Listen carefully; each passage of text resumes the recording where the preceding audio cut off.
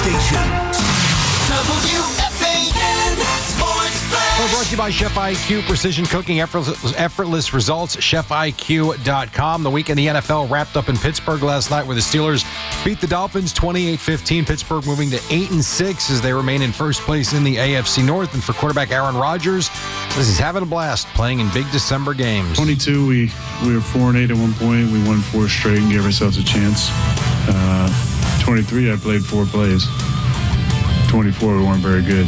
So it's been a while since been a part of stuff like this. Nothing changes. It's just, I feel real comfortable in this environment. Rodgers barely missed last night, 23 of 27, 224 yards passing, and 2 touchdowns. Tonight in Las Vegas, it's the NBA Cup Championship between the Knicks and the Spurs. Tip-off after 8:30 p.m. College basketball, St. John's faces DePaul at Carnesecca Arena.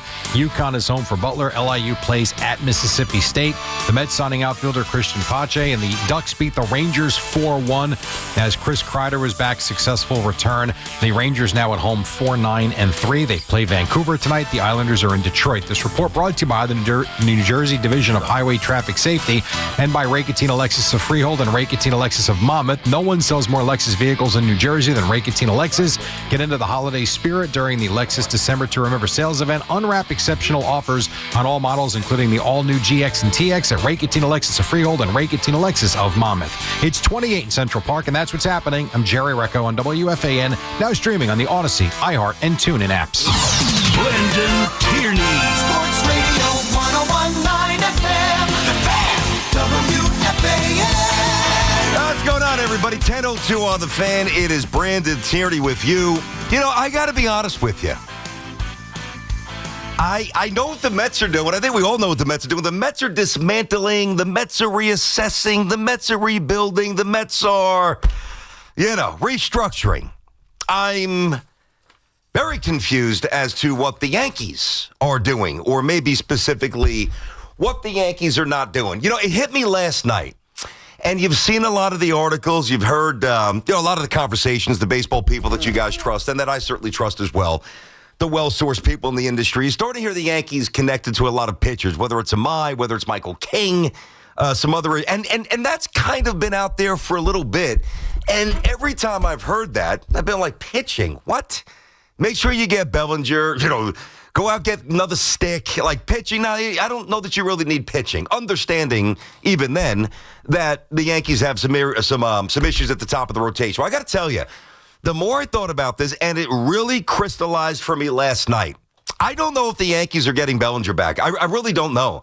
There's been this assumption, the Mets will come knocking, the Dodgers will come knocking, but at the end of the day, his dad won championships here. He loves playing with Judge. He loves the pinstripes, which, by the way, I believe. I definitely believe that. But I also believe that somebody, and I hope I'm wrong, but I do believe this today and last night, that somebody is going to come with a contract that the Yankees deem reckless. And they are not going to match. And Bellinger is going to be somewhere else, okay? And if that's the case, if they don't want to give these 7 years, which I also do understand for baseball reasons, I do. If they don't want to go 7, let alone 8, which they're definitely not doing that. And nobody should go 8 for Bellinger. He's not worth that. But if they don't go 7 and he bounces, well, then you know that they're not going 8 or 9 for Kyle Tucker. Like, you already know that, right? So I'm thinking about this, and my focus has shifted now.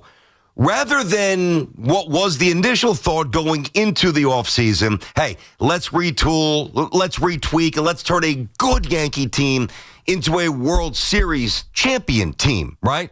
My mindset now is, hey, let's do some stuff to make sure the Yankees don't drown in April or May.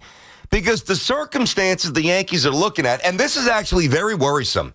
Let's say that they don't get Bellinger. All right, let's just assume for this conversation he ain't here. Well, this, in all probability, will be the Yankee opening day lineup. Rice I'm not going to give you the actual batting order. I'll just go around the horn. Rice at first, Jazz at second, Caballero at short until Volpe gets back. And even when Volpe gets back, there's no guarantee that he's going to assume the job if Caballero's playing well. McMahon at third, Dominguez or Jones in left field, Grisham in center, Aaron Judge in right field, Giancarlo Stanton the DH if he gets out of spring training and he can walk. Of all those players, how many of those guys are truly I mean, there's only one elite player there, obviously, but how many are so desirable for other teams where they're like, oh, I got to have this guy. I got to have that. I mean, his starters. I mean, his frontline starters. The answer, and no disrespect, but the answer is very few. I mean, I love Rice, but he's not there yet. You know, Jazz puts up numbers, but I think they're a little hollow. I think he's sloppy. You know, Caballero, myself, I like the addition, but I think the more he plays, the more he's going to get exposed. You know, I've actually talked to Aaron Boone about this with McMahon, and then I saw the article, you know, what he said at the winter meetings, where they think they can unlock some stuff in Ryan McMahon's bat. All right, that sounds good, and I'm not saying that they can't. That sounds good in January or December, or when you first get to spring training and he's, you know, ripping bullets in the batting cage. Guy strikes out a ton. I mean, he's a strikeout machine and a relatively low average guy, and he's been playing for 7 years. I don't know that there's going to be some radical transformation for Ryan McMahon. Then you get to the outfield. All right, Dominguez, who is he? Don't know. Jones, who is he? Don't know. I didn't even want Grisham back in center. Judge is the man. Stanton is what he is. So as I look at this, and I don't think enough of you are viewing the Yankees this way. I think still too many of you are a little delusional. Well, do this, do that. Boom, Yankees win 100 games. Boom, Yankees get back in the World Series. Boom, Yankees win the World Series for the first time since 2009. I am more concerned with not drowning in April and May because a lot of their pitchers are not healthy. And I don't think it's highly probable that the Yankees are like, I'm just throwing out some horrendous, God, the WFAN, minus me, will be absolutely insane if the Yankees are like 11-19. And I'm not really forecasting that. But with the lackluster lineup, assuming Bellinger's not back, and a rotation to start of Fried, Schlittler, Heel, Warren, and Yarborough, between Toronto, who might get Tucker and is already better, the Orioles, who already got Pete, and now we're going to start getting some pitching, and the Red Sox, who are done messing around and were a playoff team a year ago, you tell me that the prospects of a tough Yankee start aren't there? They're absolutely there. So what I am now reconfiguring how I want to build this team. Go out and get pitching. Go out there and get a surplus of arms, whether it's trading for Peralta. Beat the Mets to it. You know, whether it's signing Michael King, beat whomever to it, including all three teams in your division. I actually think as Rodon, who should be back by early May, Cole, who should be back by May, you know, but when is he really Garrett Cole? I don't know. And then obviously Schmidt's the end of the summer. I mean, those are a lot of starts to navigate. And I love Fried and I love Schlittler, but Schlittler now, second time around the league, healed. Last time we saw him in the postseason, he was awful. He was ripped. I like Warren, but, you know, back of the rotation guy. And, all right, Yarborough's fine if your offense is cranking out a lot of runs. Like, I think there should be a complete reset and recalibration in your minds because I believe the Yankees have already reset and recalibrated their minds. 888-808-1019 is the number. BT on the fan. Let's get to the calls here. Now, this is not all gloom and doom. Don't get me wrong. It's not. It's not. It's a practical route to remain competitive and afloat while the other pieces are on the mend and get back to the mound. Because if the Yankees aren't careful, and let's just say what we saw against Toronto with Heel is kind of who he's becoming. I don't know. Let's just say Warren doesn't take a step forward. Let's just say, I don't think this will happen, that the league catches up to Schlittler. I think he's an absolute beast, so I don't want to be overly negative here. But he's still a young kid. There's going to be bumps. You never know. And, you know, Max Fried threw the most innings he's ever thrown in his life last year. Is there any residual, taxing this year? If there is, well, then the pitching, which on paper, in all, in totality, whenever they're fully right, is going to be one of the best pitching staffs in baseball. I'm comfortable saying that. But in the interim, as they navigate the Rodon, Cole, and certainly Schmidt to a lesser extent stuff, you're trotting out a lineup right now that could be without Bellinger that has a lot of holes. You want to mess around with that? You want to mess around and risk being, I don't know, I'm just throwing stuff out, 7 games out at the end of April? That's not impossible. Like, if you think, I actually think that Toronto's in the middle of trying to transform themselves into the East Coast, Canadian version of the Dodgers. I think they're going full bore. I think they're going after Tucker. I know they're going after another arm. They've already made some moves in that rotation. They're not messing around. You know, you think Pete's going to hit 40 home runs for the Orioles? Probably. And I think the Red Sox are young, are electric, and are interesting. So get a Michael King. And, well, what happens if you get those guys and then, Rodon is eventually healthy and Garrett Cole's healthy? You got too many arms. Can never have too many arms. Put Michael King in the bullpen. There's always a way to figure this out. That's the plan. Because for the first time, like I've always kind of known, and I've said this with Sal, they're not going after Tucker. It's a pipe dream. But I've always assumed that Bellinger was coming back. Guess what? I'm no longer assuming that. I do not think that the Yankees will go the extra mile to get him. And I'm very worried that somebody will. 888-808-1019. BT here on The Fan inside of our Town Fair Tire studio. Our friends remind you that you always get the guarantee lowest price on name brand tires from Connecticut to Maine. Nobody beats Town Fair Tire. Nobody. All right, first up, Thomas Yonkers on The Fan. Tommy boy, what's going on? Thomas. All right, come on. Hey, Frank's in Syosset. What happened, Frankie? Go ahead. Yeah, going to miss you, BT. Thank you.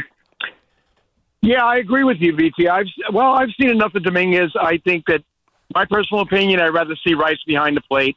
I think he has more of a bat than Wells. I agree with that. I think they should go after a legitimate first baseman.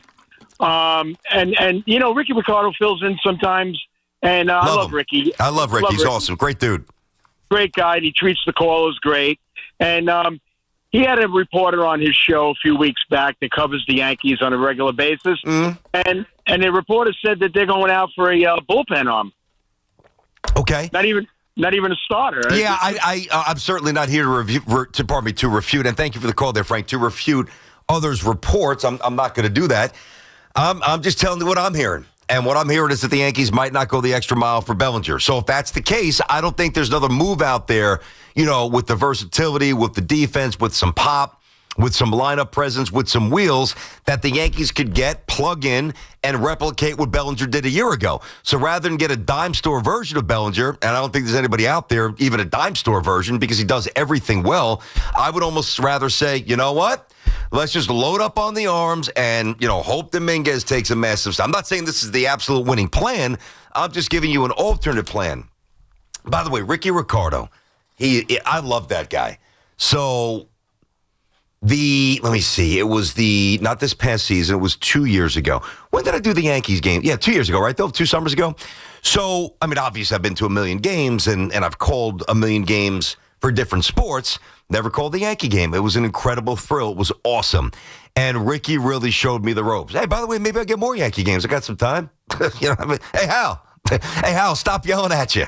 No, but Ricky, even just sitting down having dinner with Ricky. I remember sitting with Emmanuel, 2 or 3 of us, and Ricky was telling stories from his early radio days in Miami that I can't possibly get into now. He is a lunatic and a warm-hearted, very welcoming, great guy. So that last caller's assessment of Ricky was spot on. Great dude. John's in Danbury, Connecticut. What's going on, John? How are you?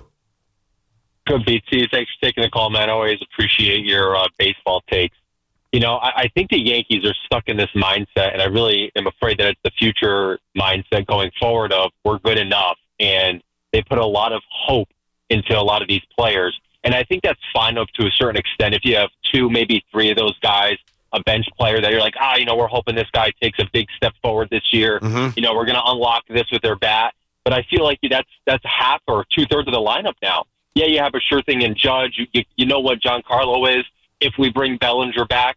But the rest of it, it's like, Jazz is Jazz. He's going to bat, 225, maybe 250 on a good year. He's going to have a ton of strikeouts. To your point, you have McMahon who goes up to bat. He's a strikeout machine.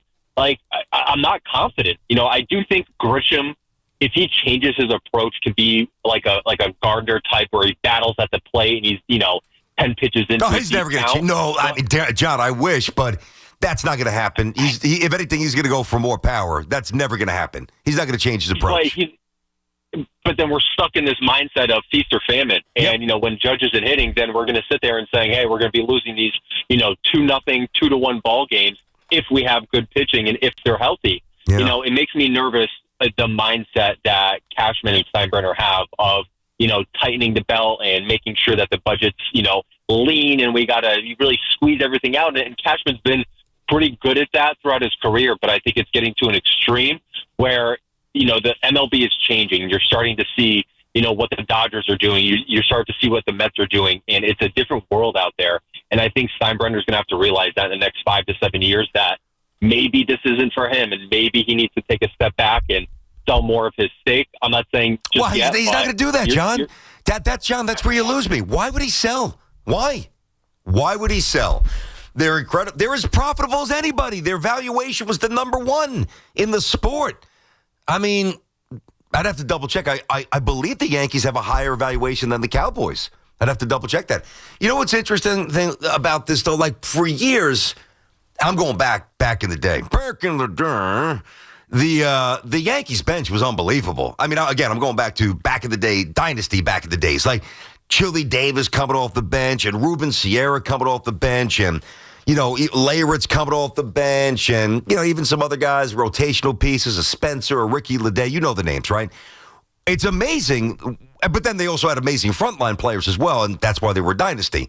Everywhere was pretty much either, an elite pitcher or an elite hitter, with multi-tools.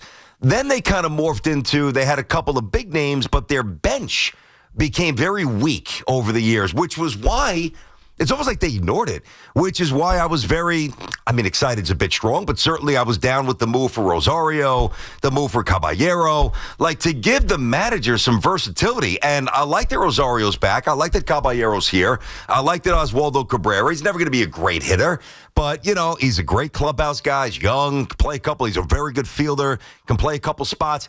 The irony here is that as the Yankees bench is strengthening, it's almost like too many of the position spots are weakening.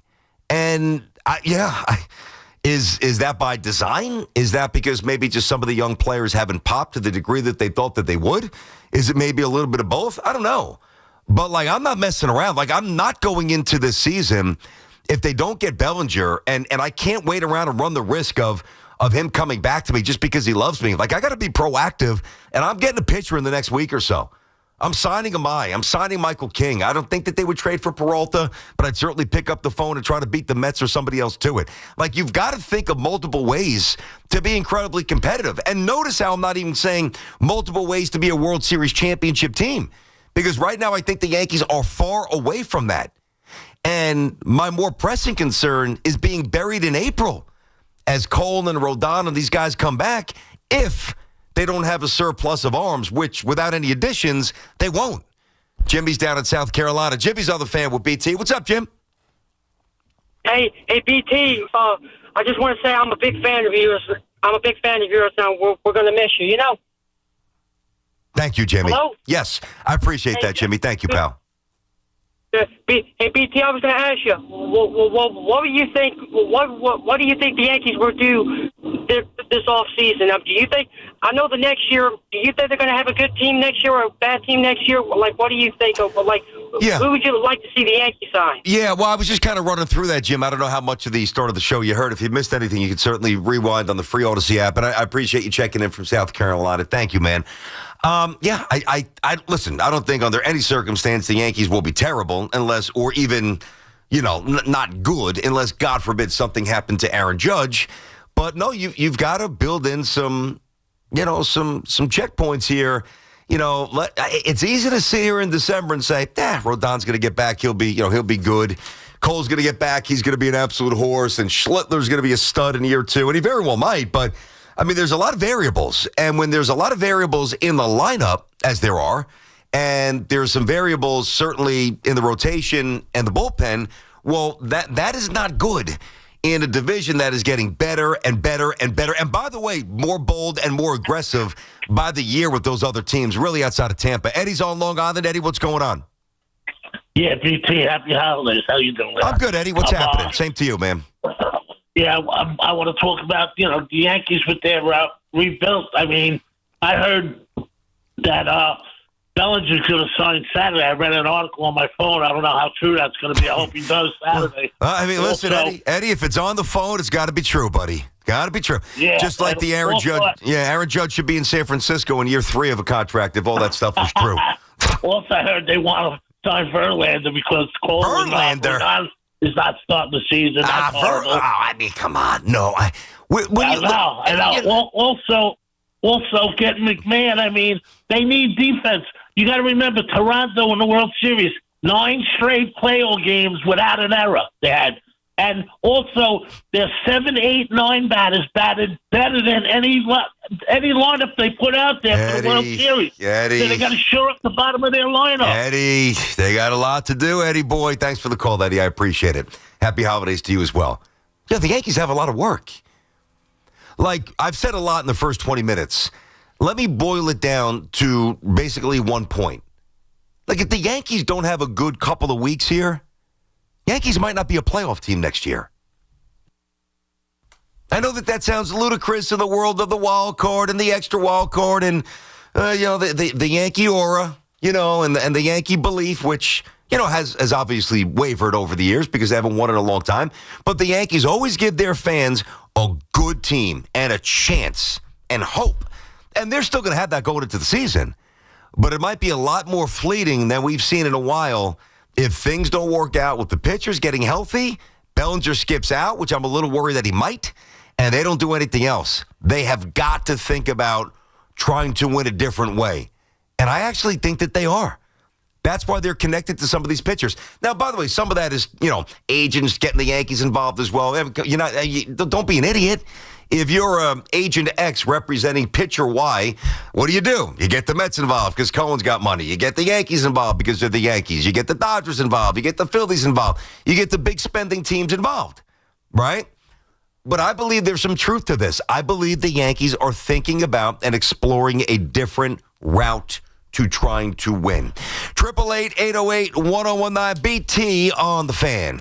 Your official station to talk Jets. The Fan, 101.9 FM and always live on the free Odyssey app. Download it today. FanDuel is the #1 sports book for same-game parlays. From points and rebounds to threes and assists, FanDuel is the best place to combine your favorite picks into a same-game parlay or track every stat live, all in one easy-to-use app. And right now is the perfect time to join because new customers get $150 in bonus bets if your first $5 bet does win. So bet on the players you love the way you want. Head to FanDuel.com/Boomer to sign up today. That's FanDuel.com/Boomer. FanDuel is the official sports betting partner of the NBA. Now, we all love the app around here. It is safe, secure, and when you win, you get paid instantly. FanDuel Sportsbook is also the official sportsbook of WFAN. 21 and over and physically present in New York. First online real money wager only. $5 first deposit required. Bonus issues, non-withdrawable bonus bets that expire 7 days after receipt. Restrictions apply. See terms at sportsbook.fanduel.com. Help the gambling problem. Call 877-8-HOPE-NY or text HOPE-NY 467-369. I'm Colonel Callahan of the New Jersey State Police. If you're caught driving impaired, you'll face hefty fines, a suspended license, and maybe even jail time. Worse yet, you might cause a crash that could devastate someone's life. Be responsible. Don't drive impaired. We are all counting on you. Target's last-minute deals are here, right on time to get you holiday ready in no time. Snap beauty gift sets for every style, the hottest toys, can't miss entertainment, crowd-pleasing candy, and much more. All under $20. Whether you're hosting or welcoming surprise guests, you'll be ready for all of it for less. Grab them now before they're gone. Last-minute deals under $20. Happening now, only at Target. Restrictions apply. Makita's built for the pros who show up early, who don't do shortcuts, only precise cuts. With tools built to last, job after job, year after year. Performance that pays off, because when the job calls for the best, you answer. And when you need the best, you call on Makita. Built to be the best. Available at the Home Depot. Hello, this is Joe Bellotti from Open Road Mazda of Morristown to offer you a holiday greeting straight from the heart. Please let these times bring us closer together. From our entire Open Road Mazda family to yours, may this holiday season bring you health, happiness, and peace. Hi, it's Andy in Snow Country. ZipRecruiter. Are you looking to hire? ZipRecruiter finds the best candidate for your job fast. Try ZipRecruiter for free at ZipRecruiter.com/free. Several inches of light, fluffy snow capped off an amazing weekend at the mountains. It's a treat enjoying smooth, powdery snow in mid-December. Another big week of high-powered snowmaking ahead as well. Shawnee Mountain rides the packed powder and 8 runs open. Camelback for the early part of the week with machine groom snow and 18 trails, while the Mountain Creek 17 runs ready to ride from 5 lifts. At Bel Air, they're skiing and riding already 90% of the mountain with over 50 trails open. Wyndham checks out over 20 runs, while at Gore, 23 trails and a dozen miles of terrain open at Gore. Now to New England, where Mohawk is skiing and riding for the midweek with 5 runs. Mount Southington open as well. Killington with almost 100 trails. You don't just ski or ride, you dominate. At Killington, we fuel your adventure. Be the beast. Ski and ride Killington. More at snowcountry.com. Nationwide is so much more than a great insurance company. They're one of America's largest financial services companies. Like how I'm more than just Peyton Manning. I'm also motivating Manning, and you too can be so much more. Nationwide Investment Services Corporation, member FINRA, Columbus, Ohio. It's 2 of the best in men's college basketball. NCAA tournament finalist Houston faces perennial power Arkansas in the 8th edition of the Never Forget Tribute Classic. Saturday, December 20th at Prudential Center. Tickets are on sale now. The Cougars and the Razorbacks bring big-time basketball to the Garden State with dynamic recruiting classes and legendary coaches. It's Houston versus Arkansas in the Never Forget Tribute Classic. Get your tickets now at Ticketmaster.com. It's the Kia Season of New Traditions sales event. So don't just hang your own lights. Venture out and look for the northern lights. Drink cocoa on the beach. Or be a drive-by karaoke caroler. Because every new Kia comes with a 10-year, 100,000-mile limited powertrain warranty. So you can take holidays to places they've never been. See your local Kia dealer or visit kia.com to learn more. Kia, movement that inspires. See Kia dealer for warranty details. Event ends 1/2/26. Get connected with WFAN to talk about your favorite teams. The Fan on the Odyssey, iHeart, and TuneIn apps.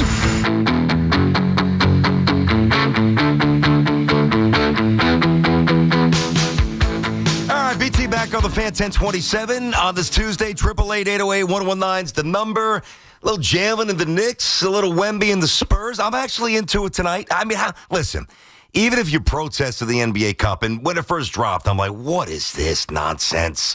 Like another dopey move by a commissioner I don't really have a lot of faith in a league that just doesn't feel like it used to me, you know, despite the great talents that are in the NBA.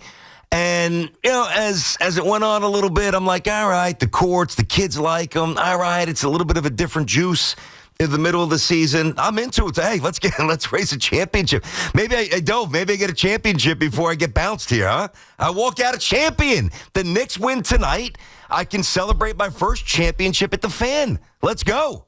I'm excited. I'll do that a little bit later. Oh, yeah, by the way, talk about being excited. I'll get back to the calls. Yankees plan, which to me needs to be tweaked a bit, and I believe they're in the process of doing that. So the tickets just dropped. It's live. Go to my social media.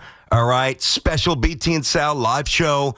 It is going to be awesome. Cannot wait to hang with you guys. The feedback's been terrific. Now you got to go and you got to get the tickets, all right?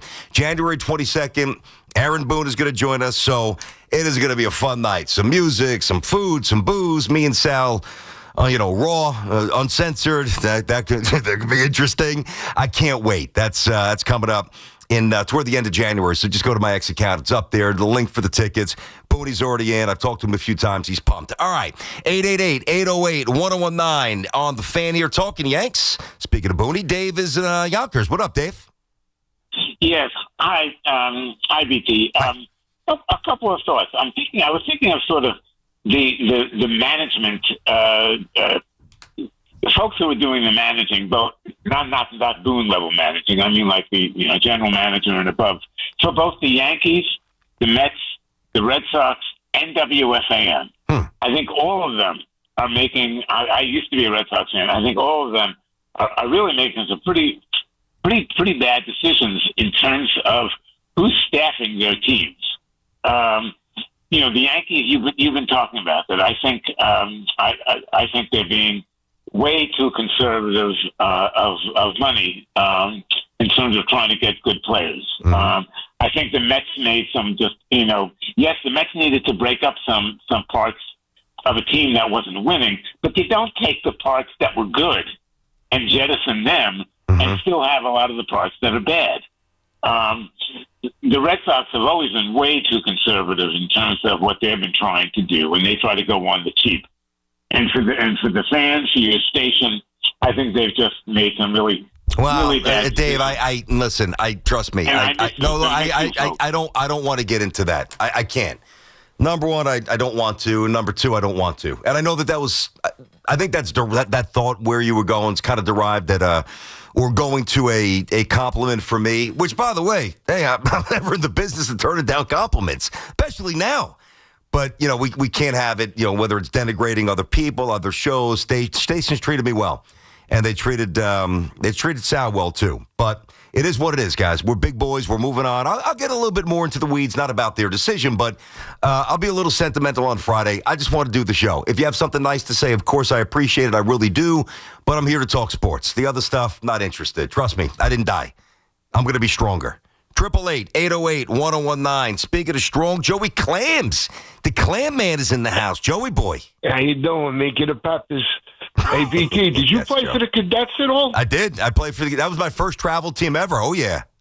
Yeah. Yeah, I used to play against them back in the day in the 70s, and I was going down to Marine Parker playing the Cadets. We were in the 80s, and my coach is, I love this gentleman. God, I'm sure he's no longer with us because he was not young then. This was in the 80s. Mr. Donahue was the manager, and, man, we were stacked. And we would go to Ty Cobb. We would go to Shorefront. Listen, come on. The Bonnies. My organization was from 65th Street and 16th Avenue, the Rams.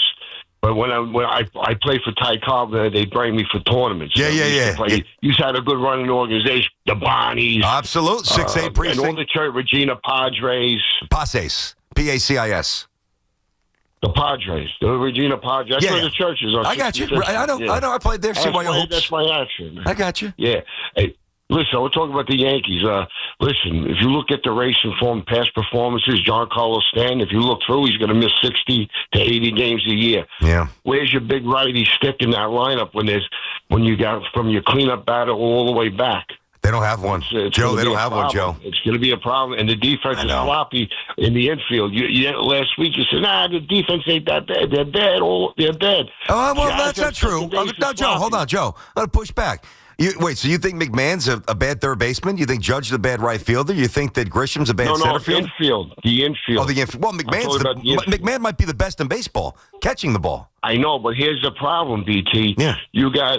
You know what? You can't disguise it all the time. And he's striking out 200 times. Yeah, no, I'm with you on that. Striking out 200 times and they're batting 200. Yeah. Well, you're just saying? talking defense. Now you jump into the hitting, which I don't disagree with. McMahon just doesn't make enough contact. I got you. We're going to have to make a trade. I don't see the Yankees signing 2 free agents. They might sign 1. I don't think I won't give Bellinger 7 years either. Yeah. I don't know what they're going to do. They're going to make a move. Yeah, well, they're going to do something here, Joe, and thanks for the call. Hopefully you get back in before Friday, which is the last show, at least full-time. Yeah, I mean, they don't have a potent righty bat. I mean, that's one of the reasons they brought in Goldschmidt.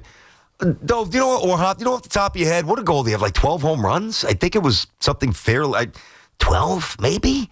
I mean, and, he played less as the year went on when Rice was getting more reps at first base. How many? I'm sorry, Huff. 10 home runs. 10, jeez. I mean, not even 12. So not that they brought him in as a power source necessarily, but, as a righty batter, as a contact guy, as a great clubhouse guy, as a really good fielder. But you could just tell that there just wasn't a whole lot of juice left in that bat. A lot of soft contact, a lot of stuff the other way, whatever. They need a righty bat. I don't know where it's coming from. Yeah, I mean, Stanton sounds great. I mean, listen, take any meaningful amount of money that you can withdraw from your account. Are you going to put that on the over or the under for games that Stanton plays? We all know the answer. Everybody else pretty much a lefty or a slap hitter. Eric's Long Beach on the Fan with BT. Eric, what's going on? Hey, BT. Just want to say you and Sal will be missed. You guys have the best show on that station. Definitely disappointed, but appreciate that, man. Sure we both do. Thank you, Eric. So, a couple things with the Yankees. So, for me, I'm not going to pass judgment until it's done, right? So, Who knows what Cashman has working. But Bellinger just seems like such an obvious answer for them because he feels like already. He adds, he's durable. He's a perfect player for them, besides the fact that he's lefty. But the thing that gets me is if you're going to cry about money, like, you're contradicting yourself because you just gave Grisham $22 million, which is an absurd number for him. He should be getting 10 a year at most, right? But anyway, hopefully they sign Bellinger. And then, you know what? I'm okay with them just treading water, being in the race till the trade deadline, and then give themselves some flexibility to hopefully get a right-handed bat then. It doesn't have to be all this winter, but, you want to do most of it. But yeah, I got you, Eric. Thank you for the call. Listen, if there's one thing we should know by now, it's that, you don't have to, and actually, forget about not having to do it. In all probability, you won't go to spring training with that being your final roster in terms of if you're a good team, what you perceive to be the team that's going to try to battle and win a World Series. A couple of years ago, we traded for Jazz. Obviously, Williams was shaky. Go get Bednar. Go do some other things. Go get Ryan McMahon. Shore up the third base defense with those lefties. Coming in down and low to the righties and banging grounders to third. You just had to have somebody who can catch it. And McMahon, obviously, he's a great fielder. See, it's funny. You guys know how I feel about Mattingly. There's Donnie, and there's just everybody else is a distant second, in terms of my childhood idols, whether it's Mully or Bernard King. I loved Wesley Walker. Those were my main guys growing up. Obviously, a little bit of Patrick, of course, Mark Jackson. But before Donnie, I don't think many of you know this. I actually do remember watching Greg Nettles. Not in the World Series in 77, I was just too young. I remember watching him in 81 against the Dodgers, right? And of course, I know the reputation and the YouTube highlights and all that stuff. But this is going to sound sacrilegious here, so don't stone me when I leave the studio later today. Are you telling me that Nettles was definitely a better defender than McMahon? I know that every Yankee fan's going to say, oh, yeah, absolutely, yeah. Why? McMahon's phenomenal at third base. Go ahead, Dove. You're grabbing the mic. What? Nettles was unbelievable. I know he was. I've already established that. One of the great fielding third basemen of all time. Who's better in baseball than McMahon right now? Who? Honestly. Because Arenado's gotten older, and, it's not him. So that's not to downgrade Nettles. That's to upgrade McMahon defensively. Now, the difference is that Greg Nettles was a lefty masher who would hit you 30-something home runs. I think one year he may have led the league with like 37 or so. So that's where the comparison clearly ends. But, he is a plus defender. So is Judge. That's kind of, I guess I'll go with Grisham as a plus defender to an extent, even though the numbers dried up a little bit defensively a year ago. But they don't have any real righty power outside of the guy who's always hurt. They don't have enough plus defenders. They've got a lot of young kids who are still trying to prove themselves. So I'm going with a surplus of arms. And I am doing it now. I'm doing it today. I'm doing it tomorrow. I'm doing it by the weekend, just in case somebody gets a little reckless with that contract for Bellinger. Prepare yourself, guys. The Yankees are not going to go above and beyond to retain Bellinger. They're not going to do it. And on a lot of levels, I understand it. And on those same levels, I actually would agree with it. Like, you can't just overpay ridiculously for a good player. He's good. Let's not get it twisted, though. You make it seem like he's Ken Griffey Jr. Like, there's other ways to win, and I think they've got to explore them. And a matter of fact, I know that they are. 888-808-1019. We'll do a little Knicks in the Cup tonight. Got something for you on the Mets as well. BT on the Fan. It's Boomer and Gio. Mornings on the Fan. 101.9 FM. Giants have a stranglehold on number 1. The Jets moved up 2 spots in the draft to number 5 now. Maybe they are the worst team in the league. I don't know. Listen to Boomer and Gio on demand on Apple Podcasts, Spotify, or wherever you get your podcasts. This is Boomer Esiason with an Odyssey Sports Minute. The Spurs and Knicks clash tonight in Las Vegas for the NBA Cup and prize money worth more than $500,000 per championship-winning player. The Spurs, behind Victor Wembanyama's inspirational return, toppled the nearly invincible OKC Thunder in their semifinal. The Knicks ousted the Orlando Magic. It's a silly, meaningless tournament, of course, we all know that, but if my Knicks are in it, let's win it. I'm Boomer Esiason. This is an important notice to all U.S. taxpayers. The IRS is giving away billions of dollars in tax savings through a federal program called the Fresh Start Initiative to aid delinquent taxpayers. This initiative was established for anyone facing financial hardship and unable to pay their back taxes. Qualifying and enrolling in this program will stop all collections, settle your delinquent tax problem, and even reduce what you owe by thousands of dollars. Call the hotline at People's Tax Relief to see if you qualify and get this free information by dialing 800-922-1284. If you have unfiled tax returns or cannot afford to pay your personal or business back taxes, you can now get the help you need. One simple phone call can resolve your tax problem and save you thousands of dollars. To see if you qualify and to get this important free information, call 800-922-1284. 800-922-1284. 800-922-1284. Must qualify for enrollment. Results vary. Consult with your tax professional prior to enrollment. Islanders hockey is here. Grab an ice-cold Surfside to enjoy while you cheer on your Islanders on the ice. Surfside is only 100 calories, 2 grams of sugar, and 0 bubbles, so it's easy to sip and enjoy. It's not a seltzer, it's Surfside, official partner of the New York Islanders. Must be 21. Please drink responsibly. At Straight Talk, we know the holidays are your time to say yes. So why put up with a wireless company that makes you say out of data? Or no service here? Switch to Straight Talk and say yes to real unlimited data on a reliable 5G network covered by Verizon. And with a free 5G phone when you activate select plans, someone else in your family can say yes! Available at straighttalk.com and Walmart. Based on RootMetrics State of 5G Report, United States 1H 2025. Experiences may vary. Not an endorsement of Verizon. For network management practices, visit straighttalk.com. Welcome back to Winter Hack Radio, the place for clever hacks to survive the season. Icy driveway? Well, try spreading sand or birdseed to help with traction. Snowy puppy paws? Well, grab a whisk, brush it off, done. Catch COVID-19? Well, just get... Actually, there's no hack for COVID-19. But if you test positive, prescription medications for COVID exist. Ask your doctor if they're right for you. Visit PfizerForAll.com to learn more. Sponsored by Pfizer. Get the most for your money at Ramsey Mazda with impressive offers on a new Mazda CX-5 or Mazda CX-30 during the More to Move You sales event. Visit RamseyMazda.com. Get the most for your money. Choose wisely. Choose Ramsey Mazda. This is the story of the one. As an HVAC technician, he and his digital multimeter are in high demand. So when a noisy office HVAC turns out to be a failing blower motor, he doesn't break a sweat. With Grainger's easy-to-use website and product information, he selects the product he needs to keep everything humming right along. Call 1-800-GRAINGER, click Grainger.com, or just stop by. Grainger, for the ones who get it done. 250 years ago, a promise was made to connect families and friends near and far. And during the holidays, that promise is more important than ever. That's why USPS is building a better network to meet your needs with timely deliveries, easy and affordable ways to ship, and everything you need to make your season full of holiday cheer. Our purpose is delivering your peace of mind, knowing your love will arrive, bringing joy to all. The United States Postal Service. Learn more at USPS.com/holidays. HL Gross Jewelers of Garden City is Long Island's premier engagement and wedding ring destination. Visit HL Gross today or online at hlgross.com. Hey, New Jersey. Now's the time to enroll in quality, affordable health coverage through Get Covered New Jersey.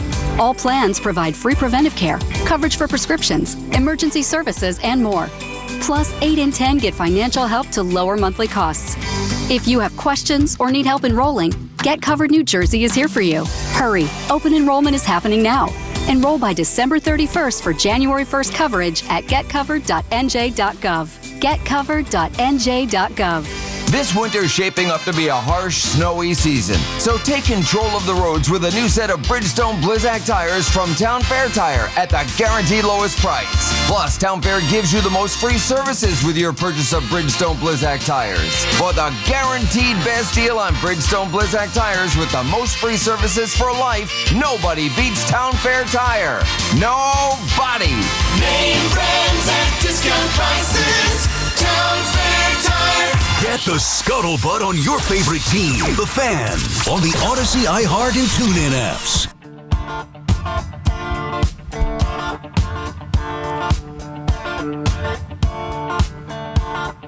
We don't need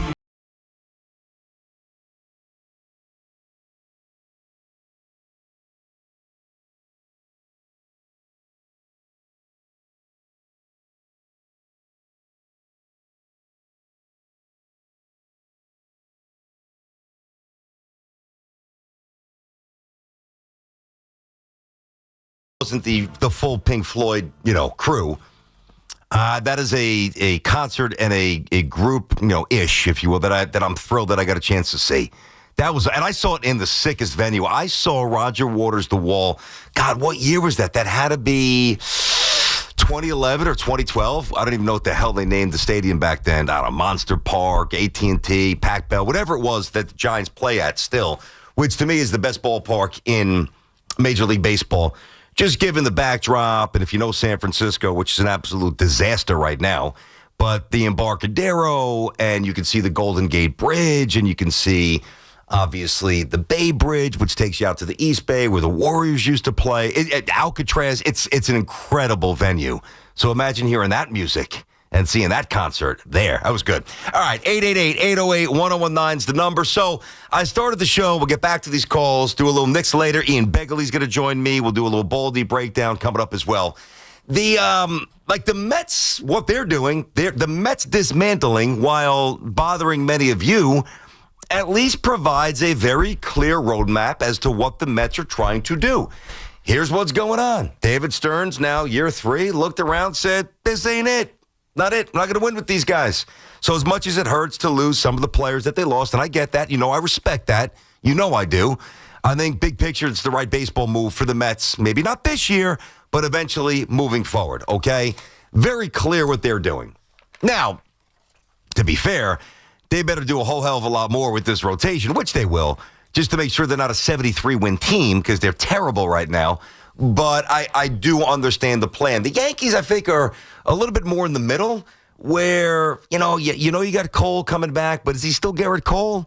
You got Rodon coming back. You got Schmidt coming back. The lineup is still very dependent on young players, some of whom I like and some of whom I just don't know.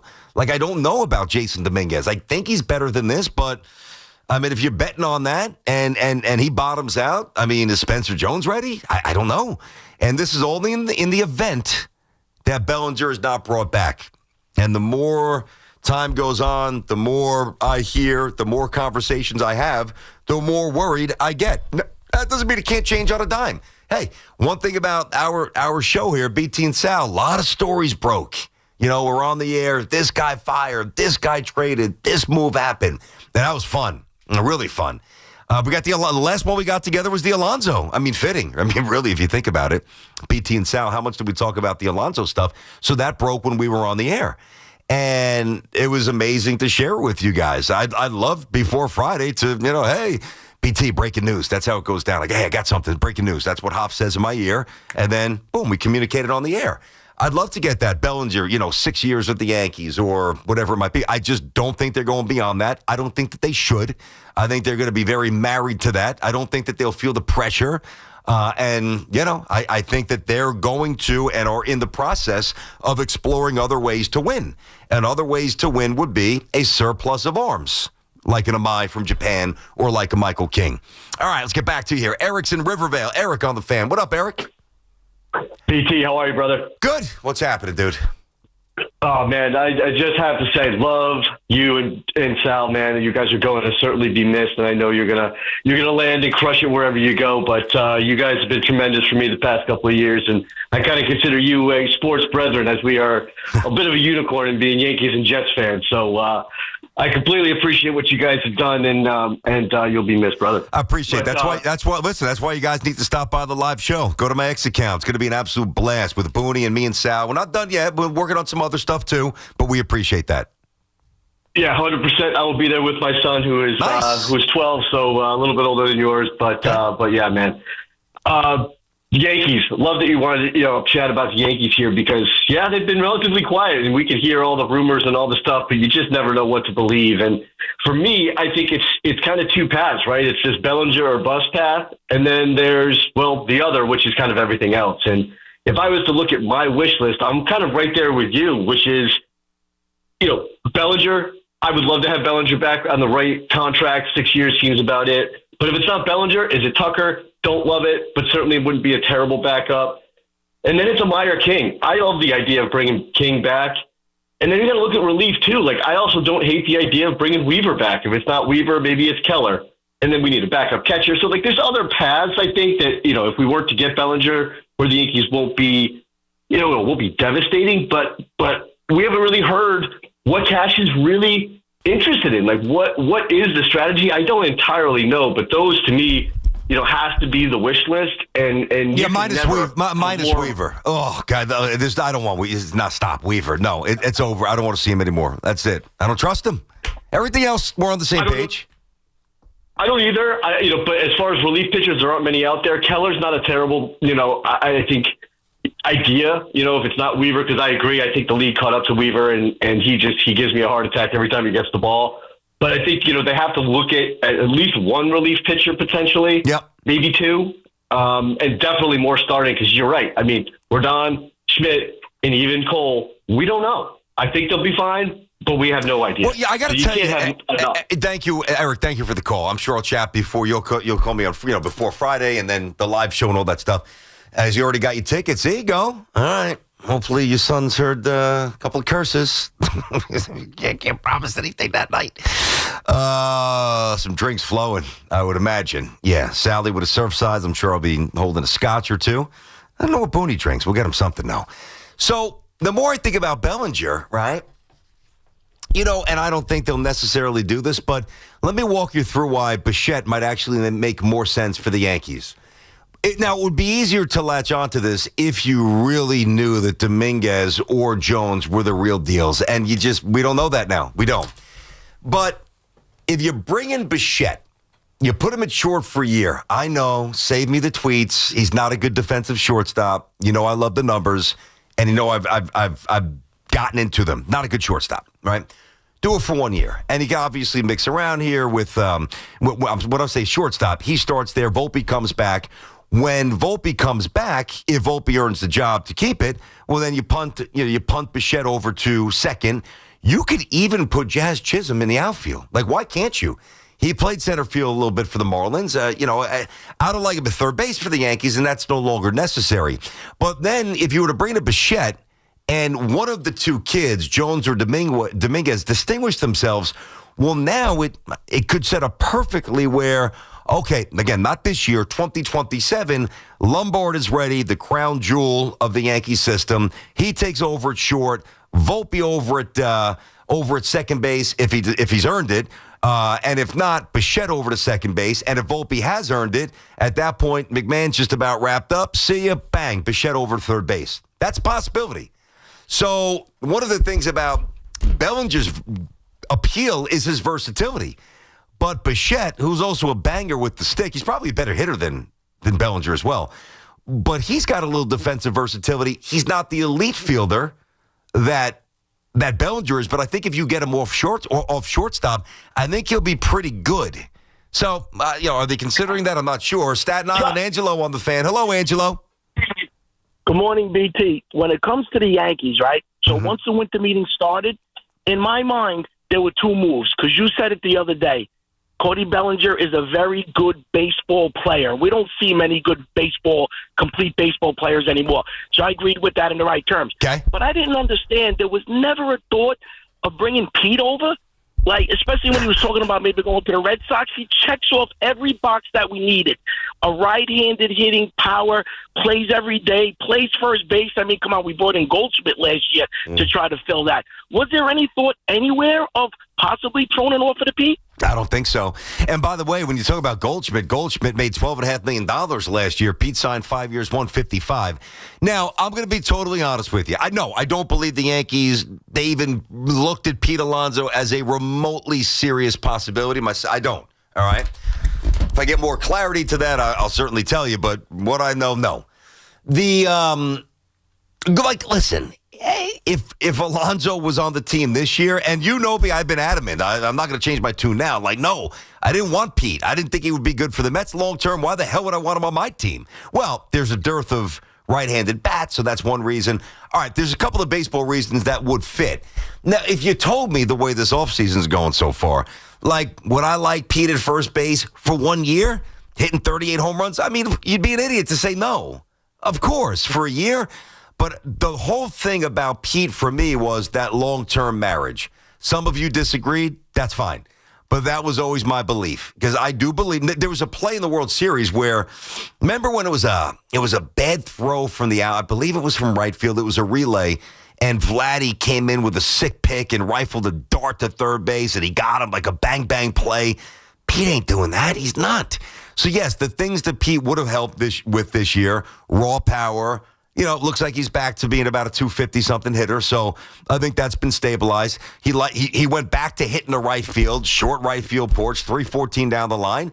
There's a lot of reasons why you could try to convince yourself that Pete would have been good for the Yankees, and some of those reasons are legit. You don't really work too hard to convince yourself that, because it's true, some of them. But my biggest gripes with Pete are the things that show up when you can at least have them show up. You know, infield in, one-run game, high leverage series, late September, playoffs, whatever it might be, 3-6-3 double play. There's a two-hop, missile in the hole to his right. Pitcher covering. What kind of throw is he going to throw over to first base? Senga, probably not a good one. Here's a relay. Now, I know that the first basemen don't really relay too many balls, but especially in Yankee Stadium with right field where it's small. But if you're on the road in a more cavernous field and he's got, bang, somebody trying to score from first on a double, I don't want Pete Alonso slinging a slop fest lollipop to the catcher when some guy's trucking toward the plate and the Yanks are up a run. Now, you might say, well, okay, wow, you just gave us a very specific set of situations that how often would those actually arise? Well, to me, in a big game, once is too many. So, again, I was never here to denigrate Pete, and I'm certainly not here to do it now that he's gone. I'm genuinely happy that he got 5 years, 155. In a lot of ways, he got screwed by the Mets last year, this year. And there's a big part of me that would have really enjoyed watching him remain with the Mets, but not fully, not enough to go for 5 years as I look at the vision, knowing what Stearns is trying to do. And again, specific to the Yankees in the last call, yeah, I would take 40 bombs from a righty first baseman this year, but it's the other stuff that I don't have a lot of interest in. You guys know that by now. 888-808-1019. It's BT, Brandon Tierney on The Fan. Who will stay? Who will go? Big questions loom for the Yankees and Mets this offseason. Get the latest here. The Fan, 1019 FM, and always streaming on the Odyssey, TuneIn, and iHeartRadio app. At Nielsen, fun is in the driver's seat. It's the season of giving at Nielsen Dodge. During this season of light and generosity, we're giving you our best deals on every car, truck, and SUV in stock. That's right, Chels, and we're pulling out all the stops to bring you extra special holiday offers. Lease a new 2026 Jeep Compass Limited 4x4, just $189 a month. Or lease a new 2025 Jeep Grand Cherokee Limited 4x4, just $299 a month. Or choose from hundreds of quality certified pre-owned vehicles. We'll also give you 0 down payment. We always give you the credit help you need. Fun is in the driver's seat when you save money. On Route 10 in East Hanover. Online at NielsenDodge.com. A proud member of the Nielsen Auto Group. Fun is in the driver's seat. Wrap up the year's sales event. With approval term 27 months due at signed Compass 5189, Cherokee 5894, and tax tag 498 dock and DMV fees. I love elves. Hard workers, cheery bunch, but they can sure wreck a bathroom. Luckily, someone's always ready on short notice to save Christmas. The fine folks at Roto-Rooter. Coast is clear, Santa. Thank you. You may want to stick around. Santa needs to get in there. And away goes trouble down the drain. Roto-Rooter. Now get out of my bathroom. This is the story of the one. As the purchasing manager at a manufacturing plant, she knows the only thing more important than having the right safety gear is having it there when you need it. That's why she partners with Grainger for auto reordering, so her team members can count on her to have cut-resistant gloves on hand, and each shift can run safely and efficiently. Call 1-800-GRAINGER, click Grainger.com, or just stop by. Grainger, for the ones who get it done. Embrace the spirit of the season during the Mercedes-Benz Holiday Love Celebration and make dreams come true at Mercedes-Benz of Edison. With over 500 vehicles to choose from, you'll find the perfect holiday gift for the one you love. Celebrate the season in true luxury at Mercedes-Benz of Edison. Get breaking sports news here. WFAN, WFAN FM, WFAN FM HD1 New York, and Odyssey Sports Station.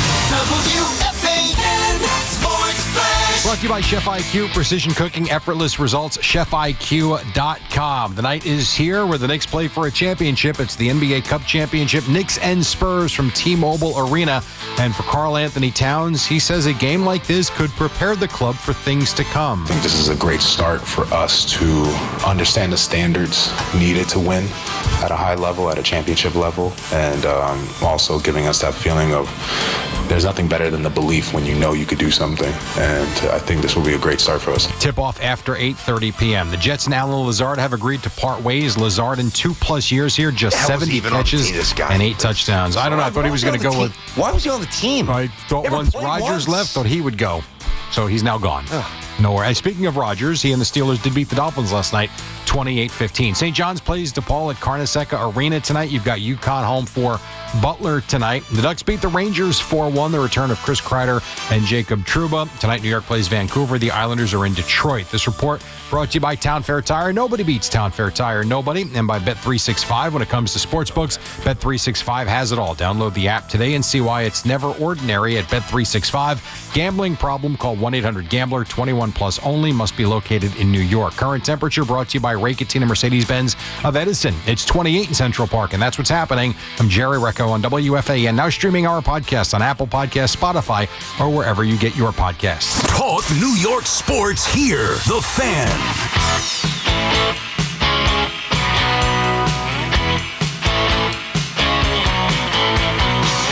11:01 back on the Fan. What's going on, everybody? It's BT here with you till 2. What was it, Pat Benatar?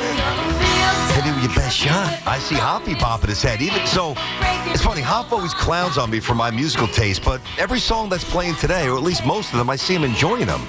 So will you just try to clown on me just to clown on me, and you kind of quietly like them? Pat Benatar's different. The other ones I could clown on. I will clown. If I said to you, Hop, I believe the answer is Hart. I believe. Maybe Janis Joplin. Post Janis Joplin. Who's the original heavy metal female? It's got to be Hart, right? I think it is from the 70s. And then Pat Benatar. That's not heavy metal. It's not heavy metal. It's rock. It's not heavy metal. It's well, you know what I mean. Blondie? Blondie? Blondie was late. Call me. I don't look at that as rock. I don't know what that's called. That's more like CBGB, no? No. Like punk or no? Yeah, it's more punk, well, that's but what it's I'm saying. punk rock. Yeah. But that's not disco though. No, I know it's not disco. God forbid you mentioned disco around this guy. He hates this. I love the old disco stuff. I love it. I got Studio 54 in one of my I will say, because not to overstate my affinity for disco. I mean, a lot of it's corny and horrible, but I've got it on the presets with Sirius, the 70s, the 80s, the 90s, the Ozzy, the Boneyard, the LL, the Lithium, all the other stages. I love my music. You know that. And I do have Studio 54. And one of the great features, and Hop, do you have XM? Do you have music in the car with that? I do not. Okay. No. Well, when you're in the car, and I found this out years ago because I've had it for years, when you're in the car and you're driving for like an hour, say you're listening to 80s, which is probably what I might have on. I'm like, all right, this is a cheesy, I don't like this song, let me move on. And I go to Ozzy's. Well, I can actually rewind whatever songs have played in the hour that I'm on the car. I could get them all in real time. I just hit rewind. So when I go to Studio 54, I will say that there's mostly skippage. Like there's really not that, to the point where I might even delete that from one of the main on the dashboard. You don't really get like the Donna Summer disco that I kind of like. You get a lot of weird stuff that I don't really even know, so I'll probably do away with that. All right, 888-808-1019, BT and Sound, BT on the Fan, still used to it. That's all good. Mike's in Connecticut. What up, Mike? Mike. Okay, Mike is not there. I'll give him another second. Mike, are you ready, sir? Mike is not ready. He's gone. How about Vinny in Stone Ridge? Hello, Vin. Hey, how are you, BT? I'm good. Gonna miss you. Hey, Thanks, I want to talk about Volpe and analytics, and I have enjoyed you for the last couple. I'm a visiting professor around the area, and I I just love listening to you guys, and I'm old. I had Pink Floyd, Dark Side of the Moon in the 70s. Wow, that's that. Listen, yeah. I'm sure I'm sure you were having some fun listening to that record back in the 70s. Who knows what you were doing? Not only listened to it, I saw them at SPAC up there when they toured. But anyway, getting back to Volpe and analytics, these guys, the analytics, they chase the numbers rather than let the numbers come to them. I want to keep Volpe. I know you're against that. No. Hold on. No, I listen, nobody's been a more aggressive defender and believer in Volpe on the air than me. All I'm saying, Vin, hold on. I promise I'll let you. The thing that's changed with Volpe is that going into year 4, he can no longer just, hey, listen, when you come back, buddy, you're the starter. Now you got to earn it. Yeah. That's all I'm saying. I agree. Okay. But the analytics. But I love him. I see him as a 7-hole or 9-hole guy. Yeah. And just put him there and leave him there. They chase the numbers rather than let the numbers come to them. He'll eventually, I think, have productive struggles, and then he'll be who we want him to be. I honestly believe in the kid, and I love that you're behind him. Like you were behind Zach a little bit there for a while. Well, that's not a good example, Vinny. That's not the example we want. I know. That's what I'm saying. We don't want to illuminate that. I mean, hopefully Volpe's got a better faith than Zach Wilson. Jeez, in this town. No, I mean, come on. Sorry, I didn't mean to bring that up. That's all good. It's all good. I like to get behind our guys. I like to win with what we got, not chase it. A real good manager gets the most out of their guys. Like I know you manage, I did, and it's fun to have not the best team yet win. And, but it's also more fun to have the best team and also win. Listen, I know what you're, Vinny, thank you for the call. Like, when you win, he says, I manage a team. I coach little guys at my daughter's softball team. I love it, though. You guys know that. But, no, I mean, I would say as a dad, as a youth coach, forget about the Yankees. I mean, they're a massive global entity. But winning is always more satisfying, I think, when you overachieve. Really. When you come together and you have, you have a group that kind of, where I'll tell you, this is going to sound ridiculous, but this fits me. I swear to God, this is a true story. So let's see. My son's in the 5th grade. In the 3rd grade, and we had played basketball, and my daughter as well, in a church league. It was great, like a small little court, lower rims, perfect to kind of get a feel for the game. But then we outgrew it. So anyway, long story short, I took him and a few of his buddies and a few kids from neighboring towns with another gentleman, and we created a travel team, right? And like Hoops Heaven, and you guys know that if you have kids. And we start out 0-5. And when I tell you that, like, we lost once on an offensive foul, we lost by a point, we lost in double overtime, I'm sitting there saying, there's no freaking way this is an 0-5 team. There's no way. And I sent a text to all the parents, and I said, hey, because they were really young. I guess they were 8 at that point. I said, in your own way, communicate to the kids, all right? Let them know that where we are now is by no means how we will finish the season. And we won the championship. And that's not a brag at all. I mean, what is it? I think we didn't even get a trophy. I think we got a T-shirt, which was weak. But the point is, even though I knew we had talent, and I knew, because I'd already seen all the teams in the league, that we were gonna make a move, there's no guarantee that it works with kids who are 8. So it was very satisfying. Whereas, I've watched my son and my daughter on other teams where they're clearly the best team in the league and they win. And I'm not saying you don't appreciate it, but it's a little different. Like the road less traveled, and that's part of an old expression, as you know, is truly more satisfying when you get there. If you just bludgeon everybody to death, what the hell's the fun of that? Like the only reason and the only way that you want to win easy is when you're betting. Then you don't want any sweat. But the other stuff, I think you appreciate it more. I know I do. 888-808-1019. Juan is in Hasbrook Heights on the Fan. What's going on, Juan? Hey, BT. How you doing, man? I'm good, brother. What's happening? I just want to wish you good luck on your future endeavors. Remember one thing. When one door closes, the other one opens. It doesn't hurt to put a little faith in Jesus, too, not to get preachy on you or anything, I but do. It doesn't hurt. I do. Trust me. I am a man of faith. I definitely do. Thank you, Juan. That's awesome. That's wonderful to hear. Now to the Mets. Sir, I will respectfully disagree with your take on the Mets. I've had some time. I would, like any Met fan, I was upset when all this went down, and I've had some time to collect myself and rethink things. And the more I think about it, objectively, it makes no sense to me, the plan. I've never seen a plan work this way. To me, you got $1 billion invested in 2 players, right? You got $1 billion, $341 for Lindor. So let's round it up to $770 for this guy. Yeah, we know the number. Yep, you're right. Yep. Players, $1 billion, and now you're going to decide to not go all the way with that plan, because now what you're doing is you're deviating from this previous plan, because let's be honest here, Soto was not Stearns' baby. That was Cohen. Right? That was Cohen. That was not Stearns. So Agreed. I've always said that. I want to know what it's going to be like when the Mets are third, fourth place in their division. You got a $770 million guy on your team. Yep. You think the locker room has issues now? You guys will be reporting all kinds of issues. Oh, forget about it. Hold on, Juan. Let me ask you this. Let me ask you this. So you're basically saying that because you've got the $1 billion wrapped up in 2 players, rather than stripping down, you should have, gone further in. That's pretty much the nutshell what you're saying, right? Soto. Then don't sign Soto. Okay, no, but they did. But they did. But they did. No, but they did. So let's push it forward. So they did push it forward, right? Here's why now you're all in then. No, but here's why. No, here's why I disagree. You ever go to a casino? Okay. You ever go to a casino? Yes or no? Please say yes. I have. I have, sir. You ever take a bath? You ever have a rough night? You get rocked. You lose your money. Yes or no? Right.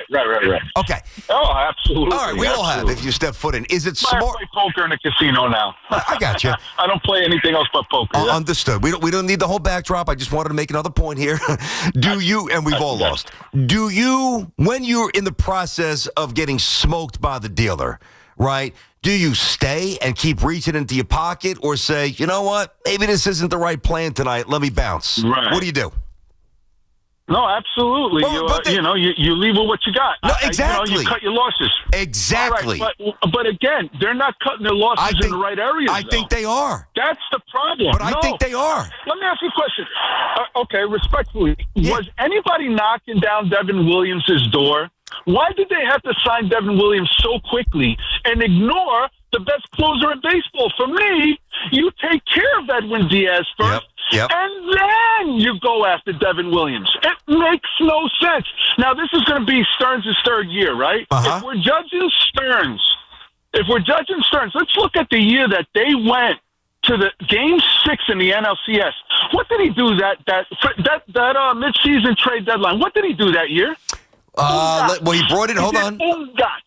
Yeah, not much. He brought in the Iglesias before Mania. Yeah, not much. Right. Yeah. Again, you never know when you're going to get a chance to win the World Series, and he did nothing. We took this team to Game 6 in the World Series. He could have got a frontline starter. He could have, because he was afraid to trade the kids or whatever it may be. He didn't do it. To me, if I'm judging him objectively, especially in the New York market, he's been one of the worst general managers the Mets have ever had. Wow. I mean, look at that. Yo, bro, look at this. Again, look at it. Objectively, look at it. Look at the starting pitching that he's provided this team. He's the only dummy that thought it was a good idea to give Mania a long-term contract, but he don't want to give Pete or Edwin Diaz a long-term contract. He brought in, what's his name, Blackburn. He's horrendous. I mean, dude, his decisions on the pitching for this team, other than Minter's not his fault. That was a great signing. Unfortunately, he got hurt. But other than that, what can we give him credit for? He got lucky year 1 or year 2. No, year 1 with this pitching left. Poor Jeremy Hefner. He has to take the fall because Stearns got him bums, and he has to take the fall. Well, let me ask you. Hold on, Juan. You're not being fair. Hold on, Juan. You're not being fair here, man. One thing you're missing, and by the way, awesome call. Great stuff. Way to bring it there, Juan. That was fun. That's what I love. Give you a chance to go, have your ammunition, have a good take. Let's go. Let's volley. But here's why you're wrong. Because the first part of his tenure here, you're attaching luck next to it. So you're completely minimizing the good. Did you have fun during 2024? I bet you did. Yet, when it comes to 2025, which was a colossal disappointment and failure with 83 wins, it's not unlucky. It's he did this right. And by the way, he made some mistakes, no question. So I'm kind of with you on that. But it can't be, well, when somebody does well, you got lucky. When somebody bombs, it's just because they suck and they're inept at their job. And boy, I should have asked you. I meant to ask you this. I don't know how old you are, but when you start dropping, things like he's the worst GM in the history of the Mets, I mean, and I know you're not, and I don't say this to be a jerk because, I respected that call, but you sound like you're 12 years old, like you didn't go through a lot of the other Met messes. I mean, how was Joe McIlvain? He had an under 500 winning percentage. How was Al Harrison? 36%. How was Hunsicker? Early 90s, I'll tell you, 46%. I don't want to take him. I almost don't want to say this, but I don't want to take a knock at my boy Jody Mac's dad, and it's not a knock. I'm just looking at a number. Mr. Joe McDonald, 44% winning percentage. Sandy, 48%. Come on. Billy Epler, I thought Billy Epler was worse. 47%. Let's at least split the difference. Let's at least split the difference. He's way over 500. What do you have, 89? Well, maybe not way. That's a bit of an embellishment, but 89 wins year one, and then 83 a year ago. So he's solidly over 500. All those other names are not. Matter of fact, who are the only GMs that are? All right, so Brody, believe it or not, Brody Van Wagenen was, but that was also the truncated season with COVID. So, wow, Van Wagenen was 112 and 110, 50% winning percentage, but that's, and obviously Omar was very good, or at least good. Steve Phillips had some good moments, for sure. And then, and that's it. And Cashin. Cashin's the best. Frank Cashin built that championship team. So I like that. That was a fun conversation. Derek's on the island of Staten. Derek, what's cooking? Hey, BT. First of all, I wish you luck. You're my favorite personality on the fan by far. I'm really not happy right now, but good luck to you. I'd love to do a podcast with you. Anyway, I used to play for Shorefront. You bring back good memories. Hey, by the way, Derek, is that field still there? You know what? I'm not sure. Like, I haven't been by there in a while. Yeah. My father grew up there, but Yeah. I heard it wasn't, but I cannot say for I sure. remember the train tracks behind left side. Oh, man. God. I grew up playing ball there. Yep. And you mentioned some teams we played against. It just brings back great memories. Those were the days. Yeah. What's up, Derek? All right, listen, BT, we don't have enough time to get into this. I'd love to get into it with you one day, but we don't have enough time. But Brian Cashman is infuriating. And I'm not going to bring up everything. I've wanted this guy gone. Yeah. For 15 years, I've wanted this guy gone. Okay. And I'll tell you, there is no plan this offseason. Okay? There isn't. This is a guy that idolized Billy Beane, and he's, he got that phrase, well, the playoffs is a crapshoot. He got that from Billy Beane. Okay, who never won nothing in his life, by the way.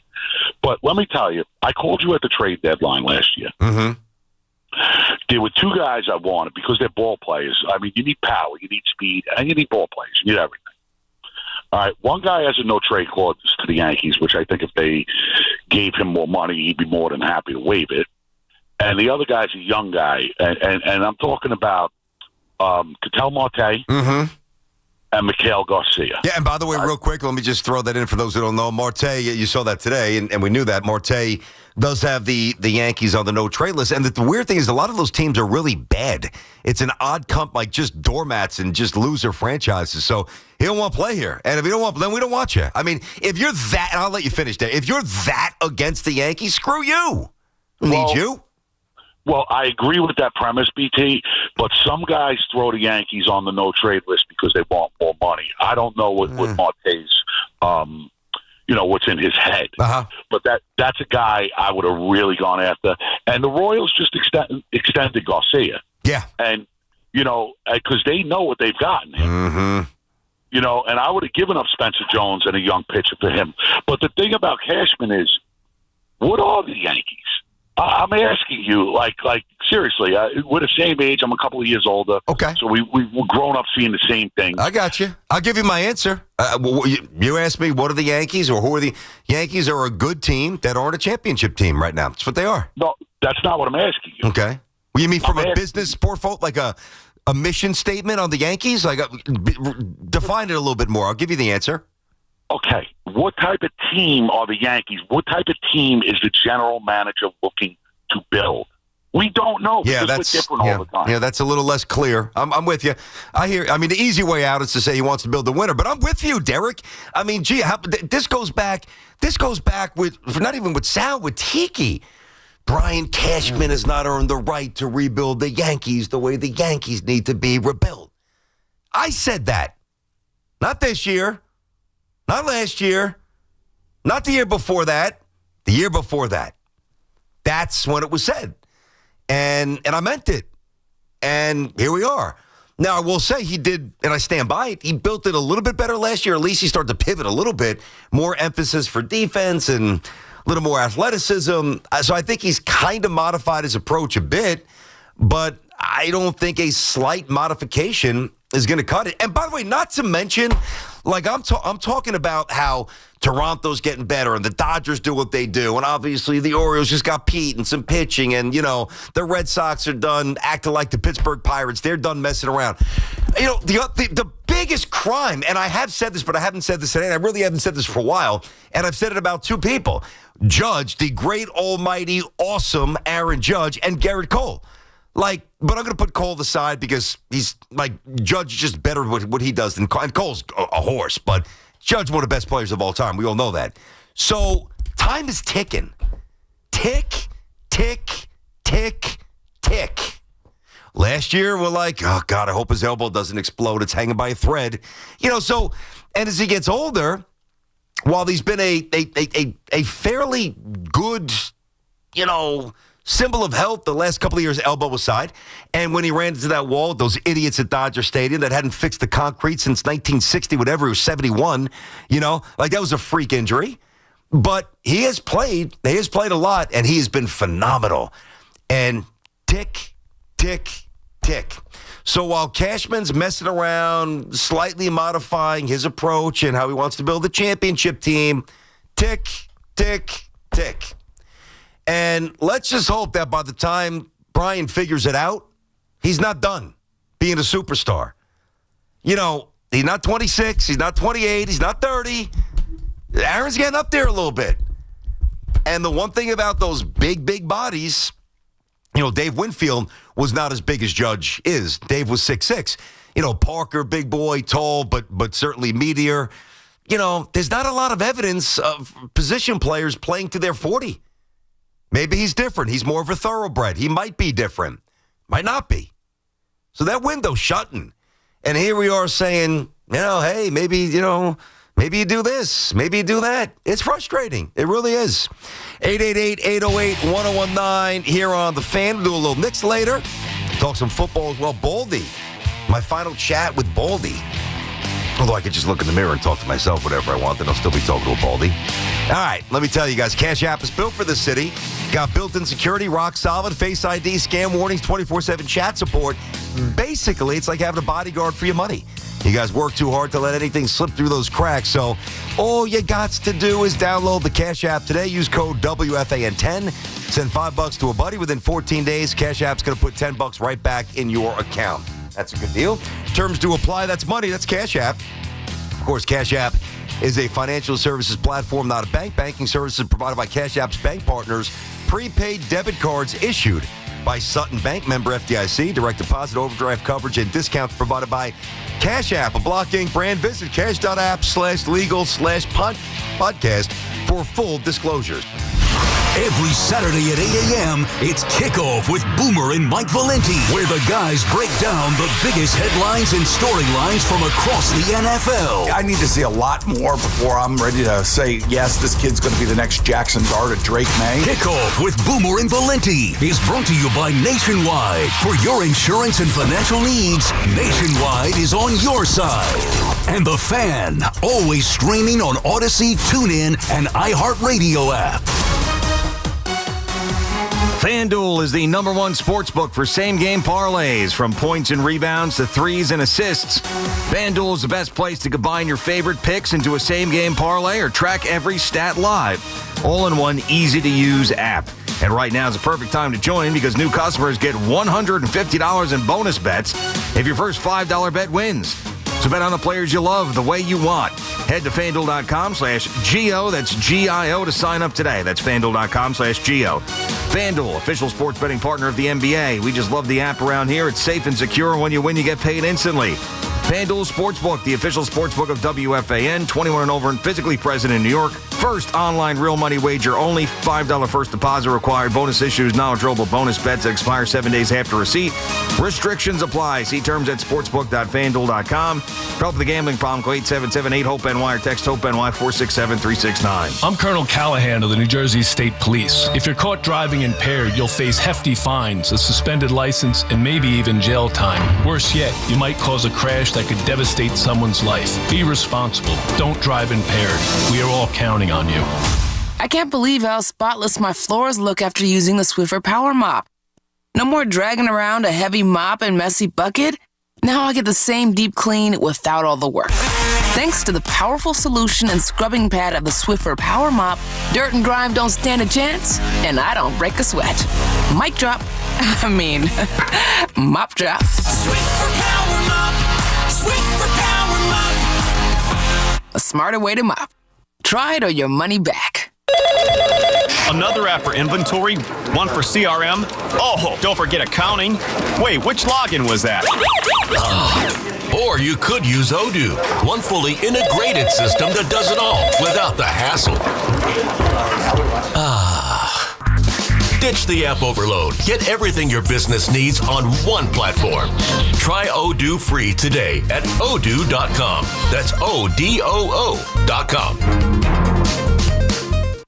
Great deals are waiting for you at your local Kia dealer during the Kia Season of New Traditions sales event.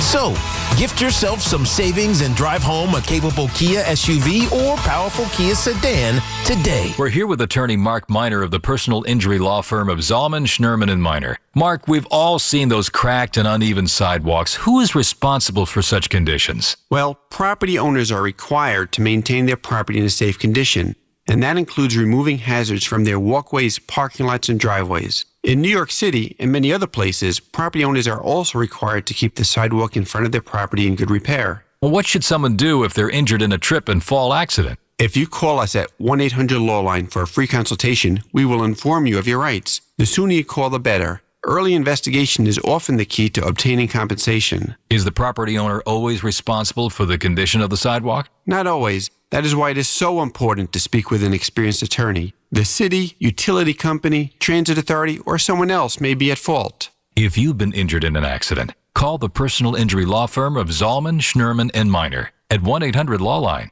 That number again is 1-800-LAW-LINE. Cloudy skies and a balmy 31 degrees for a high. Weather brought to you by Staples. Have an easy holiday at Staples. Save on top tech and gaming gifts, shipping supplies and services to get your packages there safely, even custom cards and wrapping paper. Staples. That was easy. Facing lymphoma, leukemia, or myeloma, John Thurr Cancer Center at Hackensack and Jersey Shore University Medical Centers offers pioneering life-saving options. Hi, I'm Dr. Michelle Donato, head of the state's largest, most experienced CAR T-cell program, a treatment empowering your immune system to fight cancer. For personalized quality care in Hackensack or Neptune from the state's best cancer program, call 833-CANCER-MD. This winter, move and be moved in the Mazda CX-5, the smart choice for those who expect more.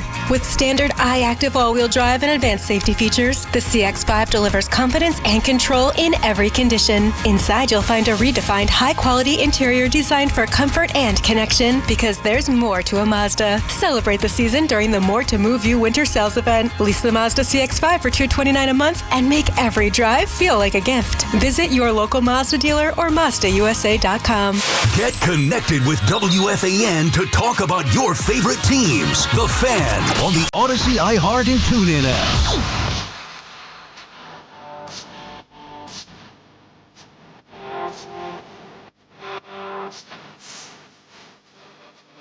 Here we go.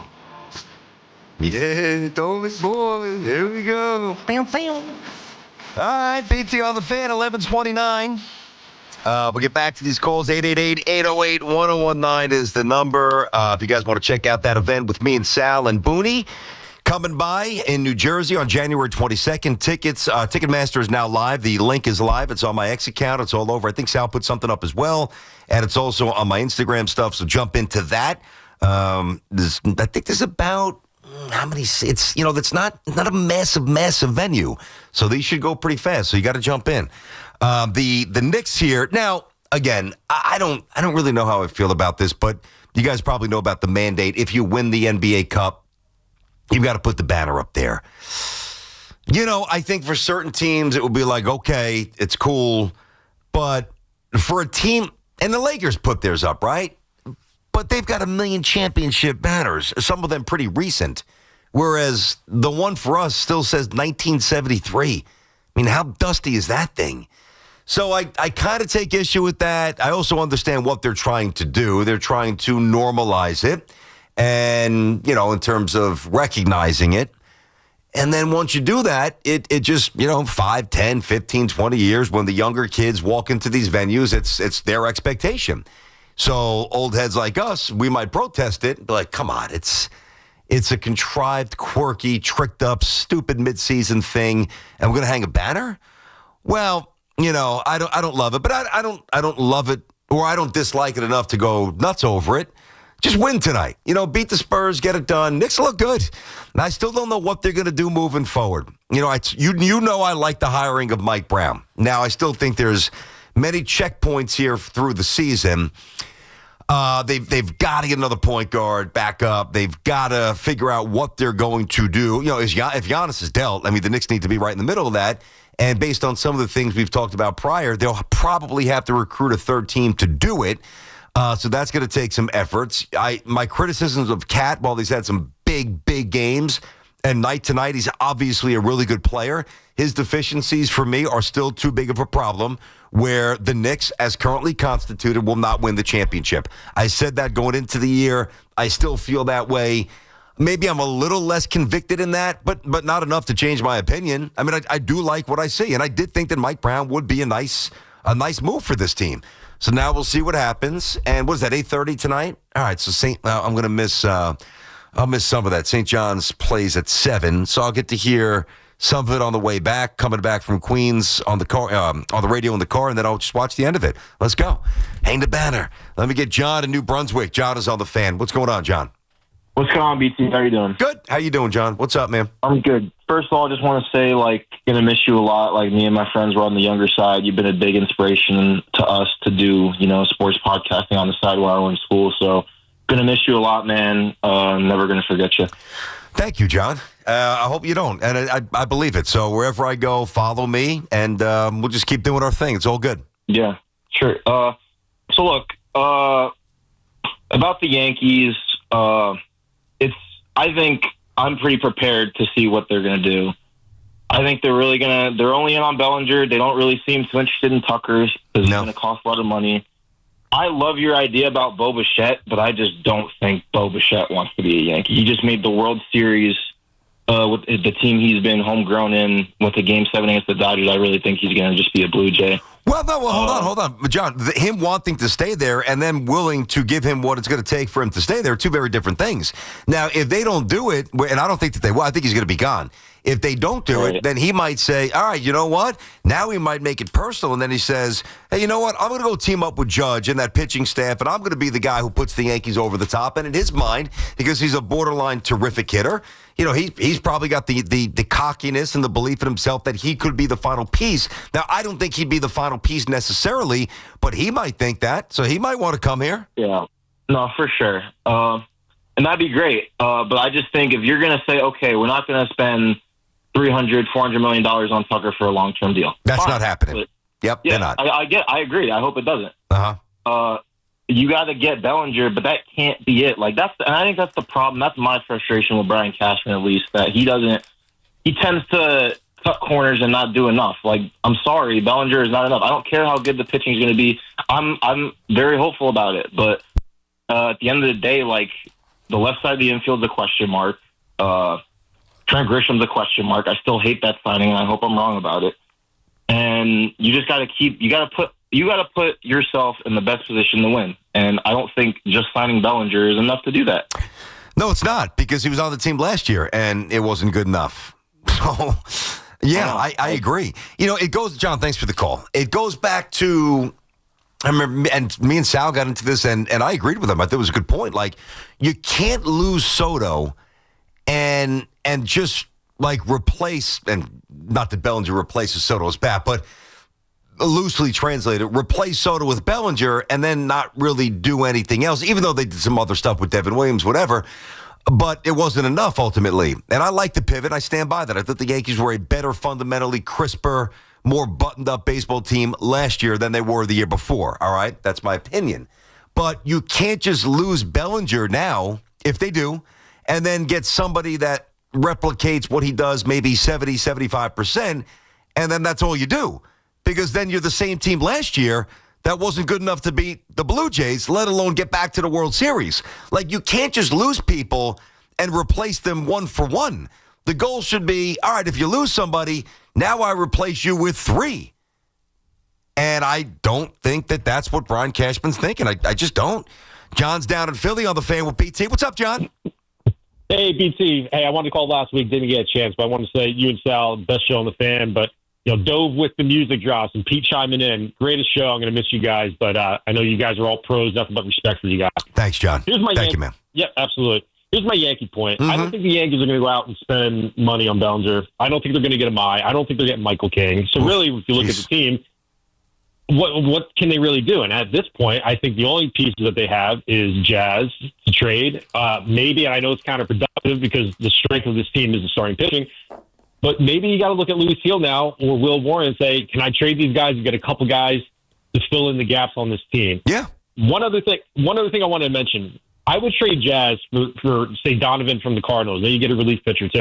Mm-hmm. But move Volpe off shortstop now. Put him at second base. I don't need to see another year of Volpe at short. I love the Bo Bichette take that you had.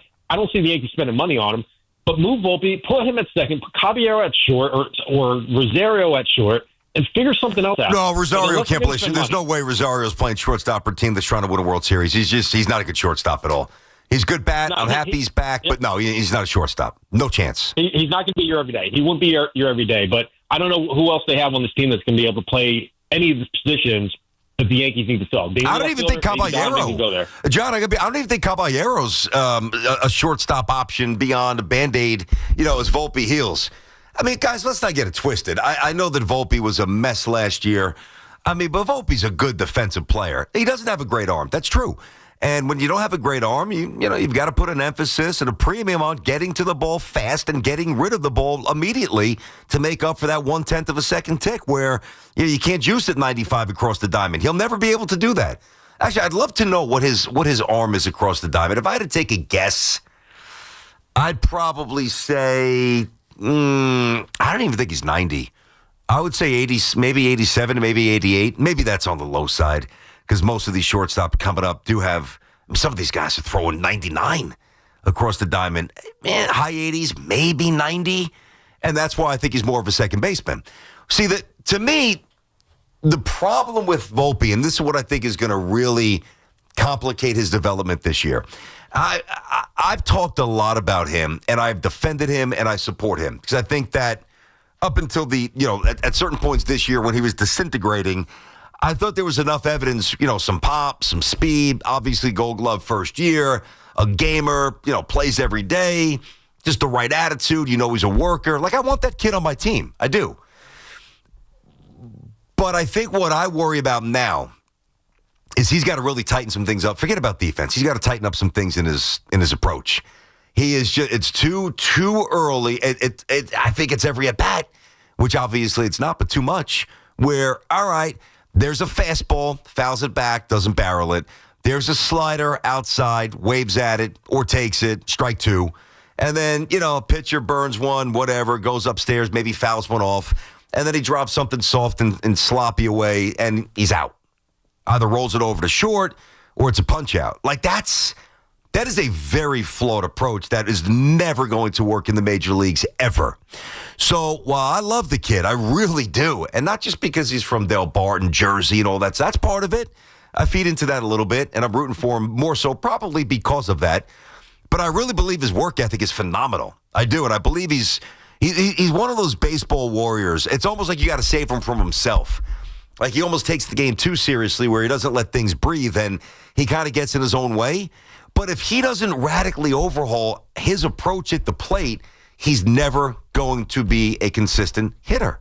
And because of the shoulder surgery, and he's not going to be ready for the first month of the season, which means, how much work can you really do this offseason? On the tee, yeah, you can look at film, sure, but to implement the changes that are necessary, you got to get reps, dry reps and real reps. And he's not going to be able to do it the way he needs to do it to think, I think, I could be wrong, for that muscle memory to take over whatever he's doing new. Because whatever he's doing now, it's not good enough. The numbers, we can all have opinions. I learned a long time ago, refuting numbers, it's just a fruitless endeavor. It's a waste of time. Now, there's outliers. There's anomalies. There's maybe this year, talking about shortstops, maybe Lindor's defensive step back, maybe that is a bit of an outlier. Maybe he's not really beginning to go the wrong way. He just had a rough defensive season, which he did. Maybe that's stabilized next year. The numbers, Savant, you go back there, boom, favorable. Maybe not. And if they are favorable, well, then that's just an outlier. But everything that, Volpe does, the strikeouts, the batting average, the painfully low on-base percentage, like that has to change. Otherwise, he's not a starter otherwise. And I don't know how he puts in that work and gets better when he can't swing right now. That's what I worry about for him. 888-808-1019. It's BT on the Fan. It's Boomer and Gio. Mornings on the Fan, 101.9 FM. Joe Shane's story has been written as the Giants GM. I would be shocked if he still stayed here. He's probably loving the fact that Abdul Carter had a game like this. But man, was that good to see from a Giants perspective. I mean, this guy really looked like a football player for the first time all year. Listen to Boomer and Gio on demand on Apple Podcasts, Spotify, or wherever you get your podcasts. This is Maggie Gray with an Odyssey Sports Minute. Shedeur Sanders didn't lose his wristband that had the plays on it. Cleveland says the card just fell out, and everything else fell apart too in a humiliating 31-3 loss to Chicago. The offense was disjointed. Sanders threw 3 interceptions. Sanders still looks like a quarterback with traits you can build on, but the consistent miscommunication and dysfunction around him show just how hard it is to succeed inside the Browns operation. I'm Maggie Gray.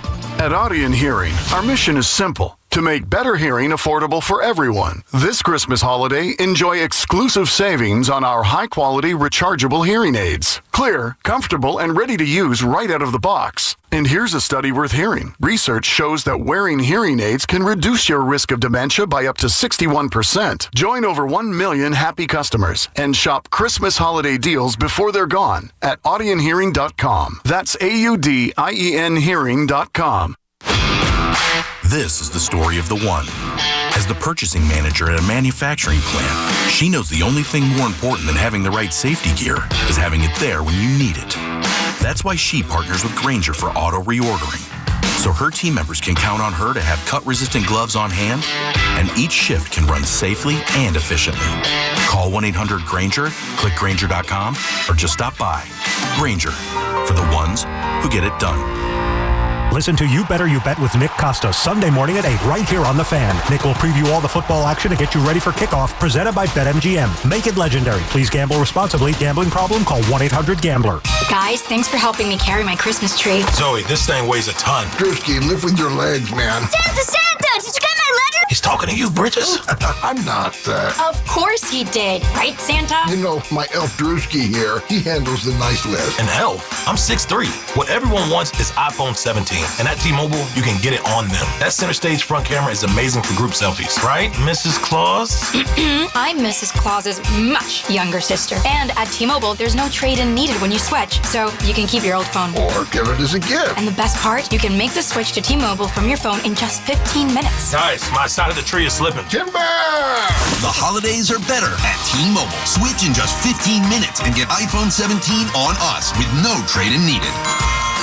With month, 24 monthly bill credits for well-qualified customers plus tax and $35 device connection charge. Credits end and balance due if you pay off earlier. Cancel. Finance agreement 256 gigs, $830. Eligible port in a new line. $100 plus a month plan with autopay plus taxes and fees required. Check out in 15 minutes or less per line. Visit T-Mobile.com. Life's rewarding, especially with Flushing Bank's Complete Cash Rewards program. Just open a personal or business complete checking account to get started. With 29 New York Metro locations, there's nothing easier or more rewarding. Visit flushingbank.com today. Member FDIC.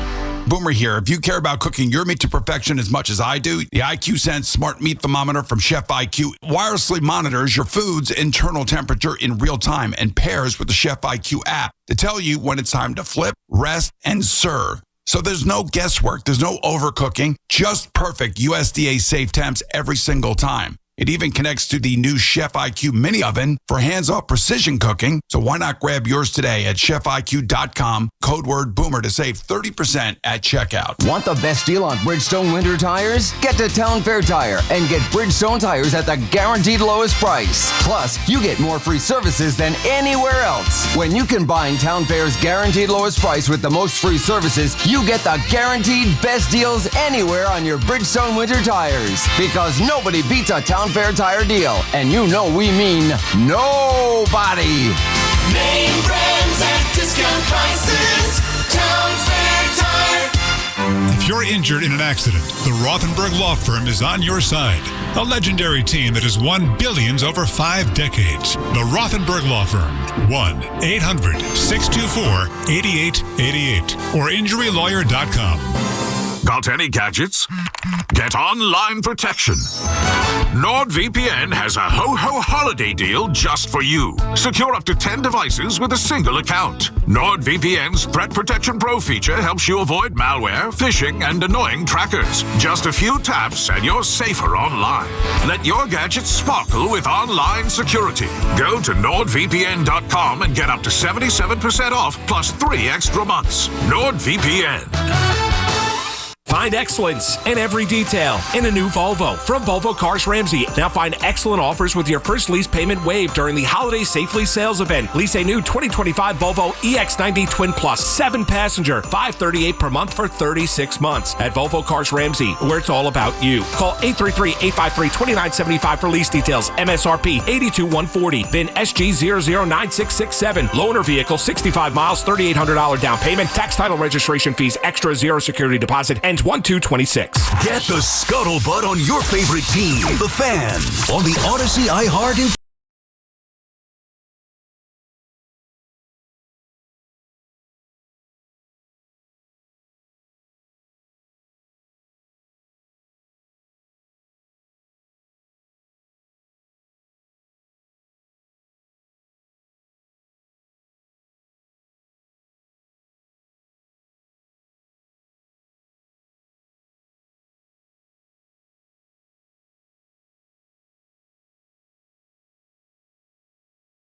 The one on, was that Apple? I believe it was Apple. I may have been Netflix.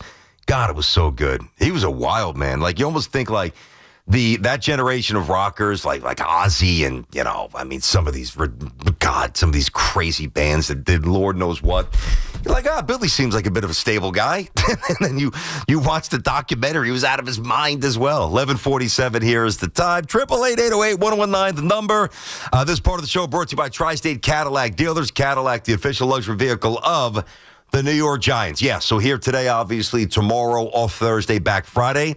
And then that is a wrap. So let's have some fun, at least full time. Let's have a wrap and a lot of fun as we get ready to say goodbye with this show in this time spot. Gus and Mamaroneck, what's going on, Gus? Hey, BT. Listen, man, I've been a fan of you and Sal's. I followed you first when you were working with Stephen A. on ESPN back in the day.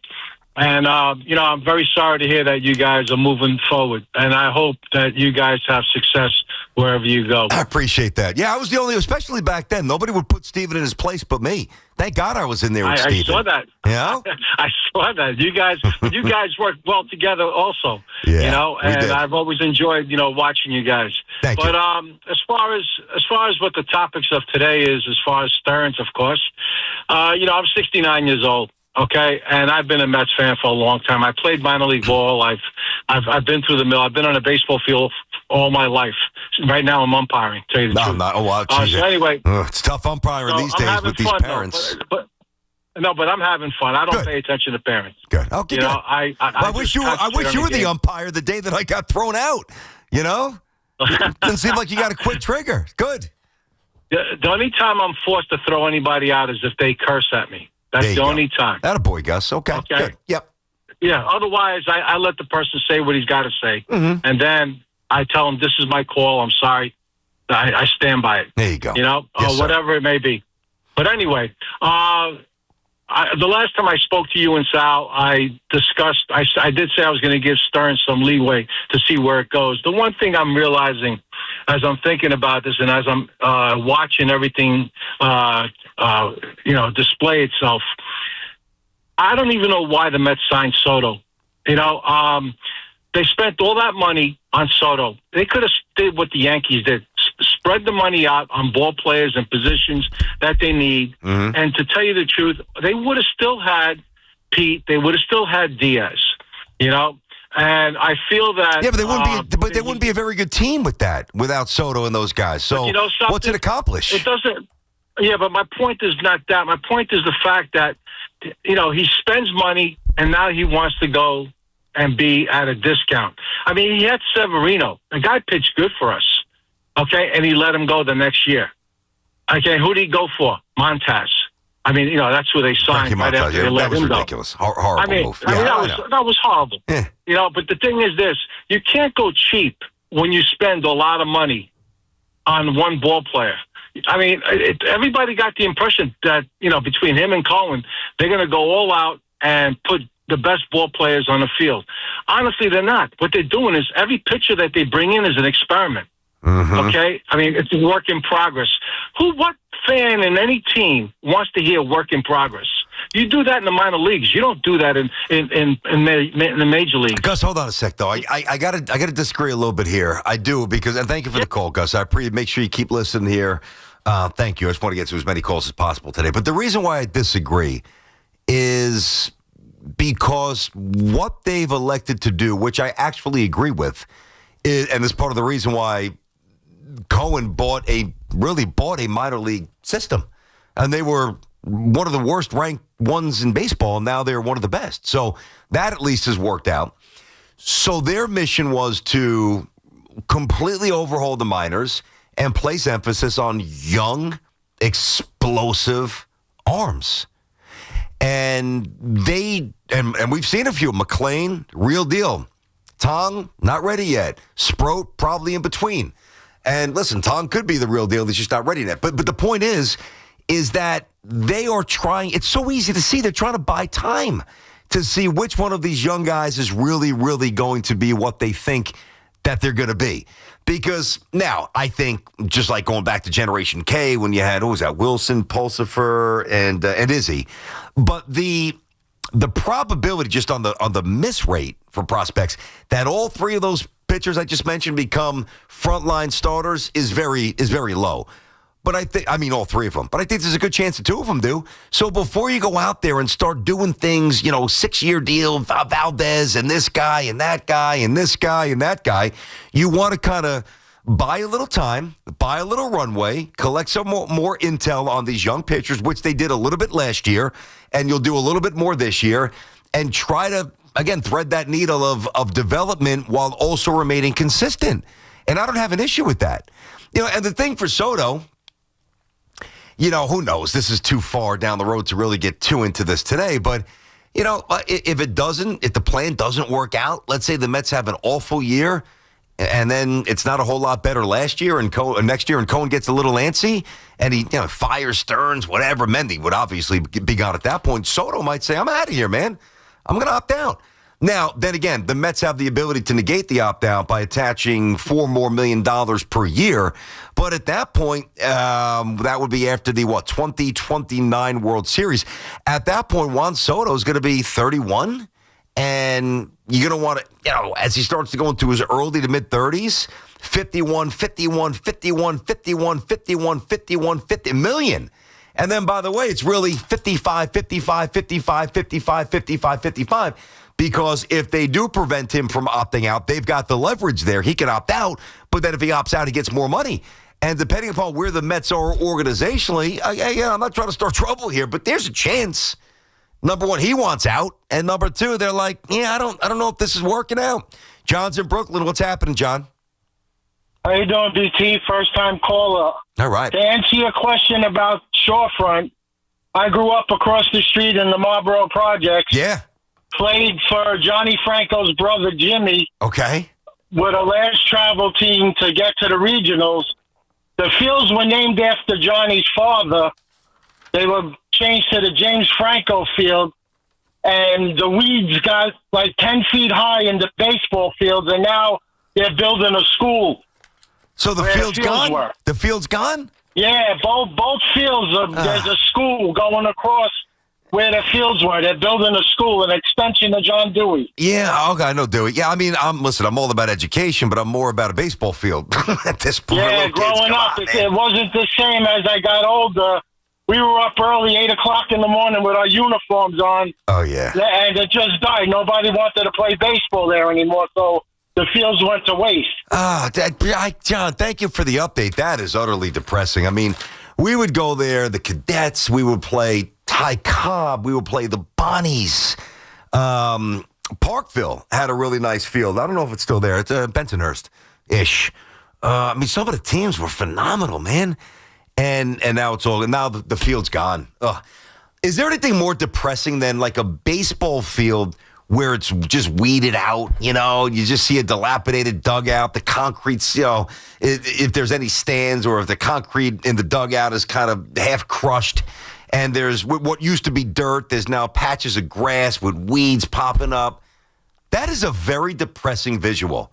And I think I see it far too much.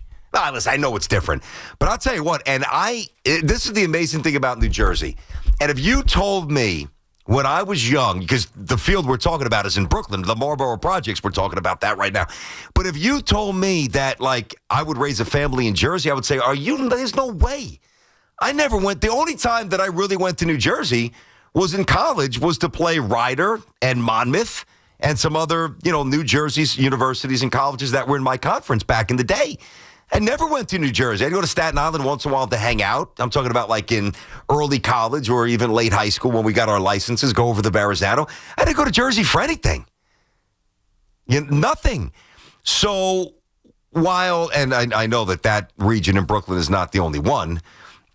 Gil Hodges off the Bell Parkway is gone. So, but Jersey, these fields, you got to see them. Vibrant. Like, my son and his buddies and my daughter, they know nothing but turf fields. That's it.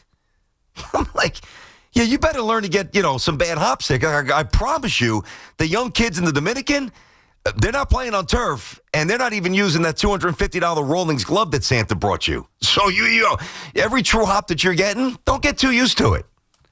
But it is nice to step on those nice fields. Dove, it's gone. Let me get Carmen in Linden, New Jersey. I'll break when I want, whatever. What's up, Carmen? How you doing today? I'm doing good, BT. I'm so glad that I was able to get through today because I tried to get through to you and Sal on Friday. I'm happy you made it. Well, I'm not happier than me, BT. I just want to mention, I'm a 76-year-old guy. I was in the hospital. I only bring this up to let you know. I couldn't get you guys, but I'm great now. I'm just good. I didn't know anything about the fact that your slot was being taken over. Okay, yep. And I'm not even going to talk about the negatives about it. Yep. You guys were terrific. I used to listen to Sal on the overnights. Called him all the time. Loved his passion. I used to listen to you and Tiki. And when you guys got together, the personalities meshed, and your spin on the baseball cards, everything you did, I loved. I remember the baseball card thing, when you opened the packs, there was an energy and an excitement about who was going to win. It brought me back, as a 76-year-old guy, it brought me back to when I was 14, flipping cards up against the school hard thing to see who was going to, we wouldn't flip them just up in the air. We'd flip them closest to the thing with leaners and all that kind of stuff. Yeah, we did. Yeah. You remember that? Yeah, and a little bit. Knock down the leaner with the cards? I remember. Right? All right. A final thing I want to say. I know you got a lot of callers. All good. God bless the two of you. I know you'll wind up. And when everybody says they're going to fire you, I will absolutely. I hope that you're together, but you'll probably be apart. I will find both you and Sal. I love what you did. And I just think that the fan, I go back to the M&M boys, Maris and Mantle, but I also go back to the M&M boys. That's what I used to call Mike and the Mad Dog. Yeah. They were the M&M boys as well. I go way, way back to the fan, one of the longest listeners, and I'm going to miss you guys terribly, and I think the fan is going to miss you too. I don't understand what they did, but God bless you both. Thank you, All man. the best to you and your family, and I know you will be a success, just like you've always been. I appreciate that. You're tugging at the heartstrings here, man. You know, Friday was a little emotional, but and I'm sure with Sal, Friday I'm sure will be a little bit for me. But listen, I really appreciate that. I really do. Listen, guys. At the end of the day, this is the business that we chose, and I've said this before. It's volatile. And to be in this company for 13 years is a blessing. And it's not. I wasn't here by accident for 13 years. I was here because I produced for 13 years, and I was a valuable commodity. And they now believe that there's somebody that's more valuable. And that's their right. It's their company. It's not mine. You mentioned being one of the oldest listeners of the fan. We all grew up on it, and the kind words and all the, it means a lot. I'm not going to say it doesn't. It absolutely does. Because, I've never been hesitant to say that I enjoy being liked. I also don't really have an issue as I've gotten older playing the villain a little bit. I think it used to bother me when I was younger. But I much prefer to be liked than not. That's my natural disposition, But at the end of the day, I think we're just kind of a footnote here. We are. There's Mike and Chris and Schmooze and Joe B and Imus and Boomer and Carton. We're a footnote. We're a footnote at the end of the day at the station. But I'll tell you what. I'll tell you one thing that when I walk out the door on Friday, I'm taking one thing, and I speak for my former partner on this. And we will do things together, by the way, just not full time. We will. There's never been a more passionate show on the station than the one that we did. I believe that with every fiber in my body. There was not once a mail-in show. There was not once where we waste 9 minutes talking about shooting a 90 on the golf course, whatever we did. We came in here honestly, it's funny because as much as we love Rocky, we came in here like underdogs. We had to prove to you that it was worth you listening to us, And I think what we felt after it shows us that we were successful. I'm not going away. I'm not dying. Neither is he. But I appreciate those words, John. I really do. 888-808-1019. It's BT. I almost said, jeez, it's a week and a half. This big. Good God, get me something to drink. Let me get the update. Go ahead. What do you got there, buddy? Get the latest on the Giants and Jets on WFAN, WFAN FM, WFAN FM HD1, New York, and Odyssey Sports Station.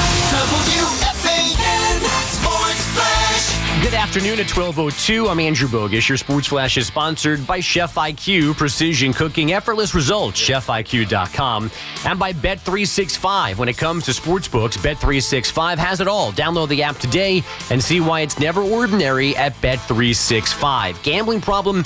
Call 1-800-GAMBLER. 21 plus only. Must be located in New York. Put in it whatever stock you want. The Knicks can win the NBA Cup tonight. The oddity of this game with the Spurs is it does not count in the standings, but Jalen Brunson doesn't mind. You're going out there competing. You're playing for more than just yourself. You're playing for your team, your organization, and your city. There's a lot at stake besides the record. So you go out there and compete no matter what. Brunson put 40 on the Magic on Saturday to set up this matchup. The Spurs may bring Victor Wembanyama off the bench again tonight. He was a sub in their semifinal, ending his 12-game absence with a calf strain. He scored 22 points in 21 minutes to lead an upset of the Thunder. Tip-off in Vegas tonight is shortly after 8:30. And another day, another change for the Jets. Veteran wideout Alan Lazard reportedly being released after asking for a chance to catch on with a contender. Lazard, a healthy scratch 4 times times this season. He leaves Jersey with 70 catches and 8 touchdowns over 3 seasons. Fan weather is sponsored by your local Mazda dealer. It's 29 degrees, partly sunny in Central Park, and that's what's happening. Sports flashes top of every hour. I'm Andrew Bogusch. Your official home to talk New York Giants. Call us anytime at 888-808-1019. The Fan, 1019 FM, and always live on the free Odyssey app. Move and be moved in the Mazda CX-5, the smart choice for those who expect more. With standard iActive all-wheel drive and advanced safety, there's more to a Mazda. Celebrate the More to Move You winter sales event and lease the Mazda CX-5 for $229 a month. Visit your local Mazda dealer or MazdaUSA.com. Think Verizon, the best 5G network, is expensive? Nada que ver. Bring in a bill from AT&T or T-Mobile to a Verizon store today and we'll give you a better deal. ¿Y ahora? ¿Qué vas a hacer with all those unwanted bills? Pues, how about a full-scale origami version of the Statue of Liberty? Fuera de broma. Bring in your AT&T or T-Mobile bill to your local Verizon store in New York City today and we'll give you a better deal for you and tu familia. Rankings based on RootMetrics root score report dated 1H2025. Your results may vary. Requires postpaid consumer mobile bill from T-Mobile or AT&T dated within the past 45 days. Bill must be in the same name as the person redeeming the deal. Additional terms apply. My name is Maria. Okay, I lied. It's Mary. But I'm feeling more European after my European-style holiday on MSC Cruises. The restaurants, nightlife and shops and La Galleria. And, of course, American touches, like a sports bar and water slides. Bellissimo. Okay, this is a problem. Book now and cruise from $199 plus up to $250 onboard credit and kids sail free. MSC Cruises. Let's holiday. To book, visit msccruises.com or contact your travel advisor. Restrictions apply. Ships registered in Panama and Malta. Come visit the engagement experts at London Jewelers at any one of their 6 locations. So you need last-minute gifts. No judgment. Get an extra 25% off during Kohl's Friends and Family Sale and find great gifts under $20. Like something cozy, something thoughtful, something that says you planned this all along.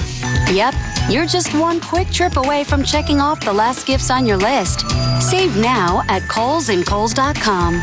Select styles. Offer ends December 24th. Some exclusions apply. See store or Kohl's.com for details. Sunday no longer a fun day? We've got specialists for that. Walking the dog, unleash, knee pain? We've got specialists for that. With 45 Castle Connolly top doctors, Orland & Cohen specialists are considered among the best in the nation by their peers, which can mean a better outcome for you. From Staten Island to Southampton, our network is open 7 days a week, so you can feel better, faster. Visit OrlandCohen.com. Hey everyone, Boomer here. Cooper Electric is your premier electrical supply partner for master electricians or the do-it-yourself homeowner. From breakers and wiring to lighting, smart controls, EV chargers, smoke detectors, batteries, and generators, Cooper Electric has what you need to keep the season bright. Order online, pick up locally, or get delivery right to your door. Visit Cooper-Electric.com. That's Cooper-Electric.com. Happy holidays from my good friends at Cooper Electric. Cooper Electric. Our knowledge is electric. Talk New York sports here. The Fan.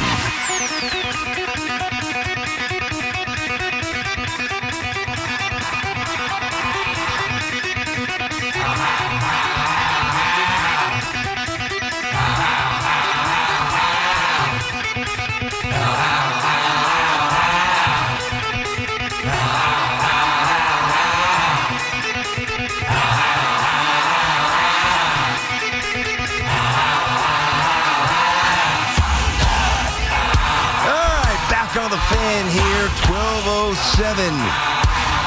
888-808-1019 is the number here. Brandon Tierney up until 2, and then it's Evan and Tiki coming up inside of our Town Fair Tire studio. Our friends at Town Fair remind you that you always get the guaranteed lowest price on name brand tires from Connecticut to Maine. Nobody beats Town Fair Tire. Nobody. Very quick reset. We'll get back to the calls here. Obviously, the Yankees at the forefront. A little Met stuff sprinkled in as well. Knicks and the Spurs tonight. Yeah, I mean, I've gotten more into it, as I've said, with the NBA Cup. Yeah, it's tricked up, and it is what it is. It's contrived, but we're the early stages here. They're not catering to us. They're catering to the younger fans who, by the time they get older and are spending real money on their product, it'll be a piece of how they view the NBA, and it might actually have more prestige than you feel right now. So it's not for us. But having said that, massive Knicks guy, I like the way the Knicks look this year. I still think that they need to make a trade to win a championship, but go win it out there tonight. Now, I asked you guys, what happens if the Yankees don't get Bellinger? What happens? I listen, I am now at this point convinced they're just not going to go bonkers to get him. They want him. They really like him. Hell, I actually think that they love him. I don't think that they're going to love the price tag that some team irresponsibly is gonna drum up. Now, I was gonna say this too. Like, I mean, you've listened to me. You know, you've heard me talk about Cashman. You've heard the complaints. I think pretty honest, pretty good, pretty smart Yankee talk. All right. Hopefully, you feel that way about what I do with the Yankees and what I've done and will continue to do about the Yankees and with the Yankees. But if they go, like, somebody goes 8 years, even 7 years for Bellinger, and it's just a ridiculous AAV, I'm not going to crush the Yankees. I'm just not, because he's not worth that kind of money. So because I now realize that I don't think they're going to be inclined to do that, now I'm looking at it a little bit more pragmatically, like, oh, okay, well, then what are they going to do? Well, let's take you through a little walk here. You got Rice at first. You got Jazz at second. You got Caballero to start at short. You got McMahon at third. Dominguez/Jones at left. Grisham in center. Judge in right. Stanton DH. All right. I don't know that that's going to radically change. Now, could they possibly pivot to Bichette? What are the ideas? They're not Tucker's. That's a pipe dream, not happening at all. I think it's 1% chance. Not happening. But maybe at least with the Bichette stuff, they can justify it where they can get Bichette. He could play short for a year or so. Lombard's eventually ready, and then he could go to third, and then you could kick Volpe over to second. You could trade Jazz. Like, I think the acquisition or the signing of somebody like him opens up multiple possibilities to build out the Yankee roster and the Yankee lineup in the future. I don't know if they'll do that. I'm just presenting an option. What I do think is going to happen, they're going to get another arm because they need to. Whether it's Michael King, whether it's Amai, the Japanese pitcher, whether it's a trade. Guys, you got to understand, Rodon's going to be out until May. Cole's going to be out until May or June. Schmidt's not coming back till August here. And on paper, this looks and sounds good what I'm about to give you, the starting five. Well, I mean, it looks and sounds pretty good. Not great, but Fried is obviously awesome. You got to love Schlittler, phenomenal. Heel, all right, here's where the drop-off comes. Warren, all right, I actually, if you told me next year Warren's better than Heel, I wouldn't be surprised at all. I actually like his upside more than I like Heel. And then Yarborough, whatever else they do at the back of the rotation until the reinforcements come. But unlike previous years where the Yankees could mess around and get off to a rough start, you don't have to worry about the Orioles doing anything. Whatever. You don't have to worry about Toronto. They're a doormat. The Rays, whatever. I mean, really, with the outside of the Rays spending money, the Orioles now have a first baseman who's going to hit 40 home runs, and they've got a lot of other good young players, so he's going to help them. And they already brought in some pitching, and I think they're going to get another one. And we know Toronto, I think Toronto's trying to build themselves into like the Dodgers of the East or the Dodgers of Canada. I really think that that's how they view their profile. And they got the Bucks to back it up. Their ownership group it's got more money than Cohen, and it's definitely got more money than Hal. So they're not messing around. So I say all this because if the Yankees don't get another arm or two, you are now running and you don't get Bellinger, you're running even if you do have Bellinger, but if you don't get him, you're running the risk of a lineup that is less than perfect. Certain spots it's good, certain spots it's problematic. And without an upgrade and an infusion of starters, which I was really never thinking about, I was so focused on Bellinger, like many of you, well, there's a chance that we could look up, it's the middle of May, and the Yankees are 19-30. I mean, I'm just throwing out, broad. I don't think it would quite be that many games. The math wouldn't add up, but you know what I mean. Where they're 8-9 games under 500. That could happen. And I think the way you guard against that, as much as you can, is by bringing in somebody like a Michael King or an Amai, and then when Cole and Rodon are healthy, well, guess what? Now you got whomever it is, 7th inning stud, 8th inning stud, and then you get to a closer that looked really good last year and fit very well and was very comfortable when he was brought in from Pittsburgh, and that's Bednar. That's kind of what I think they're doing, or at least thinking. Patrick's in Sunnyside on the Fan. What's up, Pat? Hey, BT, how's it going? Just want to wish you luck in all your future endeavors. Thank you. Just also, I just bought my VIP ticket to the event, so I'm looking forward to being there. Patty, to be a good time. Listen, I'll tell you what, Patty, great job. The tickets just went on, so you got the VIP, so you're going to get to hang with me and Sal and Boone behind stage. You're going to get to meet Boone and really hang with him. You got the VIP. Yeah, no, that's great. I'm looking forward to it. It's going to be a great time. That is, if you want tickets, it is live. It is on my social media. Tickets drop today. Great job, Pat. I can't wait to meet you. Now, go ahead, buddy. Yeah, no, I just wanted to make a Yankee comment. There was a press conference with Boone that I think was pretty forgettable, but he said something really profound. And he was asked, is there any plans for Judge to play first base in the future? Mm-hmm. And his response was, not this year. Yep. And I think that's really profound because, you know, it's sort of leaving open the possibility of Judge playing first base. I think the outfield's getting kind of crowded. You know, you have Grisham coming back. Whether or not you're going to sign Bellinger is up in the air. I want to give Dominguez a fair shot, and you know whether Spencer Jones could come in and get a fair shot too. So I just wanted to, you know, point that out there. And let me, Patrick, hold on a second. Let's have a conversation. Let me drop this by you because you say the outfield's getting a little crowded. I know what you mean, but first of all, Grisham, it's the 1-year qualifying offer. He's not going to be back unless they want him. So that can resolve itself, and it will resolve itself after 1 year, number one. Number two, I think there's a better than 50% chance that Jones or Dominguez, probably Jones, is traded this offseason for a pitcher or something else. And then whomever's left, I mean, there's a chance they're just not good enough to be the everyday Yankee left fielder or another spot in the outfield. So while it seems pretty crowded now, those numbers could dissipate very fast, Pat. Yeah, no, it's fair. It's fair. And there's also talks about getting Sammy Kwan and try to, you know, improving the outfield in that respect. But, you know, I think Judge to first base is a good long-term plan, at least in my opinion. I do too. Hey, I'll see you on the 22nd. I can't wait to meet you, man. It's going to be a fun night. Have a good day. Thank you, Pat. Happy holidays to you. Yeah.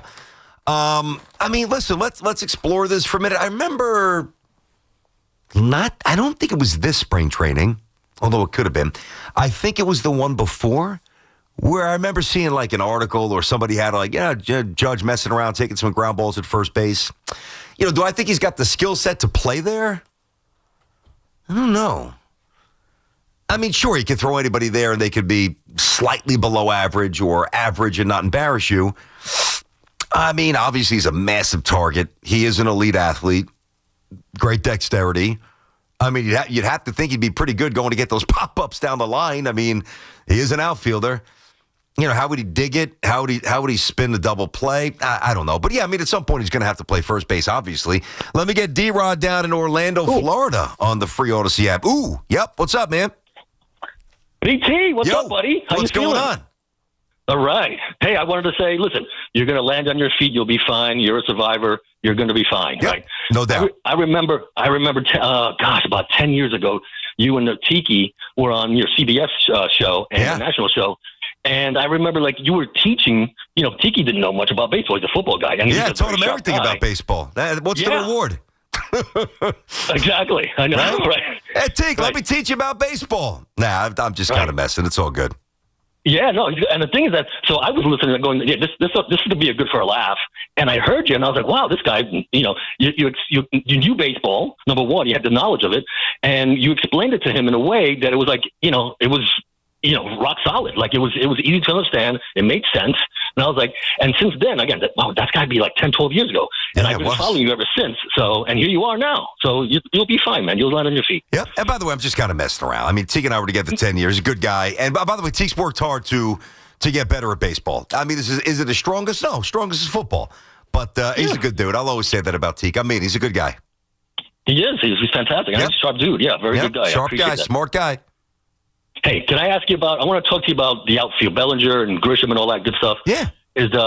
You know, I think, and I hear you, like, you know, if you look at it short-sighted, you know, 1 year for $22 million for Grisham, not a great deal. But I think if you break it down, I think you just mentioned this, you know, Grisham, he's going to be there for 3 years, right? They just paid him $10 million for the 2 years. So if you put it all together, it's 3 years, $32 million, right? And I think, you know, and next year's the last year of the deal. Because I think you and Sal were talking about, if he's a free agent, is he going to get more than $32 million for 3 years?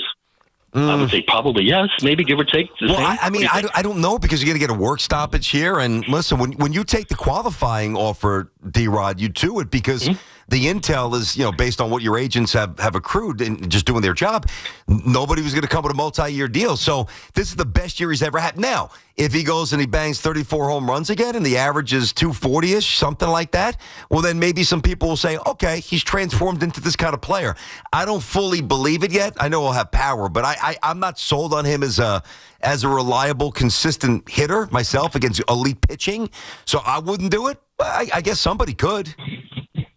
Okay, yeah.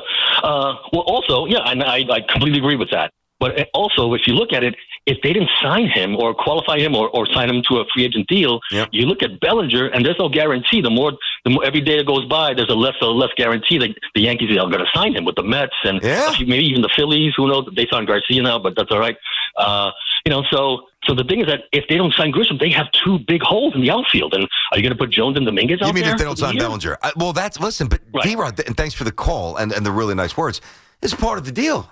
I don't know. I mean, there's listen, forget about Tucker. So I don't even waste my time on Tucker. I don't think there's any chance, as I've said many times. So forget about him. Let's not deal in fantasy land here. And speaking of fantasy land, like in I know Hoff's a big Disney guy, or Futureland, whatever that thing's called in Disney. I mean, you got to update that. They call Futureland or Fantasy World. I mean, you feel like you're in 1973. Disney, get with it. But what's going to happen with the outfield is going to be the same as last year, which would be good. I mean, obviously, Grisham did a good job in center. Judge is the man, and Bellinger fit in perfectly. But it's not going to be better than last year. It's just not. And I would probably expect a little worse. I don't know that Grisham's going to quite reproduce or produce that way. So maybe a 7, 8, 9% downgrade in statistics with what the outfield looked like last year. That's one possibility, but that's still a very good outfielder. The other the other possibility would be, all right, you don't get Bellinger, and now you're going to roll the dice. Well, you could get Quan, which I would love. And Sal nailed that a while ago. Like, I wasn't even really thinking that. That was a good idea. I'd like to see them pursue that. But if they don't get him, well, now you run the risk of Grisham taking a step back, which I believe is highly likely, and then left field, a massive step back from Bellinger. Because listen, I'm sorry. And I know that he's tweaked his swing a little bit. Where'd I see it? I think it was on Sports Night. No, it was not on Sports Night. It was on Channel 5, which I really don't watch that much anymore, the Sports Extra show. And when I stumble on it, I love it because I love Tina Servasio. Love her. Awesome talent, awesome person. And I saw her. I'm like, oh, man, I haven't seen this one. Let me stick with it. And she did a piece at the Italian-American Baseball Heritage Night, and Spencer Jones was there. I'm like, Spencer Jones? There's no vowels, but I guess there's a lot of Italian in his family. Anyway, she talked to him about how he was changing his approach. Again, that sounds good, but this is a guy who strikes out twice a game in the minors. I mean, what's going to happen in the majors? I know he's got ridiculous light tower power, but I mean, if your K rate is 38, 40%, that's just untenable. So if you lose Bellinger, there could be a massive, massive drop. And if there is, you better look to win a different way. And that's why I'm saying pitching. All right. Who's Hot in Football? Brought to you by Petro Home Services. Trevor Lawrence. Hey, this was a fun going out gift as doing the show here, talking about these loser Jets. Trevor Lawrence, 5 touchdowns. Hey, come on. 330 yards. He ran for 51 yards. The Jets didn't even try. Want to save on heating costs? Go with Petro. Switch now and get $125 free heating oil with reliable delivery in any weather and live 24/7 service. Count on your local HVAC pros at Petro. Stay warm and save this winter. Go to petro.com, save $125 free heating oil, or call 888-PETRO-02 today. Use propane. Ask about special offers. Propane not available in all areas. It may be the offseason for the Bombers and Amazons, but there's no offseason for Yankees and Mets talk. Get the latest here. The Fan, 101.9 FM, and always streaming on the Odyssey, TuneIn, and iHeartRadio app. FanDuel is the #1 sports book for same-game parlays. From points and rebounds to threes and assists, FanDuel is the best place to combine your favorite picks into a same-game parlay or track every stat live. all in one easy-to-use app. And right now is the perfect time to join because new customers get $150 in bonus bets if your first $5 bet wins. So bet on the players you love the way you want. Head to FanDuel.com/Evan to sign up today. FanDuel.com/Evan. FanDuel, official sports betting partner of the NBA. We love the app around here. It's safe and secure, and when you win, you get paid instantly. FanDuel Sportsbook, the official sportsbook of WFAN. 21 and over, physically present in New York. First online real money wager only. $5 first deposit required. Bonus issued as non-withdrawable bonus bets expire 7 days after receipt. Restrictions apply. See terms at sportsbook.fanduel.com. For help with a gambling problem, call 877-8-HOPE-NY or text HOPE-NY 467-369. I'm New Jersey Attorney General Matt Platkin. Every year, too many lives are lost in alcohol or drug-related crashes. These are preventable tragedies, and it's time to take a stand. Let's make New Jersey's roads safer for everyone. We are all counting on you. Presenting a Gain Flings love story. Dear love of my life, we were on the 12B bus this morning when I caught a whiff. A scent so fresh, so life-changing, I had to find its source. Alas, I didn't know if you were the woman in the pink freshly washed cardigan or the retired mailman next to me, but I knew one of you was my soulmate. Ah, the scent of Gain Flings. Try Gain Flings with OxyBoost and Febreze. Hey, I'm Mike Slater. My dad passed away at the age of 63. It's out of nowhere. Had a stroke. Super hard, obviously, for the whole family, but my dad had life insurance. This is why I have life insurance for my family, for my wife and 4 kids. And the best place to get life insurance is ethos.com because you can do it in 10 minutes. And there's no medical exam and no blood test, just a few health questions. Get life insurance in 10 minutes so your family is protected. Ethos, ETHOS, ethos.com/life. We've got more sports talk coming up on The Fan. Guys, thanks for helping me carry my Christmas tree. Zoe, this thing weighs a ton. Drewski, lift with your legs, man. Santa! Did you get my letter? He's talking to you, Bridges. I'm not. Of course he did. Right, Santa? You know, my elf Drewski here, he handles the nice list. An elf? I'm 6'3". What everyone wants is iPhone 17. And at T-Mobile, you can get it on them. That center stage front camera is amazing for group selfies. Right, Mrs. Claus? I'm Mrs. Claus's much younger sister. And at T-Mobile, there's no trade-in needed when you switch, so you can keep your old phone. Or give it as a gift. And the best part, you can make the switch to T-Mobile from your phone in just 15 minutes. Guys, my side of the tree is slipping. Timber! The holidays are better at T-Mobile. Switch in just 15 minutes and get iPhone 17 on us with no trade-in needed. With 24 monthly bill credits for well-qualified customers plus tax and $35 device connection charge. Credits end and balance due if you pay off earlier. Cancel. Finance agreement 256 gigs, $830. Eligible port in a new line. $100 plus a month plan with autopay plus taxes and fees required. Check out in 15 minutes or less per line. Visit T-Mobile.com. Fun is in the driver's seat at Nielsen Dodge. Get a great deal on the new Jeep, Chrysler, Dodge, or Ram you really want with 0 down payment available. Plus the credit help you need. Shop online at NielsenDodge.com. Wrap up the year's sales event. Brees Hall, the I-back, at the 5-yard line. Handoff, Brees Hall finds a crease, runs left. He's into the end zone for a Jet touchdown. Jets fans, come out to MetLife Stadium for a Week 17 divisional matchup. See the New York Jets host the New England Patriots Sunday, December 28th at 1 p.m. Presented by Ticketmaster. Lock in your seats now at nyjets.com/tickets. Once again, that's nyjets.com/tickets. Boomer here. If you love cooking as much as I do, you got to listen up. The Chef IQ Mini Oven is your all-in-one kitchen hero. It bakes, broils, air fries, dehydrates, slow cooks, toasts, and more. It's got Wi-Fi, Bluetooth, a color touchscreen, a soft closed door. It even syncs with the Chef IQ app and pair it with the IQ Sense thermometer for perfect USDA-safe temps every single time you cook. So why not grab yours right now at chefiq.com. Use my name, code word BOOMER, to save 30% at checkout. Get connected with WFAN to talk about your favorite teams. The Fan on the Odyssey, iHeart, and TuneIn apps. All right, BT back on the Fan here. Back to these Yankee calls, a couple of Met calls sprinkled in as well. A little Baldy next, break down some film. I want to get to Brady Cook. I want to see what he really thought about Brady Cook. But first up, it's time to hook you up with a little schmooze fest. Schmooze lovers here. It's great stocking stuff or maybe something next to the menorah. By the way, happy Hanukkah, everybody. Today's day 2 tonight, day 3, I believe, Dove. So happy Hanukkah to my guy Dove and everybody else out there. Call the number 10, 866-540-WFAN. That's 866-540-9326. That's your chance to win an autographed copy of Steve's book. We hear you there, courtesy of the schmooze himself, Mr. Schmoozy. God, I used to fall asleep to the schmooze all the time. I mean, how many times have you heard that?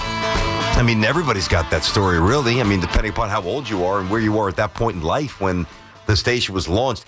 The best part, though, for me was even when I would come back from college, because now you're having fun in high school, too. But when you come home from college, now it's just understood, by mom and dad, all right, I'm going out and, I'm going out to the bar. I'm going out. And my mom, she's the best. She would always have the Walkman, and she would leave it on my bed. And whatever time I got in, 1, 2, what time was, I would just put it on. And I wouldn't fall asleep with the headphones in my ear. I would just crank it up as loud as I could. I would put it next to me, next to my phone in my bedroom, and fall asleep to the schmooze. So there you go. If you guys want to go check it out. I think he had a signing last night. I think I saw on social media. Hopefully the book is going well. Speaking of books, I'm 6 chapters in. That's all I could say. I can't divulge more than that, but I got something coming out for you. Bobby's in Babylon. What's up, Bobby? You're on the Fan. How are you? Hey, BT, Merry Christmas and best wishes for you and your family. Thank you, Bob. Just a comment on music. Led Zeppelin, May 31st, 1969, late show, Saturday night. Huh? I'm being inducted on Tuesday. My friend's older brother took me. He treated me. We were in the balcony. And Jimmy Page comes on and starts with Black Mountainside. And the place blew up. The place went crazy. Now, I'm an Italian, and I was being inducted. My mother had a big dinner the next day. I don't remember anything until that Tuesday, until I actually reported to Fort Hamill. Oh, my God. You were on a bender, huh? You went nuts. Oh, you have no idea. And then, if I could fast forward, 6 months later, I'm getting ready for orders to be shipped out, and I got pulled on KB duty the day the Mets won the World Series. I was peeling friggin' potatoes when they won the World Series. Oh, my God.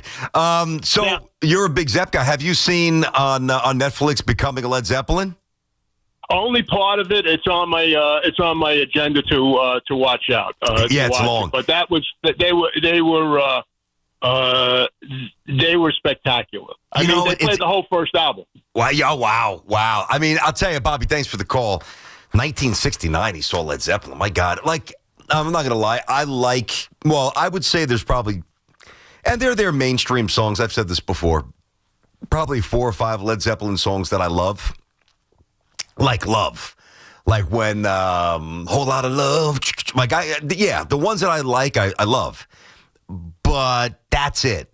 I mean, if you're a Led Zeppelin devout fan like I am, Billy and some other bands. I mean, even if you're not, you can very easily make the case that Led Zeppelin is one of the top 3 or 4 bands in the history of music. I mean, right? Beatles, just kind of spitballing here. Top of my head, Beatles obviously there. I mean, if you're going to count the Jackson 5, that's totally different. I mean, I guess you keep it to, there's just so many different genres. But Zeppelin's there, their live stage performances, those guys were just so far ahead of what was going on. The sound, the guitar, the amp, oh my God. They were, no doubt. How about Kenny on Staten Island? What's up, Ken? How you doing today?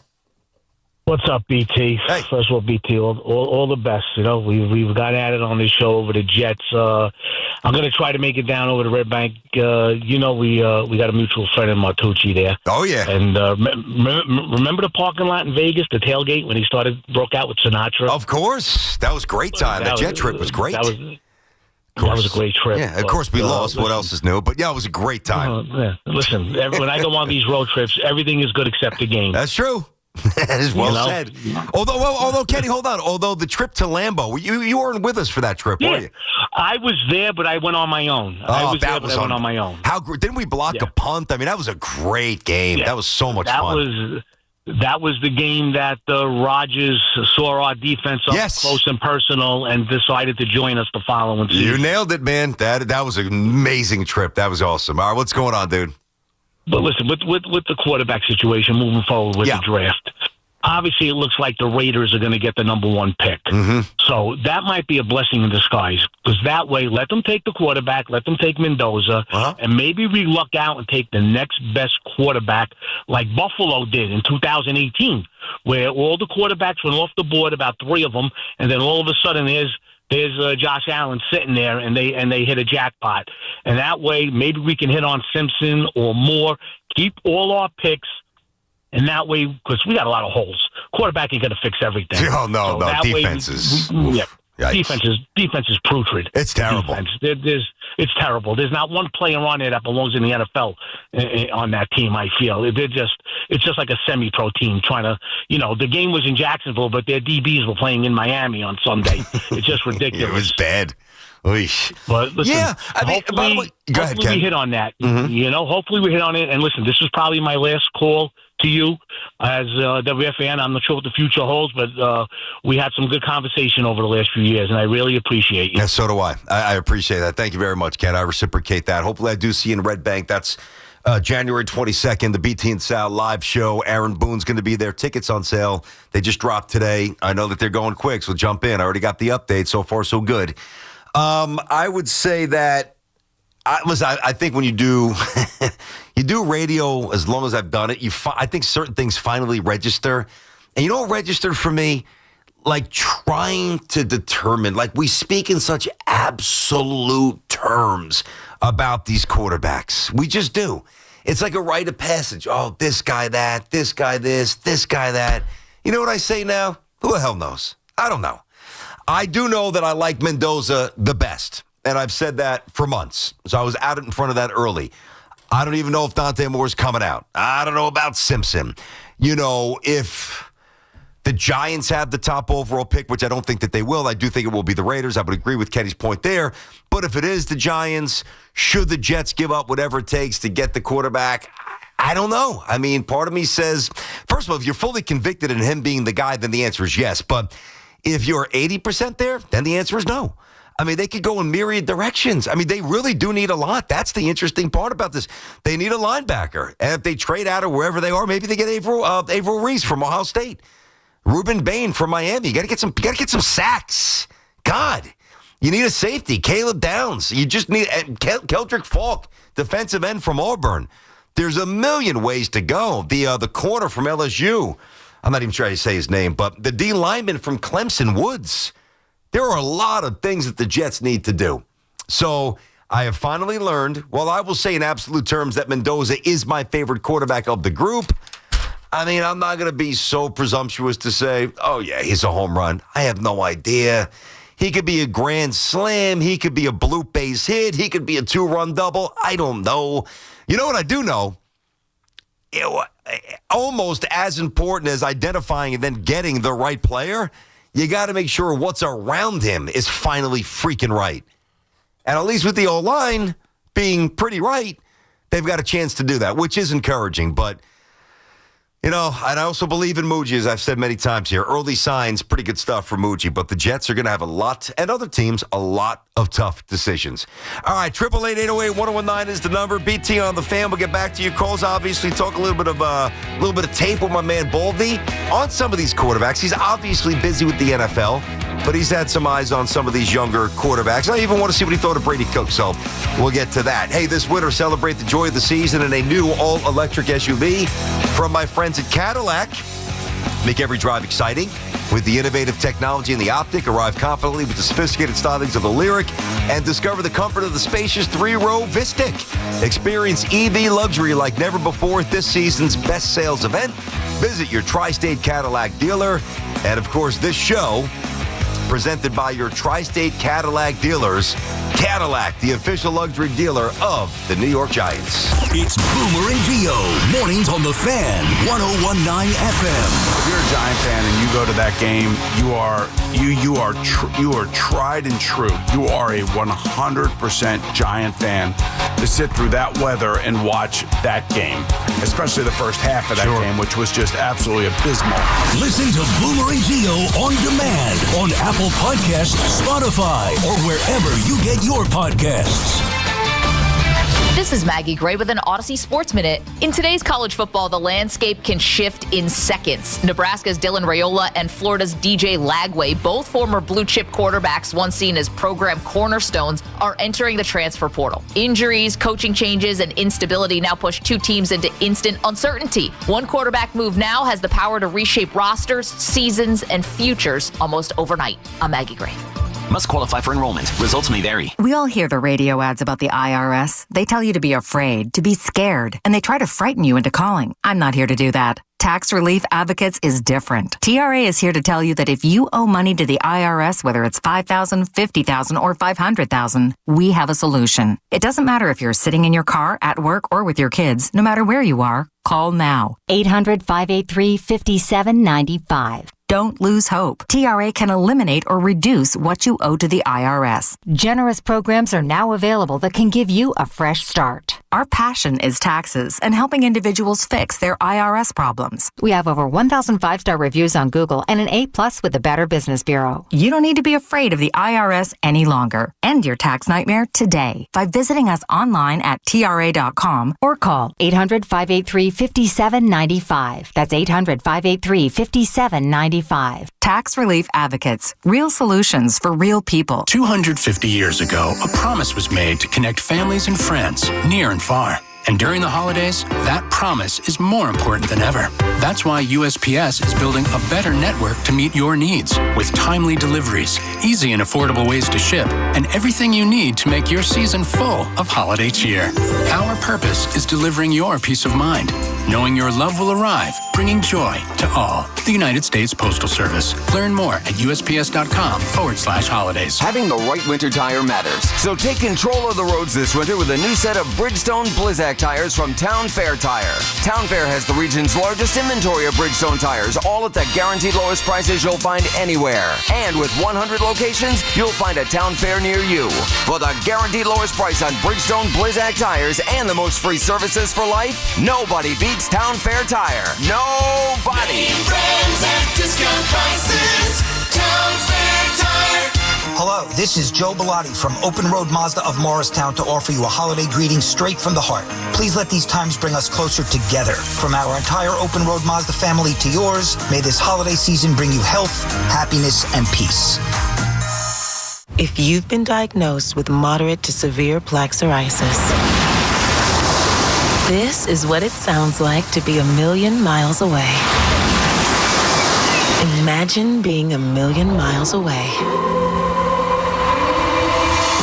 Tremfya Guselkumab, taken by injection, is a prescription medicine for adults with moderate to severe plaque psoriasis who may benefit from taking injections or pills or phototherapy. With Tremfya, clearer skin is possible. In clinical trials, at least 70% of patients saw at least 90% clearer skin at 16 weeks. Results may vary. Tremfya is also indicated for adults with active psoriatic arthritis. Serious allergic reactions and increased risk of infections and liver problems may occur. Before treatment, your doctor should check you for infections and tuberculosis. Tell your doctor if you have an infection, flu-like symptoms, or if you need a vaccine. Ask your doctor about Tremfya. Call 1-800-526-7736 or visit Tremfya.com. I love elves. Hard workers, cheery bunch, but they can sure wreck a bathroom. Luckily, someone's always ready on short notice to save Christmas. The fine folks at Roto-Rooter. Coast is clear, Santa. Thank you. You may want to stick around. Santa needs to get in there. And away goes trouble down the drain. Roto-Rooter. Now get out of my bathroom. It's the Kia Season of New Traditions sales event. So don't just hang your own lights. Venture out and look for the northern lights. Drink cocoa on the beach. Or be a drive-by karaoke caroler. Because every new Kia comes with a 10-year, 100,000-mile limited powertrain warranty. So you can take holidays to places they've never been. See your local Kia dealer or visit Kia.com to learn more. Kia, movement that inspires. See Kia dealer for warranty details. Event ends 1/2/26. This is the story of the one. As an HVAC technician, he and his digital multimeter are in high demand. So when a noisy office HVAC turns out to be a failing blower motor, he doesn't break a sweat. With Grainger's easy-to-use website and product information, he selects the product he needs to keep everything humming right along. Call 1-800-GRAINGER, click Grainger.com, or just stop by. Grainger, for the ones who get it done. Some stages celebrate. This one tests everything. Every drive, every approach, every putt. Pressure builds. Resilience matters. And history waits for the bold. In June, the 2026 U.S. Open Championship returns to the Hamptons at the iconic Shinnecock Hills Golf Club. Experience the world's best golfers competing on one of the sport's most storied stages. Don't just watch greatness, experience it live at the 126th U.S. Open. Daily tickets are available now on SeatGeek. Get the scuttlebutt on your favorite team. The Fan on the Odyssey, iHeart, and TuneIn apps.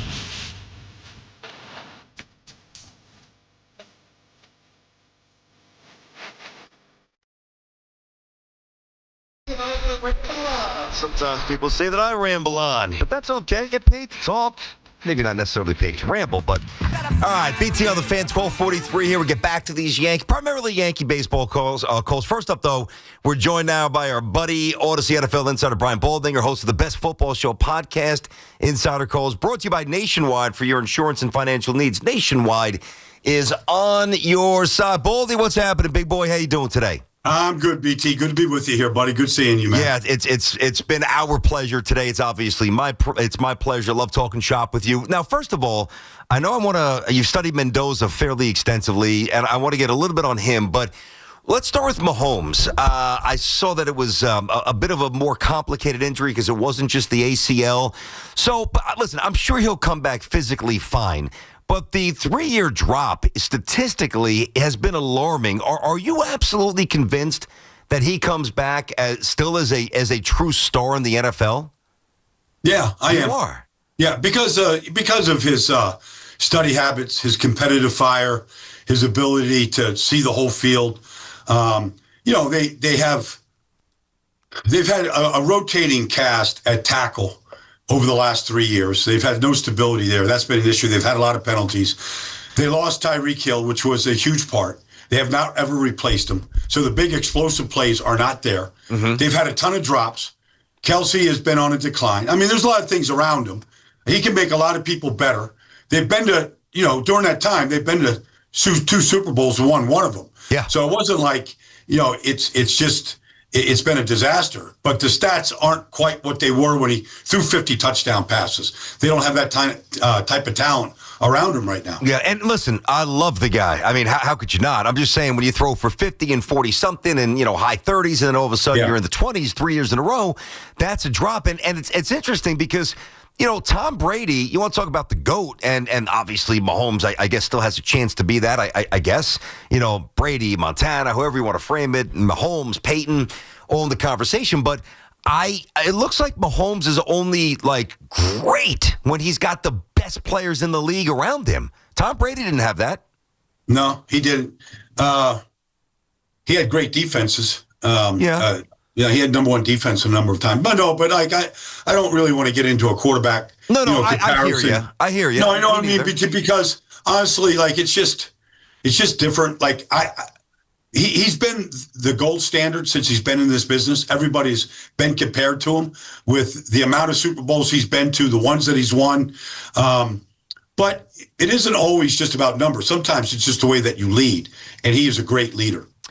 Again, love him. Just want to throw that by you. All right. Okay. Watching Rodgers last night, most of the throws were kind of short, wide open, but he was phenomenal. I know the hand's jacked up, his non-throwing hand. He took a few hits, but I guess no worse for the wear here. I'm not a huge believer in Pittsburgh on going on this crazy run, but, can Rodgers, still, to an extent, maybe put them on his back and go far?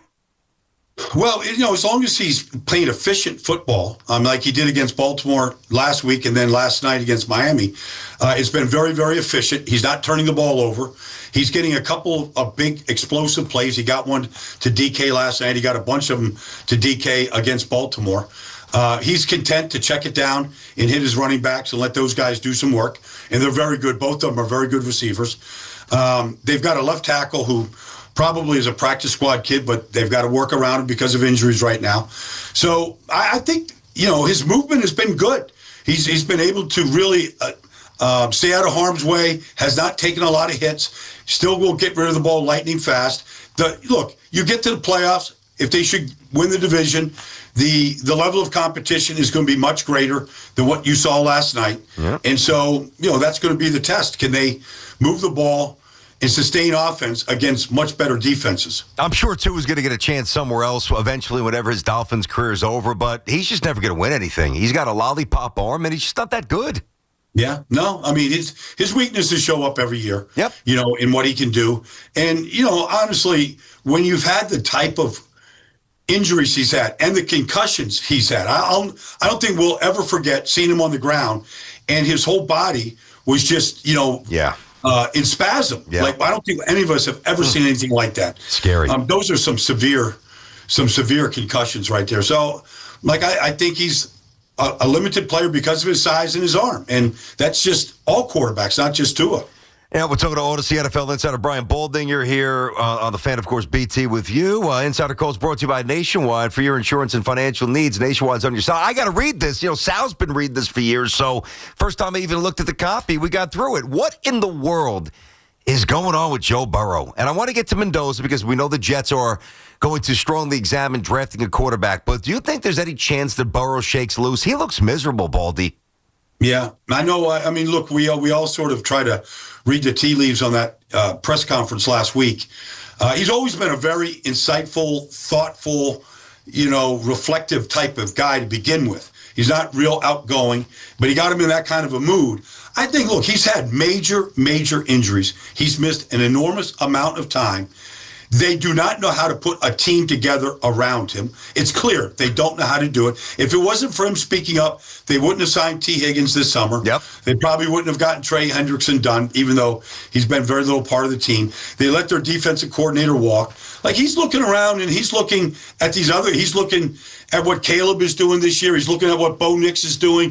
He's looking at these regimes, what Kansas City has done, what Philadelphia does. And he's looking around the league like they all do. And they go, why can't I be a part of an organization that knows how to draft, to spend money, to build and now my best years are now being when I'm injured, I'm rehabbing, I can't be a part of it. I think it's just, a compounding of all of that right now. Do you think they try to trade him, or you think he asked for a trade?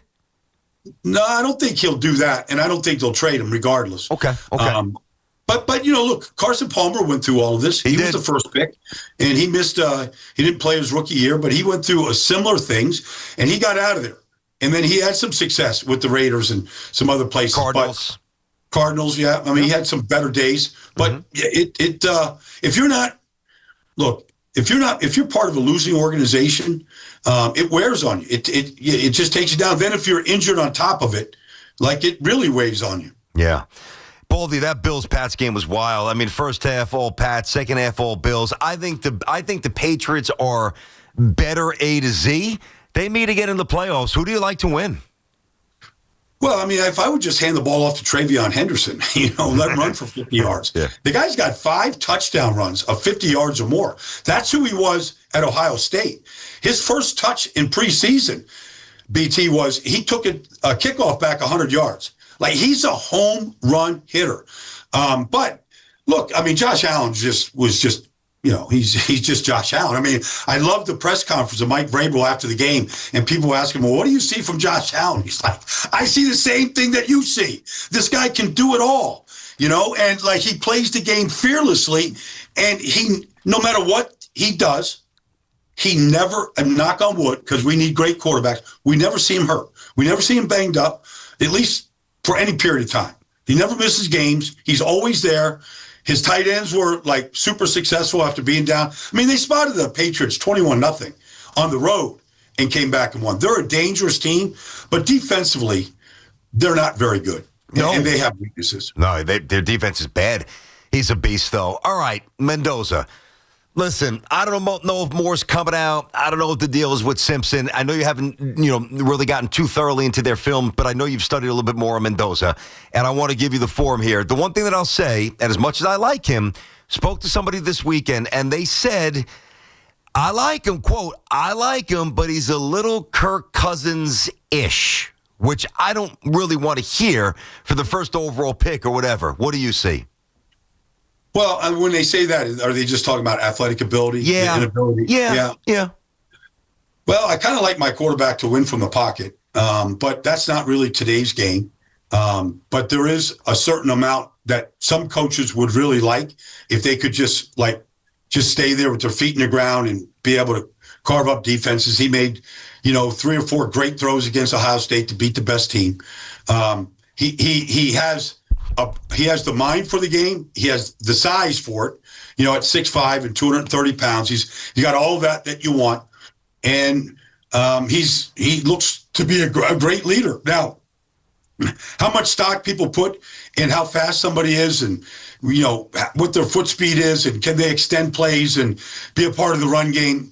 Not everybody wants that, but that seems to be. Look, the NFL can only take what the college game gives us. Yeah. And they're giving us a true pocket quarterback right now, so maybe we should embrace it.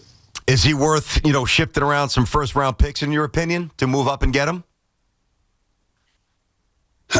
I've never really worried too much about what the level of compensation is if he can play. Mm-hmm. Because once you get the guy, you don't even forget. You can find good players. You can build around him. I think the important thing is to get the player. Now, Jared Goff, they gave up a king's ransom in Los Angeles to get him, and he's been a good player, really good player. Carson Wentz, they gave up a ransom. He's basically out of the league. This hasn't worked out real good in a lot of cases where teams have traded up. Trey Lance was a guy they traded up, gave a lot for. Yeah.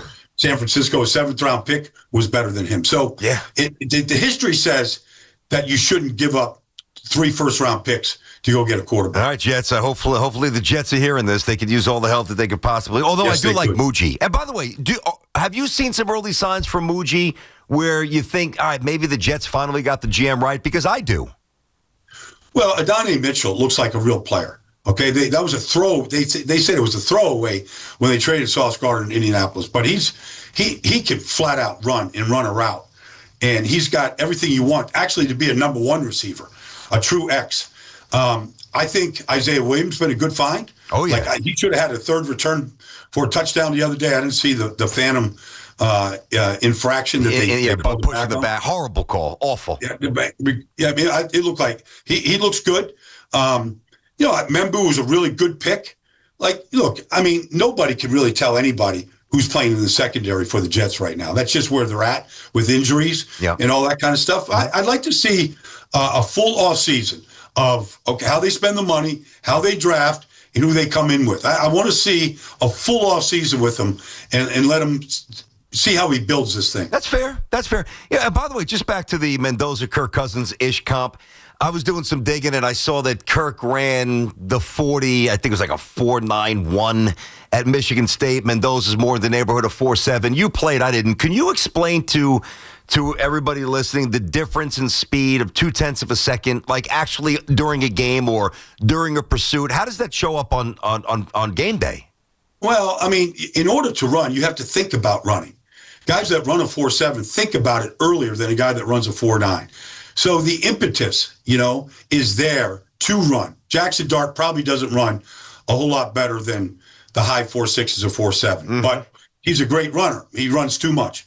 But regardless, guys that run 4.9 in this business it is a big difference in being able to get away from somebody that is, chasing you right there, to be able to go by enough time to get some. Like I would say Brock Purdy probably runs somewhere in the 4.7, and it's noticeable, his escapability and to be able to keep plays live. Same with Mahomes. He probably runs in the 4.7s. Yep. But the guys that run 4.9s are Phillip Rivers, they're Kirk Cousins. Yep. They're true pocket quarterbacks, and they got to win with their eyes, their feet, and how they see the game. So would you say maybe the difference between a 4.9 and a 4.7 would be like a 90-mile-per-hour fastball versus 85?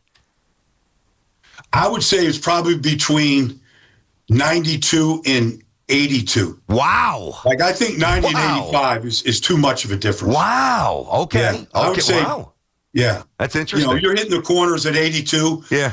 And you know, you're like one of those pitchers from the Atlanta Braves back in the day. Maddox, yes. Maddox, exactly. Yeah. I got you. Yeah, you're painting corners. Last thing, Baldy, and enjoyed rapping with you for sure. You know, the Giants aren't saying this, and to my knowledge, the Giants aren't even thinking this, but you're hearing some Giant fans say, well, the season's lost, and he's already been hurt. Just put Dart in bubble wrap and just don't let him play, which I think is an utterly losing disposition. I think it's nonsense. Like, the valuable reps he can gain and what he can learn. Yeah, it's football. Guys get hurt. Would you entertain that thought of sitting him if you're the Giants? Never. But I wouldn't call his number on the goal line. Like, for crying out loud. I mean, come Stop on. it. Yeah. Stop. I mean, it's insane. I'm screaming at the screen watching this going, how in the world?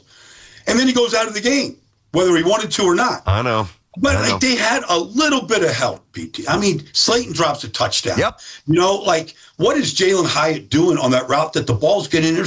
Give him some help. This kid, I tell you what, the one thing this kid has, he has amazing pocket presence. Yep. When to run, when to stay there, when to just parry a punch in the middle of the ring. Like, he's got a feel for that position. Yeah. Man, I just pray that they build it. They get him some receivers and some help right now. Baldy, I love him, man. I really do. Because you talk about, I just talk about like 40 time and turning the corner and a propensity to run. Well, that he does very well. But the other thing, and I remember seeing this very early, maybe his first game, very subtly, like in space where bodies coming out, like in a phone booth, he steps to the left or steps up and creates a little pocket. Like, he's just got it. He could be that guy. I had this conversation with Tom Brady last year on the sideline before a game, and he said, you either have it or you don't have it. He said he always had it. There was nothing he did to work on it, make it better. Wow. This kid has it. Now, all of those sensors get sharpened the more that you play. Like, please don't sit him down. Play this kid. He needs to play. That's a real football man right there, Baldy. You know what I'm saying? Throwback. That's our kind of guy, Baldy. Yeah. Good job, dude. Hey, listen, appreciate all the conversations we've had, both Sal and I together and me today. So, you know, who knows when we chat again, but I think you certainly enriched the show with your intelligence, and we enjoyed having you on, man. Thank you, and I've enjoyed being with you guys, man. All the best. There you go, Baldy. Appreciate it. And, of course, he enjoys getting paid more than anything. All right, Odyssey NFL Insider Brian Baldinger, host of the Best Football Show podcast. Insider Calls brought to you by Nationwide. For your insurance and financial needs, Nationwide is on your side. Bogus, what's happening, buddy? How you doing today? We love talking about the Knicks and Nets on WFAN, WFAN FM, WFAN FM HD1 New York, and Odyssey Sports Station. WFAN Sports Flash. BT at 1 o'clock, your Sports Flash sponsored by Chef IQ, precision cooking, effortless results, chefiq.com, and by Ray Cattina Mercedes-Benz of Edison. Alan Lazard was the last connection to the failed Aaron Rodgers experiment, and now he's gone. The Jets reportedly releasing the veteran receiver who asked for a chance to find work with a contender. Lazard, a healthy scratch 4 times this season, now out of the rotation as the Jets take extended looks at their young wideouts. 70 catches, 8 touchdowns over his 3 seasons with the Jets. Meanwhile, Adrian Martinez apparently off the practice squad, which should indicate that Justin Fields and/or Tyrod Taylor is capable of playing this weekend. The NBA Cup finale is tonight. The Knicks and Spurs tipping off shortly after 8:30 in Vegas. St. John's hosting DePaul at 7. And on local ice, the Rangers have the Canucks at the Garden. The Islanders are in Detroit. Fan weather is sponsored by Flag and Anthem. Real clothes for real life. The holidays are around the corner, which means now's the time to get your gifts together. Luckily, our friends at Flag and Anthem make gift giving easy. They've got tons of deals happening right now for every gift giving budget. Head to flagandanthem.com and stock up for the holidays. Flag and Anthem, real clothes for real life. It is 30 degrees, partly sunny in Central Park, and that's what's happening. Sports Flashes, top of every hour. I'm Andrew Bogish. Regular season battles in football. Off-season moves in baseball. The Yankees, Mets, Giants, and Jets all live here. The Fan, 101.9 FM, and always streaming on the Odyssey, TuneIn, and iHeartRadio app. Embrace the spirit of the season during the Mercedes-Benz Holiday Love Celebration and make dreams come true at Mercedes-Benz of Edison. With over 500 vehicles to choose from, you'll find the perfect holiday gift for the one you love. Celebrate the season in true luxury at Mercedes-Benz of Edison. Great news, Nick. Legacy boxes are still in stock. With Christmas just around the corner, there's still time to buy the best Christmas gift ever.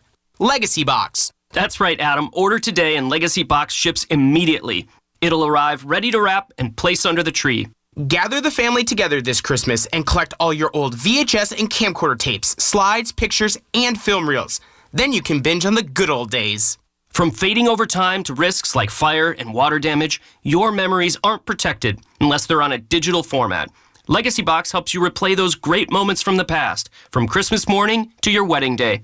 Legacy Box is the world's largest digitizer of home movies and photos.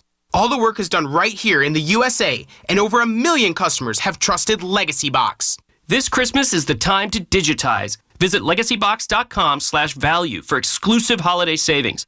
That's legacybox.com/value for last-minute shopping. legacybox.com/value. Our friends at Town Fair Tire remind you that at Town Fair Tire, you always get the guaranteed lowest price on name brand tires from Connecticut to Maine. Nobody beats Town Fair Tire. Nobody. Talk New York sports here. The Fan.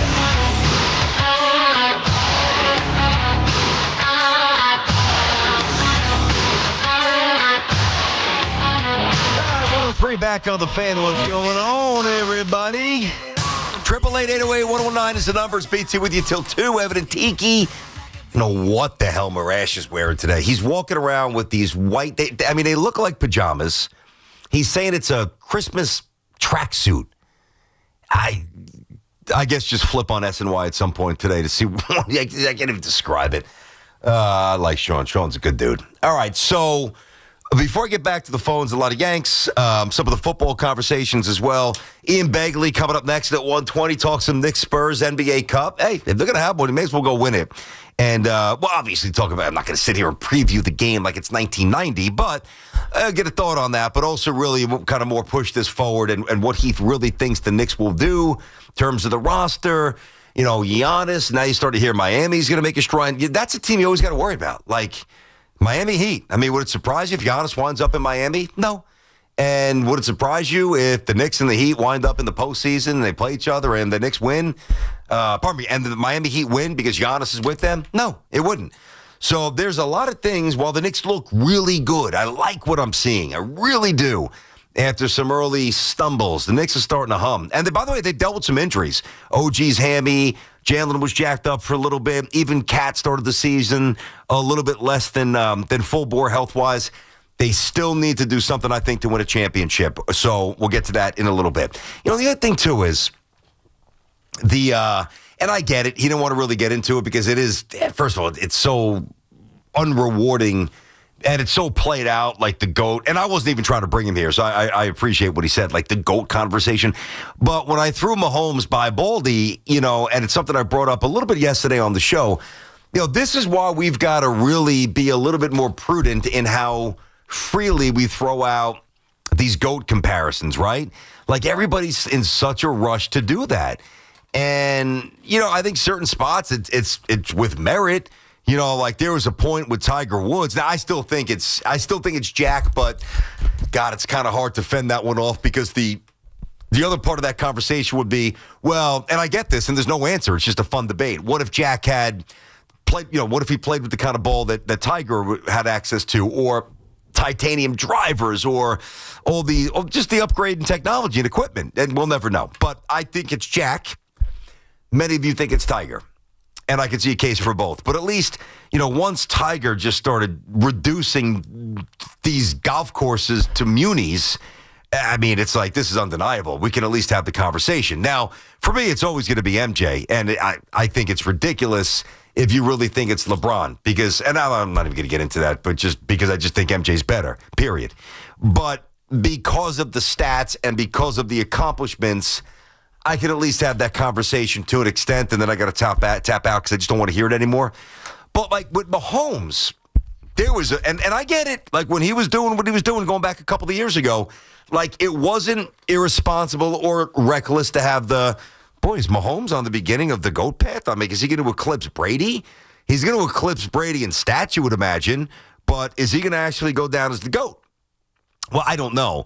But what I do worry about is that Mahomes is just not going to ever quite be the same guy.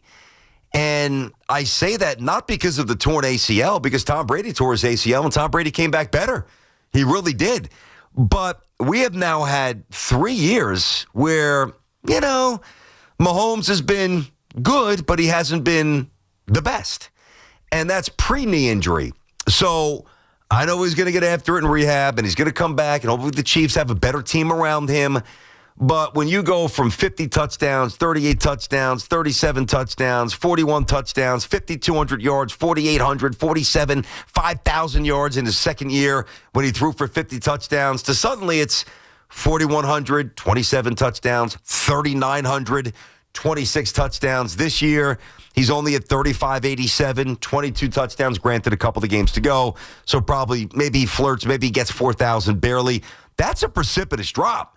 And that was with, for the most part, those main accomplishments when Kelsey was the best tight end and Hill was the best deep threat and that defense was on lock and all the other things. I don't know. I didn't see Brady need perfect situations for him to put up beast numbers. And I see that a little bit with Mahomes. So that's why I brought that up. I think it's interesting. There's no right or wrong.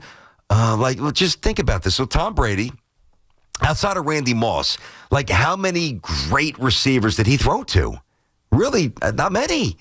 He had some good, reliable, Welker, Edelman, of course. Those guys were studs, but they weren't going to gas you 70 yards down the field like Tyreek Hill would. They just didn't do that. You hit him on 6 yards on the fly, 30 yards, whatever, move the sticks. That was part of their greatness. How many great tight ends did he play with?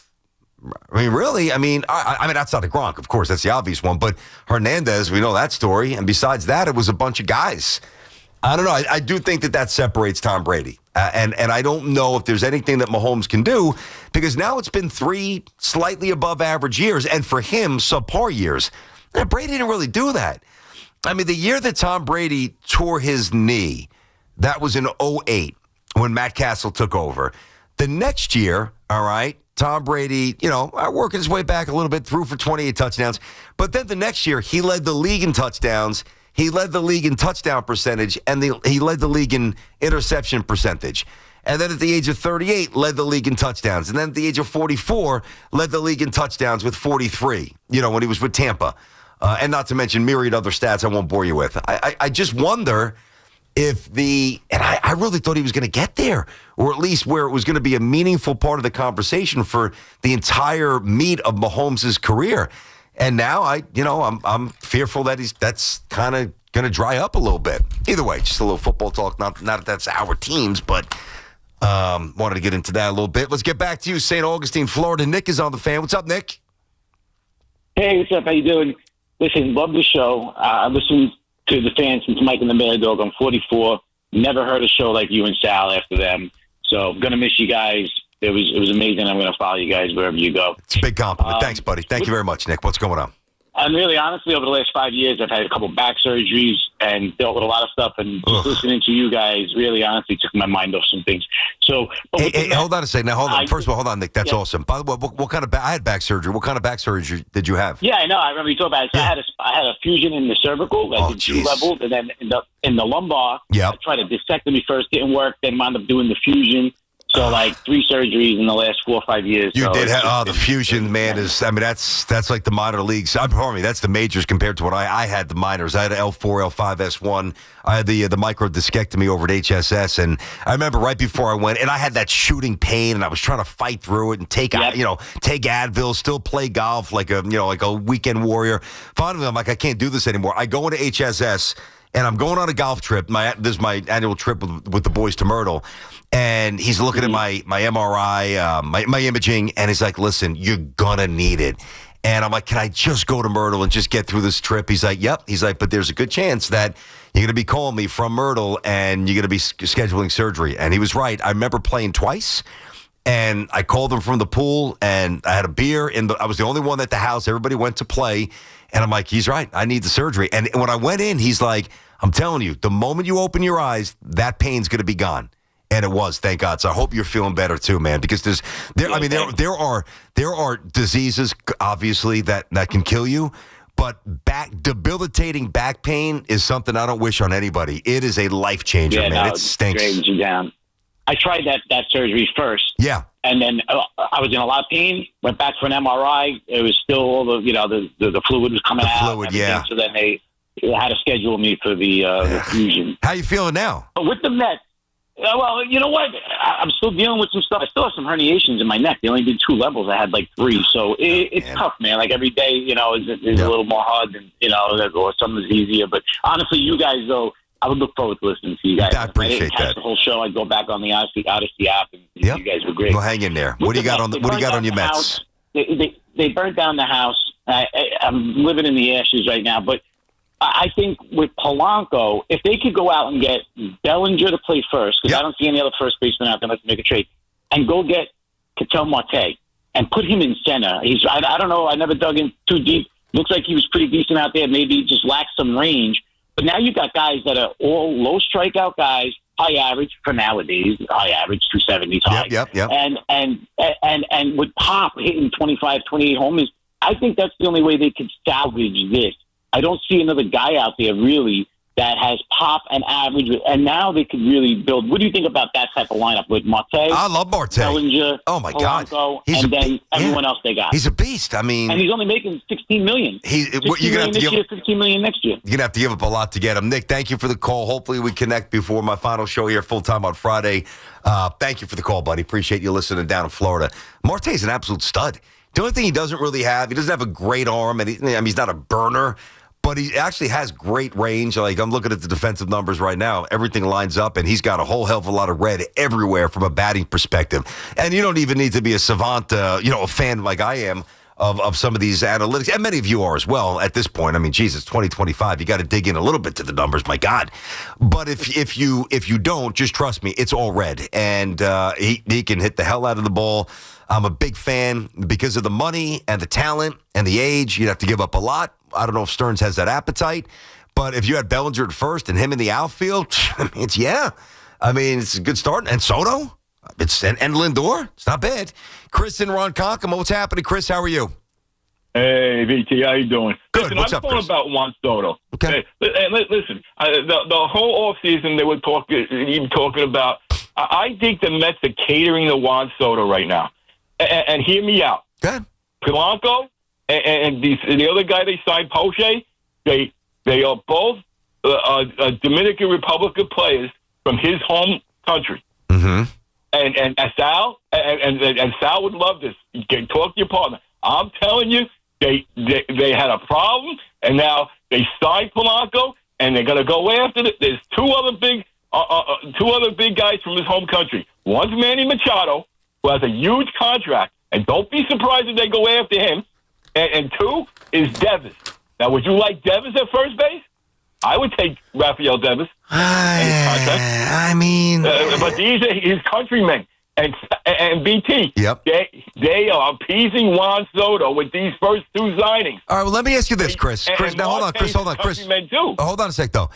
Don't you think on some level there's an element of appeasement for every team's best player? I mean, it's not like nobody else does that. I'm not saying that. Okay. But because the clubhouse was so messed up and Soto was not happy, right? Yeah. No, I don't think so. And he got his countrymen, and Marte is one of his countrymen, too. Yeah. He's from the Dominican Republic, too. They will sign Marte also. They will make him happy. And that's what they're doing first. They sign these 2 players. They're his WBC running mates. Yeah. Look at it. I get it, Chris. I am right. I've heard the same thing, Chris, and thanks for the call. Listen, I've talked to guys that I played ball with, buddies, Dominican, Puerto Rican guys, but friends who are like, yo, it's a real thing. I try not to get too into that because I don't really honestly know, except, what I hear from my Dominican and Puerto Rican friends. And there's not one of them that's like, that's a figment of everybody's imagination. Now, some lean in a little bit more strongly than others, but, is it enough to blow up a team? I don't know. Is it enough to ignore it? Evidently not. So I don't know. But, the Diaz thing, they did try to re-sign him. So that kind of pokes a hole in a little bit of your argument. Like, if they didn't want Diaz, well, then what the hell did they offer him 3 years, $66 million for? What if he took it? Well, you could say, well, they lowballed him. He originally asked for 5. Okay, fine. Well, he used that. He played the Mets. He went to the Dodgers. He said, hey, the Mets gave me 366. The Dodgers said, okay, we'll give you 369. And if you don't sign it, then we don't have a deal. Like, you can't take this and run back to the Mets for leverage to get more from them. But if they didn't say that, and he went back to the Mets, and the Mets were like, we'll give you 480, whatever the numbers are. And he's like, done. Well, then he would have been a Met. And that would have just offset everything that you said. I'm not saying it's not part of the calculus at all. I just don't know to what extent. Mike is in Red Bank. We'll be out there in Red Bank. What's going on, Mikey? How you doing? What's up, Pete? What's up, DT? Doing good. Yeah, when I heard you and Sal were doing a show, and I thought it'd be someone up in North Jersey. I probably can't make it. And then someone called saying you guys are being at Count Basie's Theater. It's a 5-minute walk for me. Nice. I'm like, I got to go see you guys. So I bought my ticket this morning. I'm pumped to see you guys in there. I can't wait to meet you guys. It's coming up on January 22nd. A live BT and Sal show. It's going to be absolutely off the charts with Booney stopping by and music. And we are going to have a great time. And thanks for supporting that. I can't wait to meet you, Mike. Yeah, likewise. That'll be fun. I want to ask you a question. I love listening to you on the radio. I'm a Giants fan. I know you do the Unkillable podcast for the Jets. Do you think you would ever think about doing a Yankee podcast? I would love to listen. Yeah, I think that there's a lot of things that I'm thinking about right now, Mike, to be totally honest with you. The thing about a podcast, and this is, listen, obviously this is a transitional moment in my career, and I've always thought about this because it's not like the old days. You're not going to be on the radio, full time like, I don't think, like Beningo or Mike or Schmooze, like it's different. And, every year the conventional radio, while it's still incredibly viable, and there's no sports station like the Fan, it's the best in the country and the most profitable. Every year, the shrinks just a little tick. So I've always known that I'm going to do other stuff. Now, part of that stuff includes public speaking, motivational speaking. Part of that includes finishing a book, but part of it absolutely includes podcast. The thing that I've got to determine, I can't determine it right now, is I enjoy being able to talk about everything. So that's what I'm going to have to really sift through. And one of the things that people who really do podcasts, they kind of tell you, they're like, hey, the better thing is a more narrow focus in terms of like having a niche. Well, I love talking about everything. So I don't know exactly how I'm going to do it, but I do know that I promise you I'm going to do it. Okay. Yeah, that's awesome. I would love to listen because I work from home. I listen to you guys. I have you guys in the background. So wherever I can still stay in touch with you, I would love that. I think the Yankee podcast would be great. I can't wait to see you, meet you guys, and that's going to be a lot of fun. January 22nd out in Red Bank, the live BT and South show. That'll be awesome. Yeah, I can't wait. But the ability to talk everything is something that I've always enjoyed. That's how it started. It's funny. Over my career, sometimes you get a promotion, you get a new job, and somebody writes an article, whether it's Barrett, whatever it might be. And one of my lines that I've said, and I mean it, and he's probably listening right now because he loves hearing us and he loves listening to me and Sal as well, my dad. And I've always said that, while I've worked with Tiki, and obviously I just loved working with Sal. I loved it. Used to go back and forth with my guy Stephen A. back in the day. I've had some partners, right? But my dad was my first radio partner. I just didn't know it. Those were the conversations in the car going to CYO games. Those were the conversations at the Foursome Diner, which is no longer there, and we'd order and we'd sit there. We'd go from topic to topic, Mattingly to Gooden to Ewing to St. John's to Wesley Walker. And that's like the early stages. So I just enjoy talking about everything. But I've got to determine if it's going to be more of a narrow focus or more of kind of like what I'm doing now, just, on a different outlet. I can promise you this, it's going to have the punch that you're used to, I'm just not sure when I'm going to launch it. I want to chill for a little bit. I want to relax, man. Is that all right? If they were going to get rid of us, they couldn't get rid of us during the summer so I could go play some freaking golf. Honestly, that's the only reason I'm here today. I don't want to sit at home. I'd be bored out of my mind. I already shoveled. How many times can I pace the house? It's not even a workout day. I did that on Sunday night. I got to do it again tomorrow. So, they decided to make the move. Do it during June. I'd play golf every day. Bad golf, but I play every day. What am I going to do? I'm going to come up and look at the Christmas tree and stare at my wife. Oh, wow. Look how gorgeous. And by the way, it is gorgeous. I love doing and I love Christmas. But there's only so many things you could do during the day at the house. I've already got it mapped out. Like, Friday's my last show, then the holidays, and I'm going to do it the right way and really, decompress. And then once the new year hits, I'm not even going to the basement or my home office. I'm going to the library 3-4 hours a day, and I'm finishing my book. Because if I try to stay in the house every day, I will lose my mind. No offense to her, not a referendum on her, a referendum on me. I got to be active. I got to be moving. There's no way I'm sitting at home. That's really the only reason I'm here today. Plus, I wanted to do a few more and say goodbye. All right. 888-808-1019. Not goodbye forever. 888-808-1019. Ian Begley will join us next here. Little Knicks Spurs NBA Cup.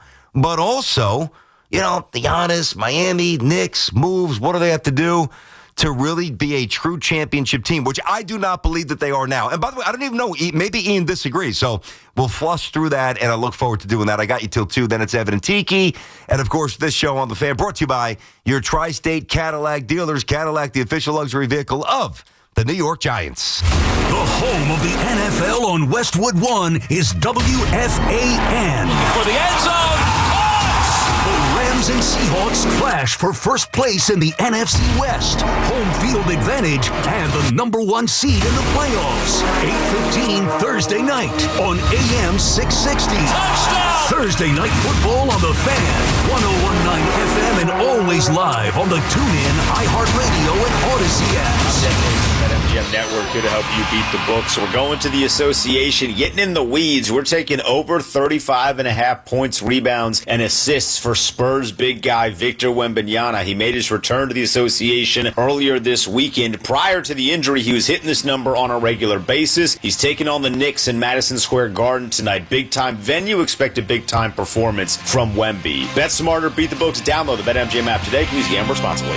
My name is Whitney Allen. I am a widow. My husband, Ryan, died. We never thought in a million years we'd have to use life insurance. The unexpected happened. With Ethos, it is so fast and easy. It's 100% online. You can get a quote in seconds, apply in minutes, and get same-day coverage. No medical exams, and you can get up to $3 million worth of coverage through Ethos. Get your free quote at ethos.com/game. That's ETHOS.com/game. Time spent on application may vary. Online health questions required. Ho, ho, ho.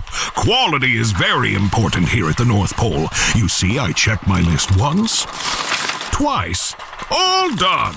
Well, Santa, quality's important to us at Nissan, too. We actually test every model thousands of times. There's the frame twist test, shaker test, corrosion test, drive load test, tug-of-war test, towing test, off-roading test, practical strength test, splash test, corrugated road test, chassis dynamics test, water intrusion test, extreme heat test, extreme cold test, rough road test, jump test, curb impact test. And physical parts tests. Save on J.D. Power's #1 mainstream brand in new vehicle quality at the Nissan year-end event. Get 0% APR on the 2026 Nissan Rogue, 2025 Murano, or Pathfinder for well-qualified buyers. For J.D. Power 2025 U.S. Initial Quality Study Award information, visit jdpower.com/awards. Awards based on 2025 model year. Example, 0 down payment, 60 months financing at $1,667 per month per thousand financed. Actual down payment may vary, subject to NMAC credit approval. Not all buyers qualify. Dealer contribution may affect actual price set by dealer. Contact dealer for details. Ends 1/5/26. This is the story of the one. As an HVAC technician, he and his digital multimeter are in high demand. So when a noisy office HVAC turns out to be a failing blower motor, he doesn't break a sweat. With Grainger's easy-to-use website and product information, he selects the product he needs to keep everything humming right along. Call 1-800-GRAINGER, click Grainger.com, or just stop by. Grainger, for the ones who get it done.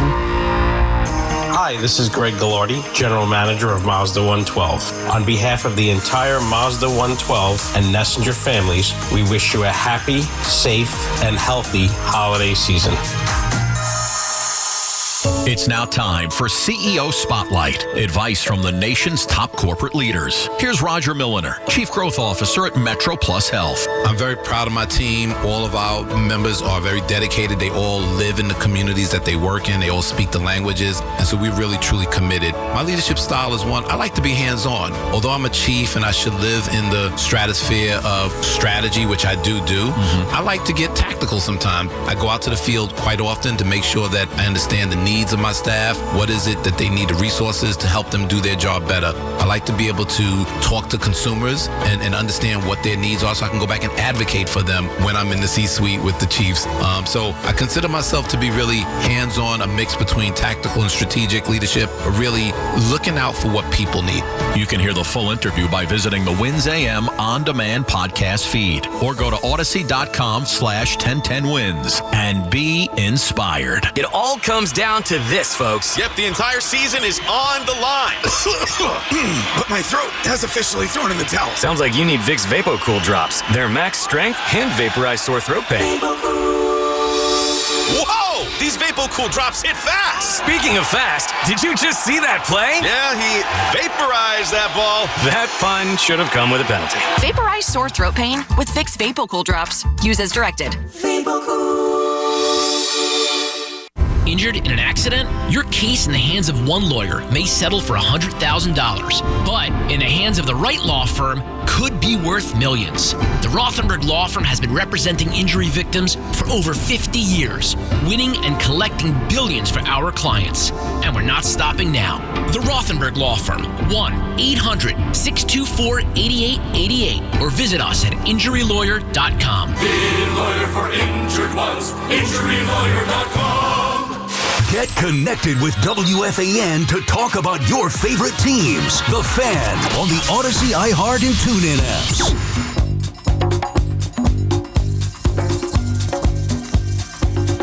Now we're talking then, Dolby. Doing a little thing, yeah. Yes. We could be dancing, yeah. All right, BT on the Fan, 128 here. We'll get back to these calls. Finish strong after I chat with my... See, he is my Nick guy. He was our Nick guy. He is now my Nick guy. I love him. I love his work on SNY. You know, not a sensationalist, not a drama queen. Gets out there, does real reporting. If he doesn't know, he doesn't make it up. But a lot of times he does know. And I want to chat about the Knicks with him now. Ian Begley, SNY. Ian, what's going on, buddy? Welcome back to the show. BT, what's happening, my friend? Always great to be with you. Hey, before you ask me a question, I want to give you a bald-faced truth, and that's you and Sal are great New York sports voices, necessary voices, and I love and appreciate you guys, and it always meant something to me to be on with you guys, and I'll definitely follow both of you wherever you end up. Yeah, I mean, listen, this guy's going into the old BT and Sal bits, bald face. I mean, that is just well done. That's why you're a journalist, bro. Words make sense. You play off them well. Really, hey, thank you from both of us. Thank you very much, man. That means a lot. All right, so here we are. The Cup tonight. Knicks are playing well. 5 straight wins, 9 of 10, over 120 a night. Top scoring team of the Eastern Conference. First of all, before we think where we think they could go, big picture, did you warm up to the Cup? I mean, are you okay with the Cup now? Where do you stand on this NBA Cup? Look, anytime games are being played and players are taking them seriously and guys are competing, I am all for that. I like the money aspect. I like the idea that, you know, guys at the end of the roster can, you know, double their salary and these guys, video coordinators, assistant coaches and such will get more money too if they win this thing. So I do like the monetary aspect. I'm into it. The banner is where I have an issue. I mean, there is no way on God's green earth this banner should be hung in Madison Square Garden. In those rafters in that building, BT, no way. No way. Listen, amen, but the NBA makes you. So what the Knicks need to do once they win, because we will win tonight, they got to make sure they put that somewhere other than the dusty 1973 banner. You cannot put it up there. That is sacrilegious. Can't do it. No, you can't. And then my thing is, I was talking to Hoff about it. Put it in the practice facility. That counts, right? Yeah. Oh, yeah. It's easy. fine. Put it in the press room. Who cares who sees it? Yes, I would be embarrassed, though, for the Knicks and the Garden if it was up there. Yeah, but hold on a second. It's not the Knicks' fault. The NBA's making them do it, right? I mean, I guess. I think it's an NBA mandate. I'm pretty sure it is. I mean, correct me if I'm wrong. I think Nick owner James Dolan has not been shy about going against the NBA in the past. Yeah, that's true. Well, this is one of those times we want him to do that. Go against the NBA. All right, so the Knicks are playing well. You know, they've had some injuries a little bit. Nothing crazy, knock on wood, nothing catastrophic. But obviously, Cat didn't enter the season in great health. You know, he was a little bit jacked up. Obviously, Jalen was jacked up. OG with the hamstring. they're looking better and more in tune with what Brown is asking them, demanding them to do. And it seems like there's been, and Jalen spoke about this the other day, it seems like there's been now a bit of a shift where they kind of wanted to do what Brown was telling them to do, but now based on how Brown addressed them recently, now they're focused on doing what he is imploring them to do. I think they've grown as a team. Can you sense that as well? I do, especially, you look at the offense and you look at the success that they're having. And I also look, post-game locker room, these guys look settled, look happy as the year has gone on. Karl Anthony Towns was not comfortable in his role early on. He was vocal about that. He said he didn't know what his role was going to be. Guys were finding their way. Josh Hart coming off the bench in an honest moment, I think he'd tell you he wasn't thrilled about that, but he would do whatever it takes for the team to win. So Mike Brown kind of sorts through all that, gets Josh Hart in the starting lineup, and they've really taken off. And I think anytime you have the success that they're having, you're going to trust in a system, and I think you just see the scoring kind of balance out a little bit more, and Jalen Brunson's still such an elite scorer, such a threat, but the shot attempts and the offense, it seems to be a little more varied this year than past years. I would agree. Talking to Ian Begley, of course, SNY, BT on the Fan here. So, but they're not perfect, as we know. They're when Mitchell's not on the court, they're a little vulnerable inside because Cat is a slow defender.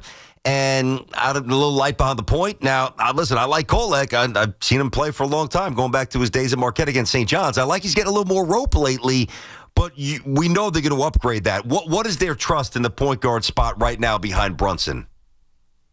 The thing that I had heard for a while now, going back to even training camp, and I don't think it has changed, is like they want a veteran point guard. There's people within that organization who want a veteran point guard behind Brunson, somebody you could put in there, 10 minutes. Even the playoffs, the player would not get a ton of minutes, but just somebody who could come in and run an offense and be consistent. And, Tyler Kolek, I think he's had great moments recently. I would be surprised, though, if that changed the Knicks' overall thinking on the backup guard spot and where they want to go there. Because remember, BT, they had Malcolm Brogdon in training camp kind of penciled in as in that role. So I think they're still looking to fill it. I talked about Jose Alvarado over on SNY. I was talking about him as a target for the Knicks. I'm sure they're looking at other players as well. I would think Schroeder is on their radar, but the idea to trade for a backup guard, I do think that's still in play. What about CP3? The thing is, if he wasn't playing for the Clippers, right, can he help the Knicks on the floor? I mean, no disrespect, Hall of Famer. I don't want him. Ties to Leon Rose, but I don't see how he would help them. I don't really want him. I don't want him. I think he's too slow. He'd be a turnstile on defense to get right by him. And I feel like I don't want to call him a malcontent because I think that's unfair. But, there's been some flare-ups wherever he's been the last few trips. We don't need that here. We got good chemistry. Yeah, and I asked after the Clippers and him had their divorce, and I was told no, nothing's happening there. And I don't have any reason to think that they've come off of that. So we'll see where it goes, but I don't think it'll be Chris Paul as the answer to that backup guard spot. I'm with you. All right, so the Pistons got off to a blazing start. Knicks are still second in the conference. We all remember that really tough, as I expected. I knew the Pistons were going to be tough last year. I knew the Knicks would win, but I didn't think it would be a cakewalk, and it wasn't. They're not physically afraid. How much better have they gotten from last year, the Pistons? I mean, they look great. It's just Cade Cunningham, to me, taking another step, and probably blasphemous to say it on this radio station at this time, but at some point in the next year or two, it's going to be not obvious, but a strong debate. Who's the best point guard in the East? Jalen Brunson, Cade Cunningham. And that's no slight to Brunson at all. It's just what Cade Cunningham can do, the trajectory that he's on, the idea that he has his team playing so well. This team doesn't have Malik Beasley, the best shooter in the league last year, and they're still humming along, and it's a credit to Cade, and it's a credit to J.B. Bickerstaff and the group. He's doing a great job. You still there, Beggs? I want to make sure you didn't drop. You got us? Yes, sir. Okay, there you go. Thanks. Sir. Yep. So that's the Pistons. The antithesis would be the Heat, who right now are, 9th or 10th in the conference. So you never rule them out because Pat Riley is slick and Spo is a stud and they got some good talent.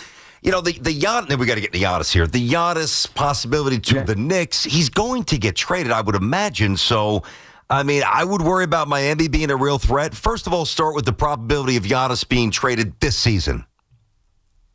Before the deadline, I think it is probably, I would go, I don't know, what do you say? Less likely than likely. I don't know what percentage you would put that on. 30-70? I say that because, I only say that because it is hard to get a deal done like that in season. All the moving parts and everything that Milwaukee is trying to do. You're seeing a few reports about the Bucks trying to go take a big swing at the deadline and do whatever they have to keep Giannis there. I'd be surprised if that materialized. But even then, can Giannis make his way to his preferred destination? It has been New York. Does he decide he's got to open it up because it's hard to get to New York? Does he decide then Miami? Either way, I just think a deal of that magnitude is more likely to happen in the offseason than in season, unless Giannis decides to be a bad guy and make things really uncomfortable and force his way out. That's not a part of his MO. That hasn't been him since he's been in the league. So that's why I put that percentage on it, BT, more likely after the season. Yeah, I mean, and even if it is, during, after, I mean, the Knicks would have to give up pretty much whatever they have remaining in terms of draft equity, which is not a ton because Bridges got that. And a ton of useful players. I mean, McBride's a given, and of course, big contracts, OG Bridges, one of the two, maybe both. I don't want to say I don't know that it's worth it, but I don't know that it's the layup that some people think it is, right? It's tough because, especially the way the team's playing right now, we talked about it earlier, they look good. They look good. Yeah. So if they were middling, if they were, a couple of games over 500, losing games they shouldn't lose, you can make an easy case to go after Giannis. But this group, the way it's currently constituted, is on an upward trajectory. So it is a big risk. I don't see a scenario where you look at a trade, a realistic trade, and you say to yourself, oh, my God, the Knicks definitely championship contenders. They're winning the title with Giannis because, as you said, they're going to have to give up a lot, whether it's Karl-Anthony Towns, whether it's one of the wings, obviously Miles McBride. And so it's not an easy deal to make by any stretch of the imagination. So last one, Ian Begley, of course, Beggs here on the Fan, SNY, has been doing a great job for them for a long time. One of the good guys in the business, too. So Ian, the Karl-Anthony Towns stuff, let me finish with this. I catch a little bit of heat for this, and that's fine. I believe what I believe. I know he's good. I know. But his flaws, number one, they annoy me, and number two, they worry me. And this sloppy move to the rim with the arms flailing, the offensive fouls, getting pushed out of the post by guys he should just be burying and stepping on and dunking on. Again, I know he's a good enough player to get you to 50-something wins and be one of the best teams in the conference.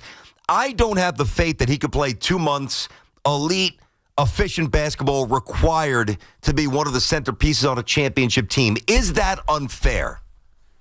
I don't think it's unfair because we haven't seen that specific scenario from Karl-Anthony Towns yet. I think it's fair to question it.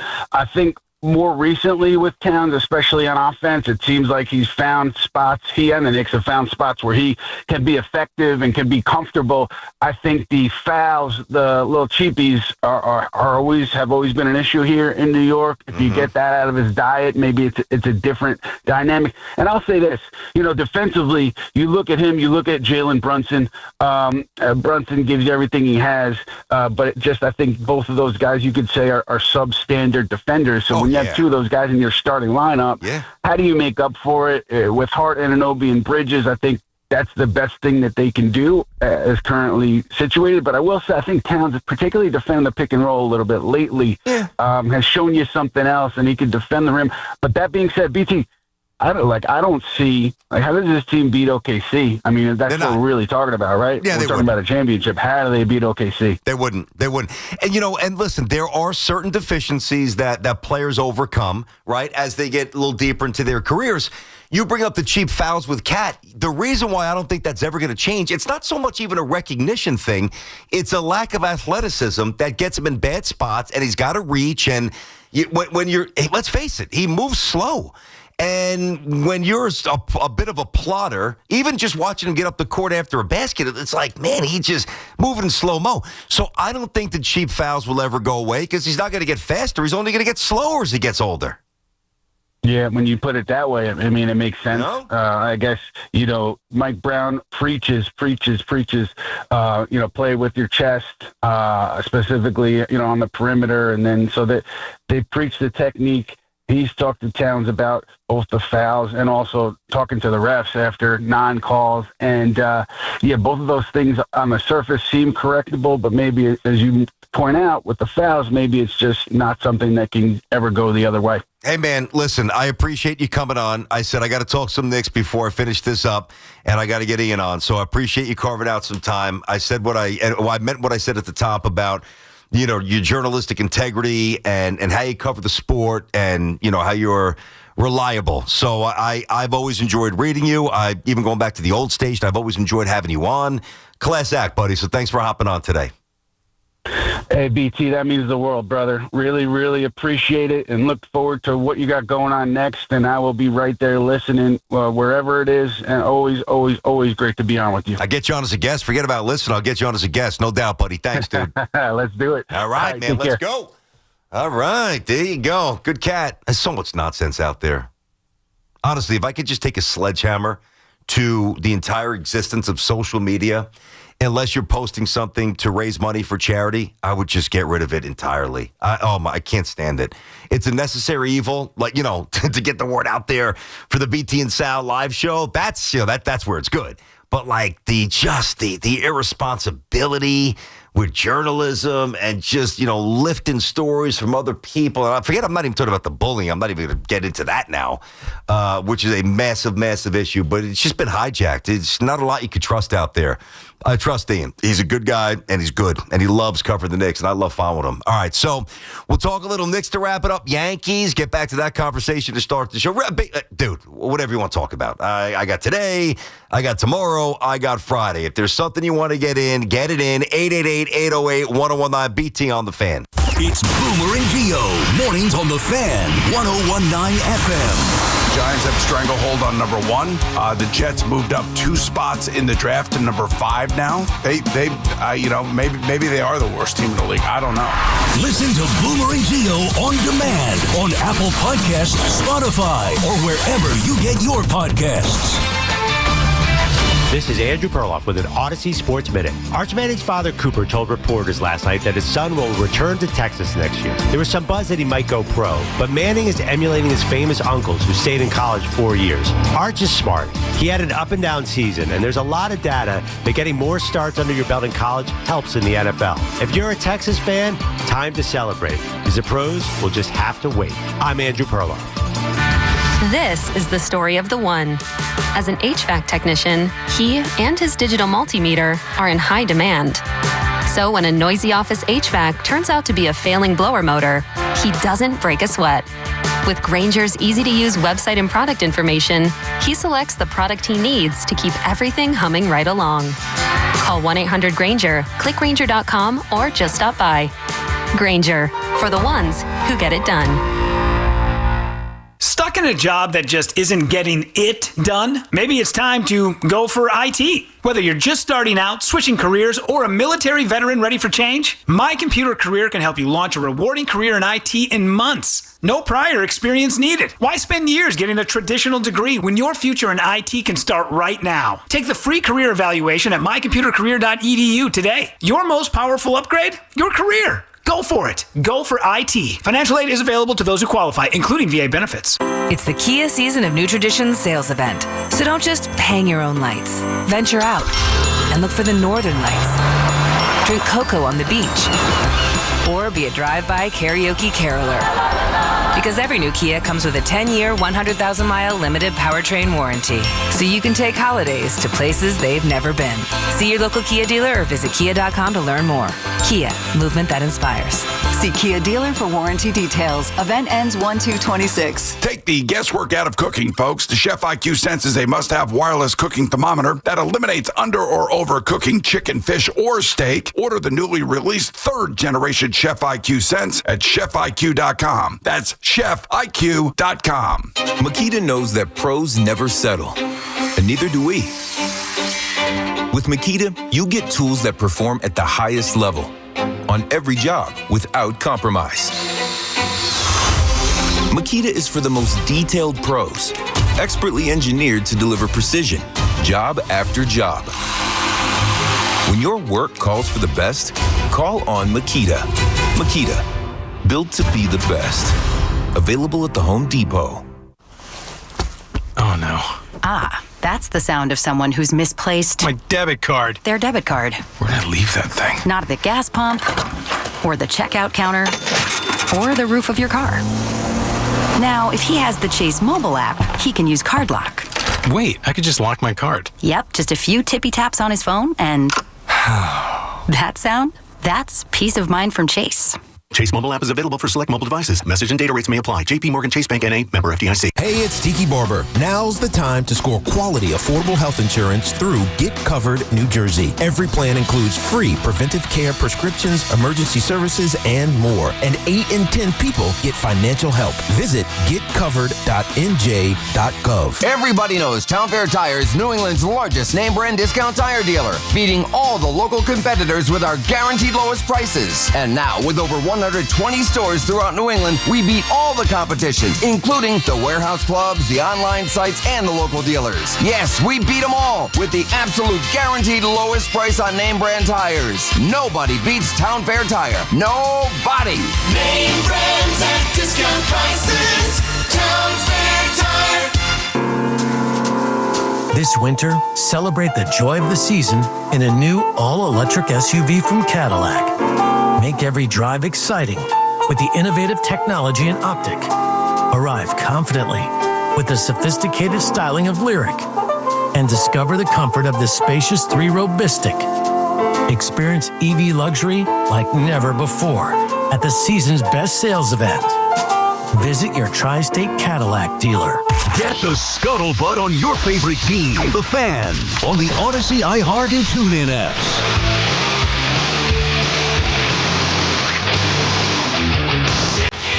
This is a good video.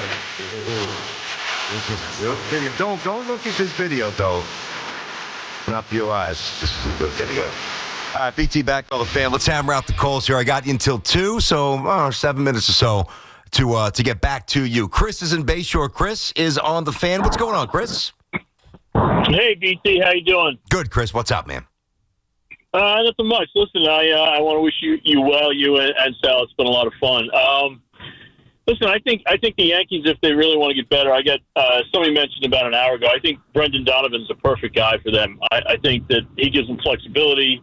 He can really play, gives you pop. Obviously, he's a left-handed hitter, in that stadium. I think that's something they could look into to make him better. He's like a better version of Tommy Edman was for the Dodgers. Yeah, okay, so what else you want him to do? I mean, that's going to, that's fine. I mean, that's okay. I've talked about that a little bit before. I like Donovan. What else? You got to do more than that. Well, yeah, I guess. I mean, if they can, I'd love to see him get Bellinger back. I think he's a priority. I also think that if you can move Jazz, it's great. I just don't see that as a fit. And, he's obviously a talented guy, puts numbers up. Somebody's going to be interested. I think those three things, but who knows? Yeah, I mean, that's kind of the great unknown of the offseason. No, I've always liked Donovan. I talked about that. He's a good on-base guy. Doesn't run. I wish he stole a little bit. He just doesn't run at all, really. Okay power. I don't know, 10, 12, 14 home runs. He's good. I'd be fine with that. You need a little more than that, though. Danny's up in Nyack on The Fan. What up, Danny? Hey, BT. How's it going? Yeah, I'm just going to miss you and Sal. Good luck to your next move, but I hope we hear from you wherever you go. You will. Thank you, Danny. Just a good interview with Ian Begley. I think if we could get Giannis, definitely do it. But do you think that we run the risk of messing up whatever chemistry that they've developed in this short amount of time, and maybe risk going after a chip this season and then having to postpone that for like a future date? I don't know what you think about that. Listen now, Danny, it's an interesting answer and it's a good question. Yeah, I do think that it would, at least early on, take a massive dent to the Knicks' chemistry because so many of the Knicks players that are enjoying good chemistry now, if they ever did trade for Giannis, are going to have to be shipped out. Money's got to match up. I mean, again, I know Milwaukee doesn't want Cat, but they very well might want both wings and Deuce and whatever. I know Deuce is banged up, but so it would be a change in chemistry. But I'm not averse to it because as much as the Knicks are fun now and good, like really good, like I expect them to win tonight. And I expect the Knicks, probably when it's all said and done, barring an unforeseen catastrophic injury, I think the Knicks probably upend the Pistons and finish as the 1 seed in the Eastern Conference, right? But I don't think they're going to win a championship. So, yeah, yes, you're going to mess with some chemistry, but I'm okay with messing with chemistry if that chemistry is deemed by me not good enough to win a championship. You know what I mean? Like, I don't need to preserve the chemistry if I don't think that chemistry leads to a title. I mean, I want to win. You know, it'd be nice to win a championship. God, I just sounded like Benigno there. It really would be. It would be nice to win. So, I have a long transition that I'm sure many of you have as well. You know, the Knicks were so down for so long that little glimmer of hope with Randall, and then obviously when Brunson first got here, that was like enough of a basketball crumb to feed our hunger. Well, I mean, I want to eat more. I want to push away from the table like a fat stuffed slob. I can't eat anymore. I'm gluttonous because you know why? Finally won the championship. And I just don't think that this group is good enough to win a championship. Now, they can't beat the Thunder. They're not going to beat the Thunder. Now, I'm not even convinced they'd get out of the East. They'd have a pretty good shot, but I'm not convinced. So, no, if there's something that comes across the desk of Leon Rose that he deems the move to make him better, you make it. Sal's in Franklin Square on the Fan. What up, Sal? How are you? How you doing, BT? Good. What's up? Yeah, I want to say good luck, and your show with Sal was my favorite in the show, and I wish you everything good luck in the future. Thank you. I appreciate it. We do. Both of us, Sal. Thank you. I got a couple questions. First, the Yankee question. Mm-hmm. Isn't there a chance for a third baseman, Alex Bregman type player? Because I feel like we don't get any, home run or average in that position. Yeah. And, I don't think they're going to, by the way, let me just hit that quick. They're not going to go for him. I'd be utterly stunned unless they were able to unload McMahon and, I guess you could do anything with attach a prospect. No, Bregman will not be on the Yankees, and they need that kind of player. Now, I don't love the contract he's probably going to get. He's not a big power guy, but he's a fielder, he's a gamer, he's a ball player, and he's kind of at bat in the 7th inning, at the stadium, in Fenway, up in Toronto, wherever it might be, Houston, Detroit, playoff game, 2-strike, boom, rifle down the right field line. Here comes the tying run. He is a winner. So I like him. I just don't think it's going to happen. Okay. What's the chance of Bellinger actually getting signed by the Yankees? I'd probably at this point say 60% yes, but I think a month ago I was like, 80-20, maybe even 90-10 when it first started. The odds are dissipating for me. They're going in the wrong direction, Sal. I feel the same way. Yeah. Now, I have 2 football questions if possible. Boy, you're just coming with the whole menu here today, huh? The Giants, you think the Giants would make a trade with the Jets? And you think, is it possible to get 3 picks? I know it's not likely, but is it possible to get 3 picks for that? I do think they make the trade. Thanks for the call there, Sal. Yeah, I think that they'd make the trade. And this is one of the things that I was saying came up the other day where I'm in the business. If it can make me better, then I'm not going to let the optics or the quote-unquote the rivalry, not that there's Jets-Giants, no rivalry, but the regional proximity, any, PR hit I might take. If it's going to make me better, it's good for business, that's what I'm doing. Now, would I give up 3 first-rounders for Mendoza? I would not. I like him. He's not that guy, I don't think. Watch, 10-time Pro Bowler, 5 times All-Pro, 3-time Super Bowl champ. Oh, remember when you said this? That's my opinion now. And I really like him. And I've liked him quicker than anybody. I have. I talked about him for a while. 3 first-round picks? That's a lot. Last one of the day, Frankie's in West Hempstead on the Fan. Frank. BT, what's up, my brother? Oh, good there, Frankie boy. What's happening? All right, listen, I'm a huge Jet fan I'm 65 years old, but I don't even want to talk about that right now because it is what it is. Mm-hmm. I want to just call you and tell you this, my friend, that I've been listening to the Fan since an inception when Susan Waldman was on. And to me, there was nobody, and I'm not putting anybody down. I'm not that type of person. I'm just telling you the way I feel. The guy between you and Sal for the last couple of years have been the best for me on the Fan, bar none. Just that you guys talk sports all the time. Everybody does their different ways. But for me, I'm going to miss the hell out of you. And you can guarantee wherever you go, I'll be there, my brother. That's awesome. And the best of luck. Thank you, brother. Best of luck to Thank you. and Sal. Thank you, Frank. That's very kind. Thank you. Yeah, I mean, it's those calls feel good. I'm not going to lie to you. You know, Dovey, I want every call like that tomorrow. Don't even ask questions. Oh, the old-fashioned music. We turn into radio guy and see if we can hit the post. By the way, I would have drilled the post yesterday. I said, Dove, what time is the post? He gave me the wrong time. I wanted a 5-second cushion. Oh, dude, you messed up. Hey, listen, I mess up enough. I got to take the L. Take the L, please. You know? Bad enough I'm out of here. I'm not taking an L when I don't deserve it.